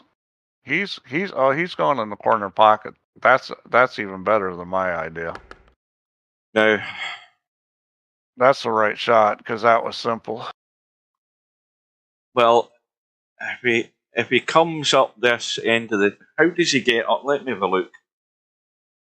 Right, so if he goes 3 rails and he's somewhere down here... I would just shoot the 7. Is he going to play behind it? I'm thinking about having 1 go at least a break in that 10 and 9. He almost put it in the corner pocket. Well, it was just tough from where he was to get above the 7. I think he just played for the combo here. I mean, that's a kind of combo that's easy if you get on it good. That's good. You just need to get the right angle on this. Like where his cue ball is right now, that's perfect for that combo. So put the cue ball back at that spot.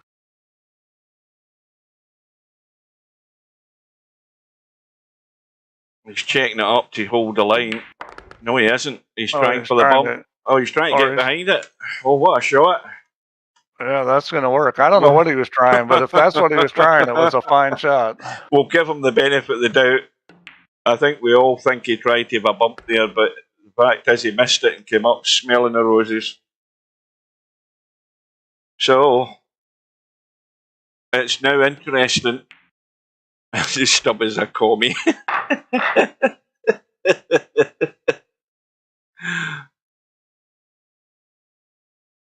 So, can I go into the room yet? We're within 1. Cobra's got a ball in the break, and he don't have jack, because this is not where you want to have the cue ball. Let me just do a quick check. It's going to be interesting to see what he pushes out to, because this is going to be a push out. Just watch for Stub coming online, because he's not online. I like pushing up by this corner. You know, see the corner opposite of the 6, down the rail from the 6? I like being right there. Leave him a kick on the 1 ball where he can kick and get safe behind the 3 and 10. That's what I'd be doing here. I would be pushing it up towards the corner, like the corner up table, not where the 2 ball is close to the other corner. Push to a kick. Yeah, because if he leaves an edge of that one, Now, see, this is no good. I don't know what he's doing. well, He left. Well, maybe he didn't leave an edge, but it was just simple just to push up table. This is too close. It's too easy to kick it from here. I mean, it's just too easy to get safe from here. Bill's giving e- it back. Even up table, even up table was, not that difficult to play a kick shot where you put this on the 3.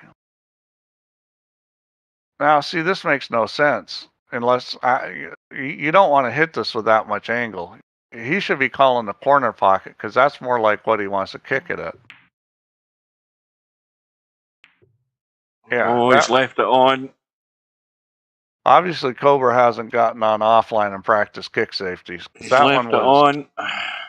not that tough. Right, so let's look ahead. It's going to be a 3-6 combo. I don't think there's much doubt about that. So he must see the 3. And he will be able to do that. I mean, it's just go to the rail and come out a bit, or just stop it stone dead, whatever he wants to do. He's double checking. You don't want to take any chances with a 9 ball. Oh, you don't want to do that. What the hell was that? What you don't was want that? to do that. Oh dear. Boy, again, touched like a sledgehammer, Bill. Oh, I mean, God. That was just a simple roll it off the rail. And well, that was nervy.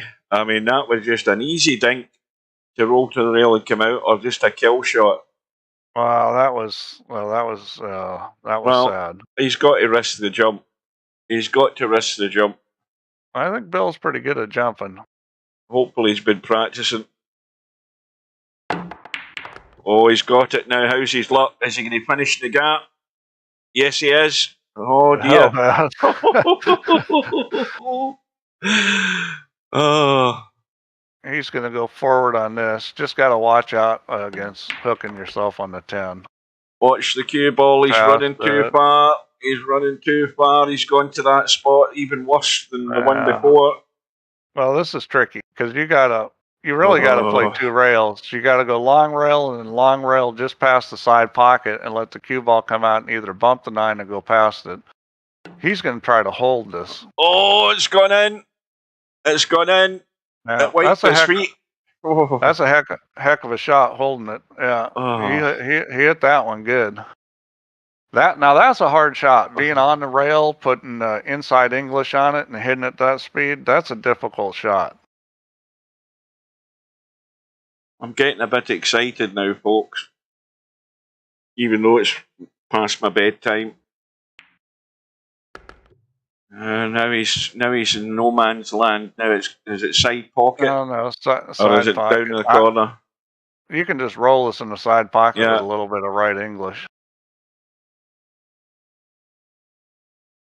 Again, one look at it. Right. And he's good. Right, well, we never thought we were going to get here, did we?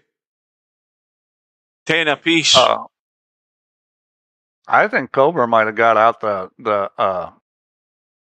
gin and tonic a little too early in this match or something. I don't know what's going on with him. Bill's now breaking for the lead. He was you got to give Bill credit. He's got 0 quit in him. Just hang in there. That's all he could do. He never gave up, and ball in the that's break. very, very admirable. He's going to have no shot. Now, he's getting into the territory where he's getting into the lot of heart territory. So, a lot of heart means that you come back against all odds. The only problem with a lot of heart is you really need to win. Well, he's got to push. He's got to. I mean, they're not really. I'm thinking, where can he go? Yeah, he's going to get put back in. That's a pretty good push. I'll tell you what. If you were playing Efren, you would not put him back in here. Yeah, because Cobra. Now, see, I would never kick at this shot. I would kick behind it 2 rails and pin him. I hit the 1 up table. I would never kick at this ball this way. Is he going to get lucky? Is he going to get lucky? Yeah. He got lucky. Yeah. So, I mean, that worked out. I mean, it wasn't a terrible kick. He still had a lot of blockers there. Yeah, I just thought the other safety was more guaranteed. He was 12-7 down. What was he down in this? He was at least 6-2 down. But anyway, it ain't over yet.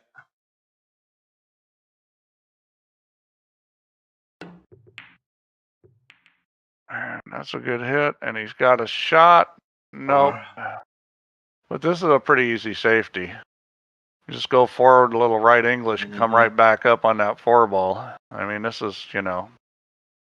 Well, he's calling the bank, but I don't think he's playing it. I think he's playing draw. He's playing draw here. Yeah. He is playing it. Oh, that could be fatal. It could be fatal. Yeah. I would have buried him there. I would never have took that on. It was too tight. Yeah, it was exactly. It was just tricky working with a cue ball there. I mean, it was possible to bank that in, but it was tricky.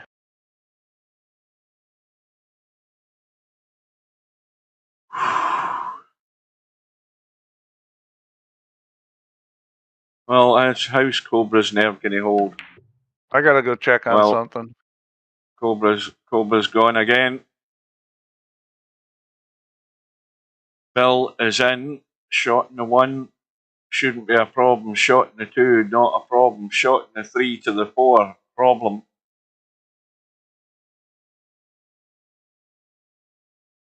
And other problems lie ahead also. Well, he's gone too straight. He's gone too straight in this 2-ball. Now, he just needed to come back a wee bit further, but, you know, that'll do. I mean, he could end up on the short side of the 4 if this rolls out nice. He just rolled through a bit too far. So once again, he should be nailing him.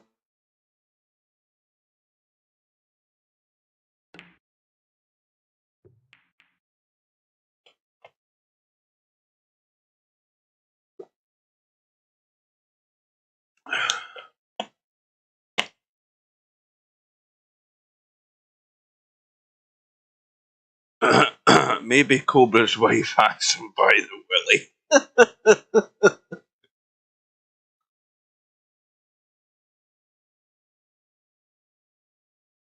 Well, this would be his best chance of getting cover here if he hits this 4-ball right and sticks behind the 10 and 8. Oh, that's unlucky. Had the right idea, but it's still not. This isn't a gimme rack. It's far from it, considering where the 8-ball's sitting. And getting to the 5-ball's not a guarantee either off this 4 low. Has he got enough angle to work with here? Well, he could go forward and really juice it up, but I think, what's he doing? Played this 7? Yeah, he's called the 7.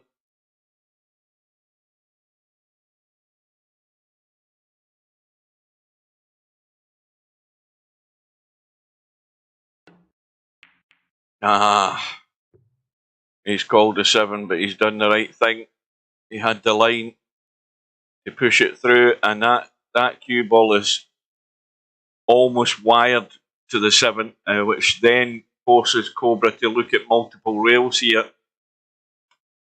He can't get it from that side either, and that is tight. And that creates a big, big problem. I mean, he can go up and down, hampered over the 7. Now, with ball in hand, Bill can get a bump here. He's got to rely on having a shot in the 7 though. Does he take a chance to get a breakout here? Does he play the 7 to drop above the 8? He's looking at the line. So, but the line on the 8-ball is fine if you're sort of there. Oh, it's a bit too tight for comfort, that, for me. But if he wants to get there, he's got every chance to do it.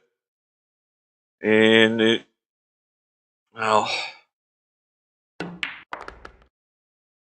oh, it's going to be an 8-9 combo.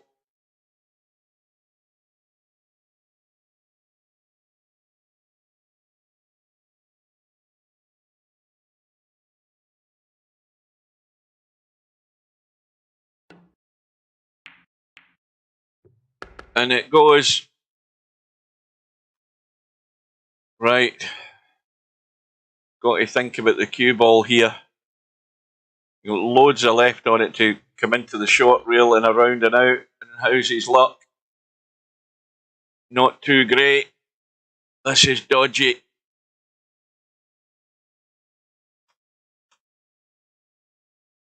He's going cross table.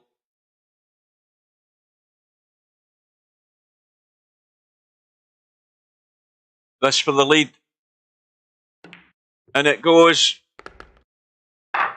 And now it's a whole different ball game. Cobra breaking to stop Bill getting to the hill. And the 7 ball goes. The 6 and 10 have not moved an inch. They've just stayed exactly where they are.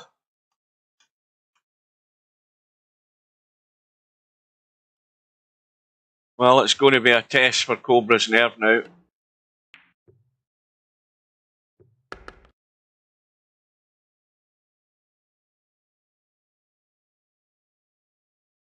The 4 ball goes through the gap between 5 and 9. It's what he does from the 5 to the 6 that's going to be interesting. Now, does the 5 go up table if you're behind it? Well, it certainly doesn't go that way past the 10. So how'd Bill lose the last game? Or win the last game? I can't remember. Was it a break and run? I honestly can't remember. My mind's actually frazzled watching this. Somebody will need to tell you in the viewers. I'm not sure this 6 ball goes up table. I'm not convinced either. So he may need to move it, because if it doesn't go up table, then, I mean, it's easy to get on it going up table. If he had a little more angle, he could just slide over here and nudge this 10 ball. He still could do it. If it doesn't go up table, you got to stun this over into the 10. Well, think what happens. You stun it over, miss the 10, you catch the 6, and you end up hooked. What's he doing? Well, again, you got to hit the 10. I'm thinking of what can go wrong here. He's drawing back here just to leave the angle in the 5. Well, he can come behind and bump this. If you're going to come behind and bump this, well, it would be preferable to bump the 6. No, or get only a little 10. He thinks it goes? He's looking at getting on it. I'm not convinced. I'm not either. I don't think it goes. Yeah, he goes for the bump. And see, what did I just say? You want to hit the 6. In that situation, you wanted to hit the 6. From the 4 ball, you wanted to hit the 10. From there, you needed to hit the 6. And so now he's either got to play safe or shoot the bank. You hit a spinner safety, you put the 6 ball in the middle diamond of the end rail and take the cue ball up. Oh, is he actually calling the bank? Here he is calling the bank. This is tight to the rail. I don't like this. Well, you got to cut it more. And, if you come up a little short at the right speed, you may get safe. Oh, he's nailed it. He has nailed it. Very good shot. Yeah, very good shot. So now he's got, the shot you don't want. He's either got to juice this up with left English and go around the corner, or he's got to play behind the 9 ball. Yeah. I mean, this is really not the shot you want to have. That and the fact he's stuck to the rail, so he's not really got a lot of options. Yeah. I would probably juice this up, and that's what he's going to do. Especially in VP. In real life, this shot's a lot harder putting this much English on the ball when it's on the rail, because the cue ball wants to turn. Oh, hang on. What was he doing? Is he on it? He didn't do it. He went behind it. And, he's on it. 10 ball into the side or just roll up? I think he'll roll up. Yeah. Well, now, who's got the nerve? It's Bill's break next. We're 11 apiece. Well, Cobra finally woke up. And we've been on, for 96 minutes in this match. I mean, that was a tough out he Oh, just tell a made there. lie. No, wait a minute. When did it start? 8 o'clock, wasn't it? Yeah, it's Aye, been it was. 96 Aye. minutes. I was thinking it was half 8. I'm thinking that's not very long. It was 8 o'clock. So Bill's had the 5 ball, shot in the 1. Yeah, and this is tough here with where this 2 ball is. He tries to get down below it and Whoa. doesn't get the No. 1 in. Let's see, did he get safe? Oh, yeah, I never even noticed he'd missed the 1. And I think he's actually got cover. He's got cover. Well, yeah, now the tricky thing here is if he's going to shoot a masse, he's going to have to masse this a little, and he needs to make sure he hits either the left or the right side. It'll go in. Because if it curves into it more direct, he's going to scratch. Yeah, he'll follow in. Either too little or too much. Oh, no, wait a minute. Left side. Oh, he did. Oh, see how that just locked dead? Well, he barely got any of the 1 ball, and that's why that happened. He needed to get a little more of it. That's brutal. So that's a little unlucky. You know, you guys like in the UK, you like to say unlucky. Well, you can say unlucky that time because that was a little unlucky. And you guys, the guy takes a gun and shoots himself in the head, and you guys over in the UK say unlucky. Unlucky.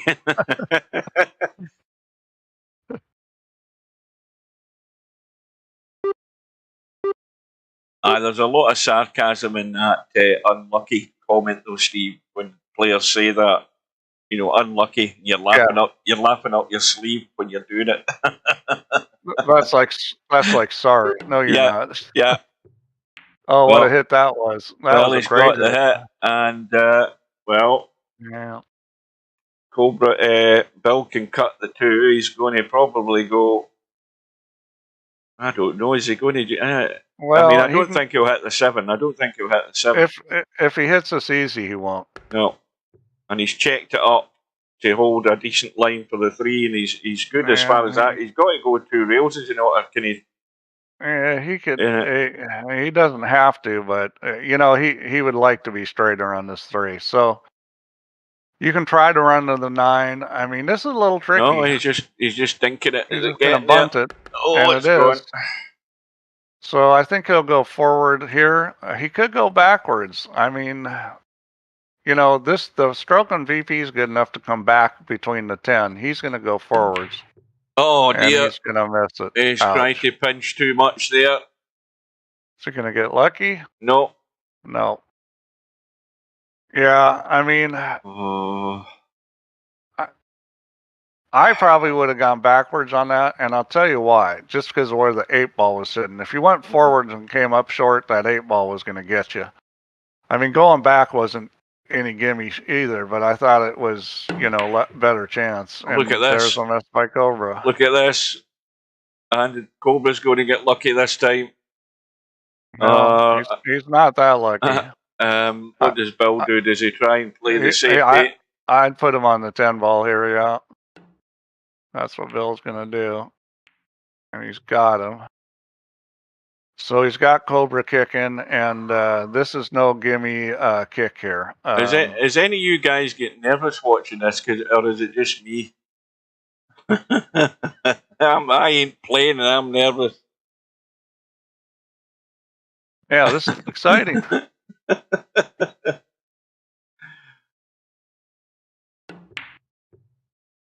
Oh, hang on a minute. He called that.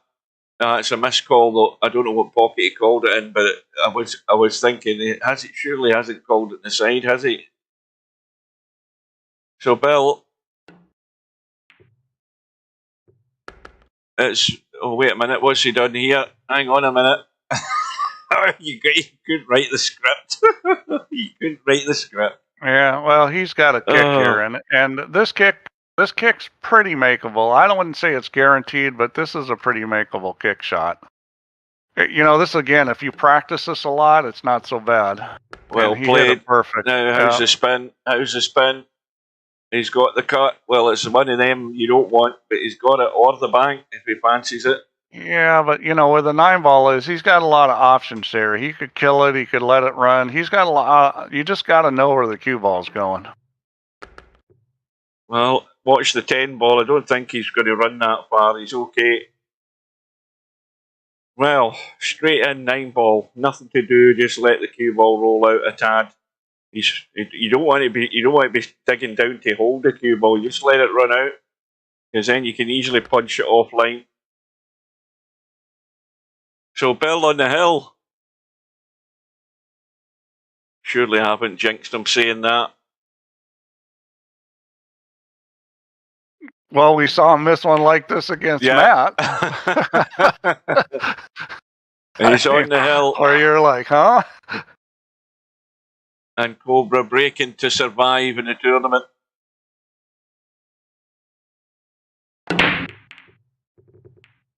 Oh, almost 8 ball goes. Oh, 8 ball goes, and look at the 2. So now what do you push out to? So this is a tough push out, just because where the 3 and 9 are. This is tricky. I would probably, let's see, what would I do here? Oh, this is brutal.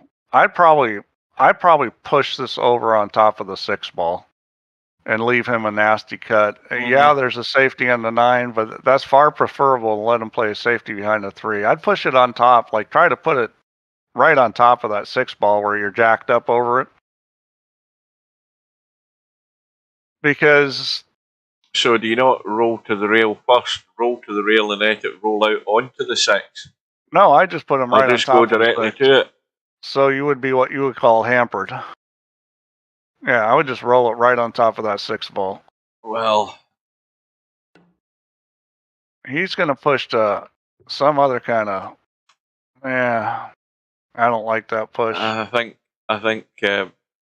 it's not a terrible push, because, you know, this bank is no gimme and the safety is no gimme. And, that's well done. He's got the safety. That'll do. So let's see. Bill shot that. He didn't give it back, right? No, he shot it. Yeah. Yeah, and I think that was the right play. Yeah, leaving the cue ball that close to the object ball is tough, because it just, you know, like that shot that he shot there, you know, it wasn't guaranteed, but it's not that tough when you're close. Yeah, you keep saying that, Steve. You're right enough. If you leave it close like that, even though it's not an attractive shot, it gives him a lot more control on what he can do to you. Well, this is too hard. If you're going to slow roll it, you don't want to hit it that hard. And well, Bill's got a big decision here. You could try to thin this 1 and go behind the 5 and use the 10-7 too. 10 and 7, yeah. I like the line. He's going to bump the 5. He didn't get behind the 5. But you know, you knew that if you did that, the pot's still not there because of the 3 ball. So even if you didn't get the hook, you weren't going to sell out. I think that was the right shot he shot. I mean, it was kind of tricky getting it thin enough to get behind that 5. So he didn't get the hook, but, you know, this is no gimme. You know, playing safe here is tough. I would probably, if you can hit the 1 thin enough, you can put it on the end rail and use the 9. I'm not sure he can. He's going to go 3 rails with it. Oh, that's going to sneak out. It's going to sneak out. Yeah. I mean, that was a very good safety Bill played, because... you saw what happened, how tough it was, even when he didn't get the hook. Well, this is a chance to win the match here, because that 7 ball goes and everything is on. Yeah, at this point, it's all about nerves. You know, I mean, Bill's certainly capable of running this out. It's about keeping his nerve. Well, Bill's nerves can't be shattered. He must be like his own Valium, because he can't be any more nervous than he was in that match against Matt at the end. So this will be a dawdle for him. He's got a little funny, but he's okay here. Yep. The 9 was always an issue going around the corner there, but he's okay. Hard enough. Yeah, I mean, he hit it the right way. He didn't try to roll slow. So what does he do here with this 6 ball, Steve? Does he get the little angle and just bunt the 6 in? Does he bunt the 6 in and leave the 7 into the left-hand side pocket as we look? I don't like doing that, but he No, might. 'cause, I mean, yeah. in VP, you might. I mean, I would go around the corner, but you know, the thing is that's speed sensitive. I mean, it's not a bad thing to play. It's not a Well, bad thing to play for the 7 in the side. see, the problem here is he's got to get up to that 9 though. He's going around. This is Yeah, what I and would always do in real that's a life. shot. He needs to keep going and bounce. Oh And dear. see that you really didn't want to come up short on that. You'd almost rather be above that because the 10 ball wasn't in play cutting the 7. I'll tell you So- something else. If he doesn't hit this hard enough, he's going to be in the short side of the 9. And Well, he may play for that. yeah, he is. That's perfect. That is absolutely stonewall perfect. Nice angle in the 9. Okay, well, now it's tight sphincter time Yeah. because you know now it's like now you realize you can win, Oh dear. and there it is. You Oh, said yeah. it. And I wish Hairpig was here because this time it's you that's jinxed him. I said nothing. You've jinxed him. Well, you know, I mean, there's a lot of there's a lot of pressure at the end of these racks to win. Yeah. I mean that's a lot of pressure. Well, Cobra's still got to hold his nerve. You enjoying this, guys?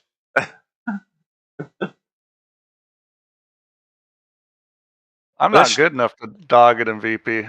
I mean, this looks easy, doesn't it? He's going to leave himself a wee bit short. He's into bedhead territory. Well, it's not quite as bad as that, but you've still Yeah, got to I hold mean- your nerve to cut this in.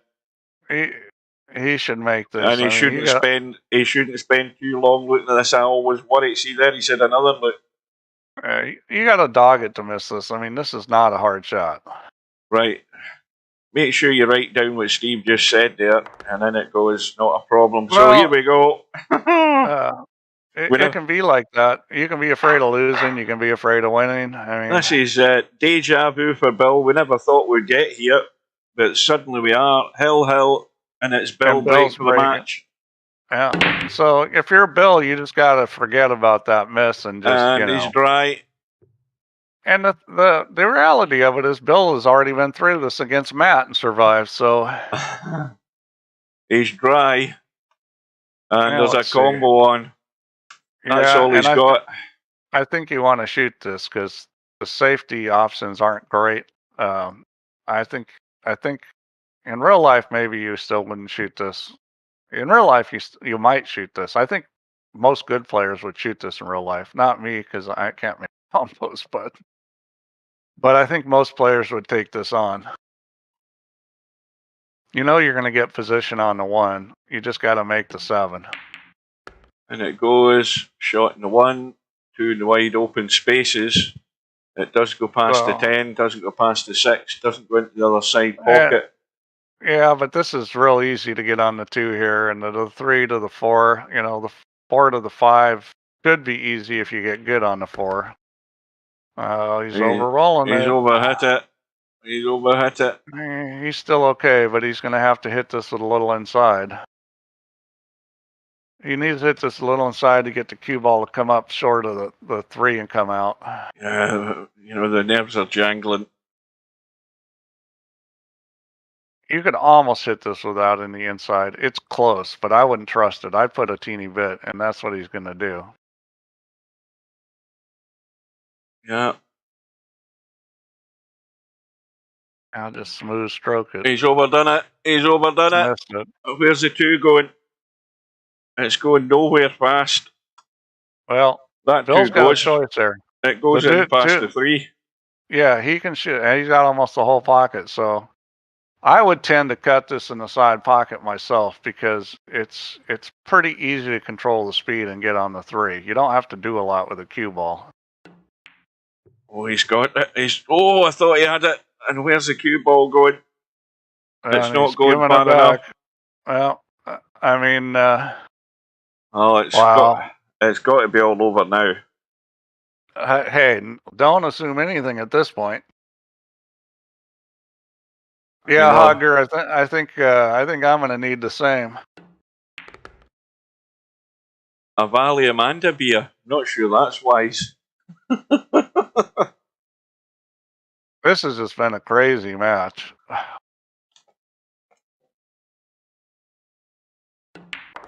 Now, when I said earlier on, I think it was Paul that disagreed with me. I said, this is the main event of the evening. And Paul said, I thought the league was the main event. I said, no, that was only ever promoted as the warm-up to this evening's event. Well, I think we can agree that this has certainly ended up in the main event. Yeah, he didn't want to be straight here, but he can shoot the 6-up table. Yeah, if anybody ever wondered why 10 ball is better than 9 ball, I think after watching this tournament, you're going to understand, because you're seeing a lot better matches out of 10 ball. And this has been one match after another that's been phenomenal.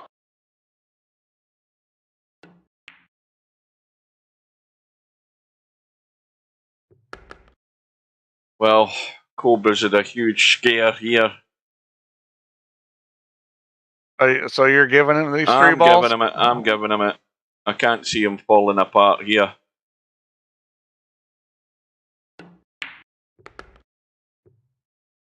No, I mean, anywhere over on the left side of the table. Up far enough. Bill may need a drink after this match. Yeah. And that's it. Well, what a match. Well, Cobra's just did a big wake-up call for his survival in the tournament. Big wake-up call. That'll teach you to start the gin and tonic early, Cobra. There you go. Well done. Cobra held out. And what a battle from Bill. It was exciting, Bill. You know, not quite getting that role when you needed it there, but you certainly made a match of it. So hats off to you for that. Yeah, that was a very exciting match. Way to hang in there, Bill. Where's that jammy get Cobra going to? Right. Yeah, and Cobra says the unlucky part. Unlucky. Oh dear. Right. What I was going to do, we'll have a look at the stats for the match. That might be interesting. And I always struggle with this Mr.Bill carry on. Mr. Dot Bill. Mr. Dot space and Mr. Dot space backspace. Mr. There Dot. you go. Oh no, wait a minute, I've done it again. Mr. You Dot. just had it. It was just there. Jeez. What are you doing? It's right there in front of you. Hang on. Not Mr. Betty, Mr. Bill. Cobra. My nerves are still jangling, Steve. I guess. You can't control that 800 dpi mouse, that's for sure. That's him. Right, let's look at this. Well, look at the break stats. It's actually pretty even. Look at Cobra's 91%. That's a phenomenal break, and Bill, that's really 84. Good. 10 ball stats. Where's semi-pro when he says that the rack's no good? Where's semi-pro? There's somebody that can break in this game. Both those guys were great breakers. Rack's run 1. Bill had 2. Rack's high run 1. And money balls. So, I mean, that was actually pretty impressive as far as the stats go there. Yeah, I mean, it was a very well played match. Very close with the break stats. Average balls made were close. Right, so just 2 other things to do. First thing to do is to look at the bracket, and we will see that Cobra is lying there on his own because he's waiting on, oh dear, his nemesis. He's waiting on Stubb. He's waiting on Stubb. Stubb's nemesis is lying in the one loss side for you, Stubb. So, Stubb and Acero. Well, that puts a lot more pressure on Stubb to win this match. Yeah. So, we've got one pocket slim. Tell a lie, but at the wrong end. We need to go higher up. We've got... there we go. We've got Cobra waiting on the loser of that match we just spoke about. Further down, we've got Hazeric, who is also waiting on the loser of the Vince Says Interchange X match. Yeah, that's tomorrow. And we have, and of course, that's the one that's in the evening. Or actually, that's tonight. Yeah. Yeah. So That's the one. I'm gonna come to that stream, but I might be a little late. That's why I made sure Slim could stream it, because I may not be there right at 8:30. Slim said he's going to be there. Yeah, so I'll join in when I can. Right. So because I want to see that one. the bad news for Larry is Larry's lying in wait for the loser of Albinario Spectre Dawn. So a final update on the schedule. Right, we have the match later tonight for you guys in the States with Vinces and Interchange X. Then we have One Pocket Slim and Semi Pro. That is tomorrow night, tomorrow evening, or tomorrow afternoon, depending where you are. 2 p.m. Eastern, 7 p.m. GMT, 11 a.m. Pacific. We've got Albinario Spectre on. Now, Tuesday evenings the matches to watch, because we've got a double header. Albinario and Spectre Dawn at 8:30 and 3:30 Eastern. And then later on at 11 p.m, which would be 6 p.m. Eastern, we have Stub against Acero. So great matches to look forward to. There's one more thing to do. What's that? Go look at the league standings. I've already looked at them. No. 2, 24. I'm doing it that way because it's easier for me. Yeah. 9-ball league. Right. Well, it's on your profile under your event tab. Yeah, but that's too much work. It's 2 clicks. Well, that's one. See that there? We're just typing and then 1 click. See, roll down a little more. Roll down a little more. Right. Scroll down. Right. So you can see the standings. Yeah, I saw them earlier. Right. So we've played 2-1-2. So it's a big match in league next week because we're playing you guys, right? Mm-hmm. Yeah. I'm not worried. I've got every faith in my team. I don't know what the team's going to be yet, but I'll work something out. You should be semi-pro if you're around. We want to put you in for next week. 68, 58. And those free wins that you got tonight, don't forget that, because I've got a long memory. Don't forget the free wins that you got tonight. And that was the other thing that was missing. It was the results thing, because that's the other thing that's still to get fixed, isn't it? What do you mean? The results work. No. What was the one that was? What was the thing I tried earlier on that wasn't working? It was under matches. The last 7 days matches played. That's the one that's not working. No, it works. Did it? Go click on matches. It's there. Yeah, it works. I fixed it. Right. When did you fix it? Tonight? No, I fixed it at the same time I fixed the other issue. I fixed it at the same time. Right. Anyway. So well done to my team. Good luck to us next week. I will work out the team by Tuesday. I might have to experiment and see how we go, but I first need to send a message to Matt and see what Matt says if he's going to be available next Saturday. Because the team, there could be something different. So again, I don't know whether Bill or Larry will be available next week. They can let us know. Lower pet kiss rating. You really think it's too high? I don't know. I didn't see the matches today. You guys played them. You think pet kiss was too high, Hugh? I don't know what his rating was. No. Yeah. Well, Chimpy beat him 9-7, so that's within 2. Bedhead drilled him, and then Brain Fell Out beat him 9-7. So I mean, he had 2 close matches, but I don't know how he plays because I didn't see it. He's Jover. All right, let's see. What is his rating? Let's see. Pet Kiss. 2166. All right, I will change it. I'm changing it to what he currently is, which is 2136. So he's going down just a teeny bit. See this tab here, Steve. That's a good point, because I was looking down this, looking for. So Jover's been lowered 30 points. I was looking for the previous match. You see, what we don't do is have an archive for all the matches that have been played. This only shows you the matches in the last 7 days. It doesn't show you last week's. You can go to schedules and it shows it. Does it? Go look at the schedule. Because then you press that, don't you? Then you press the results. That's the one. That's the one that isn't working. I knew there was something not working. That's the one I was talking about. That one. In the results tab. See? It works for me. It's working for me. I just did it. It worked for me. And I'm on an internal browser. I'm not sure why it's not working on yours. Right, so I'm doing that again.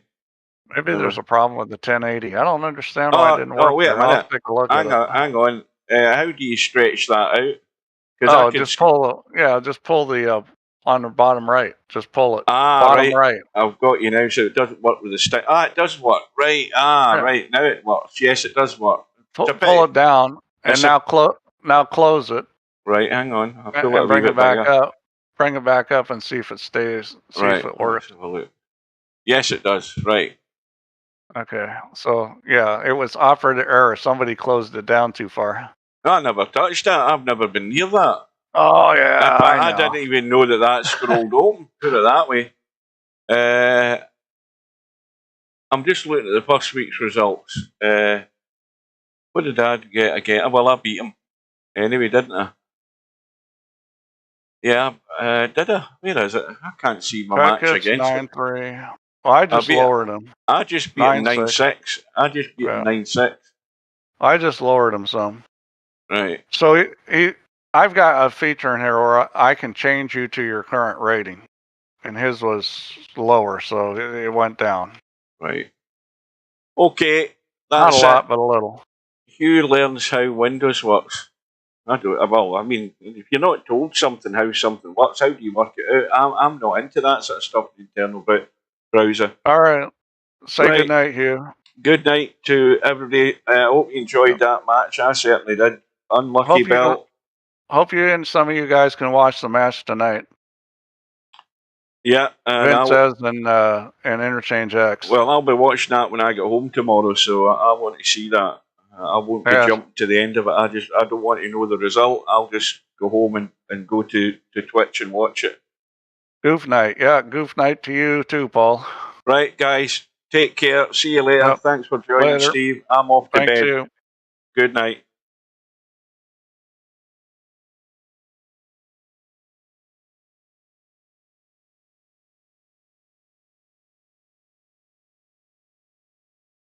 No bar, no pinball machines, no bowling alleys, just pool. Nothing else.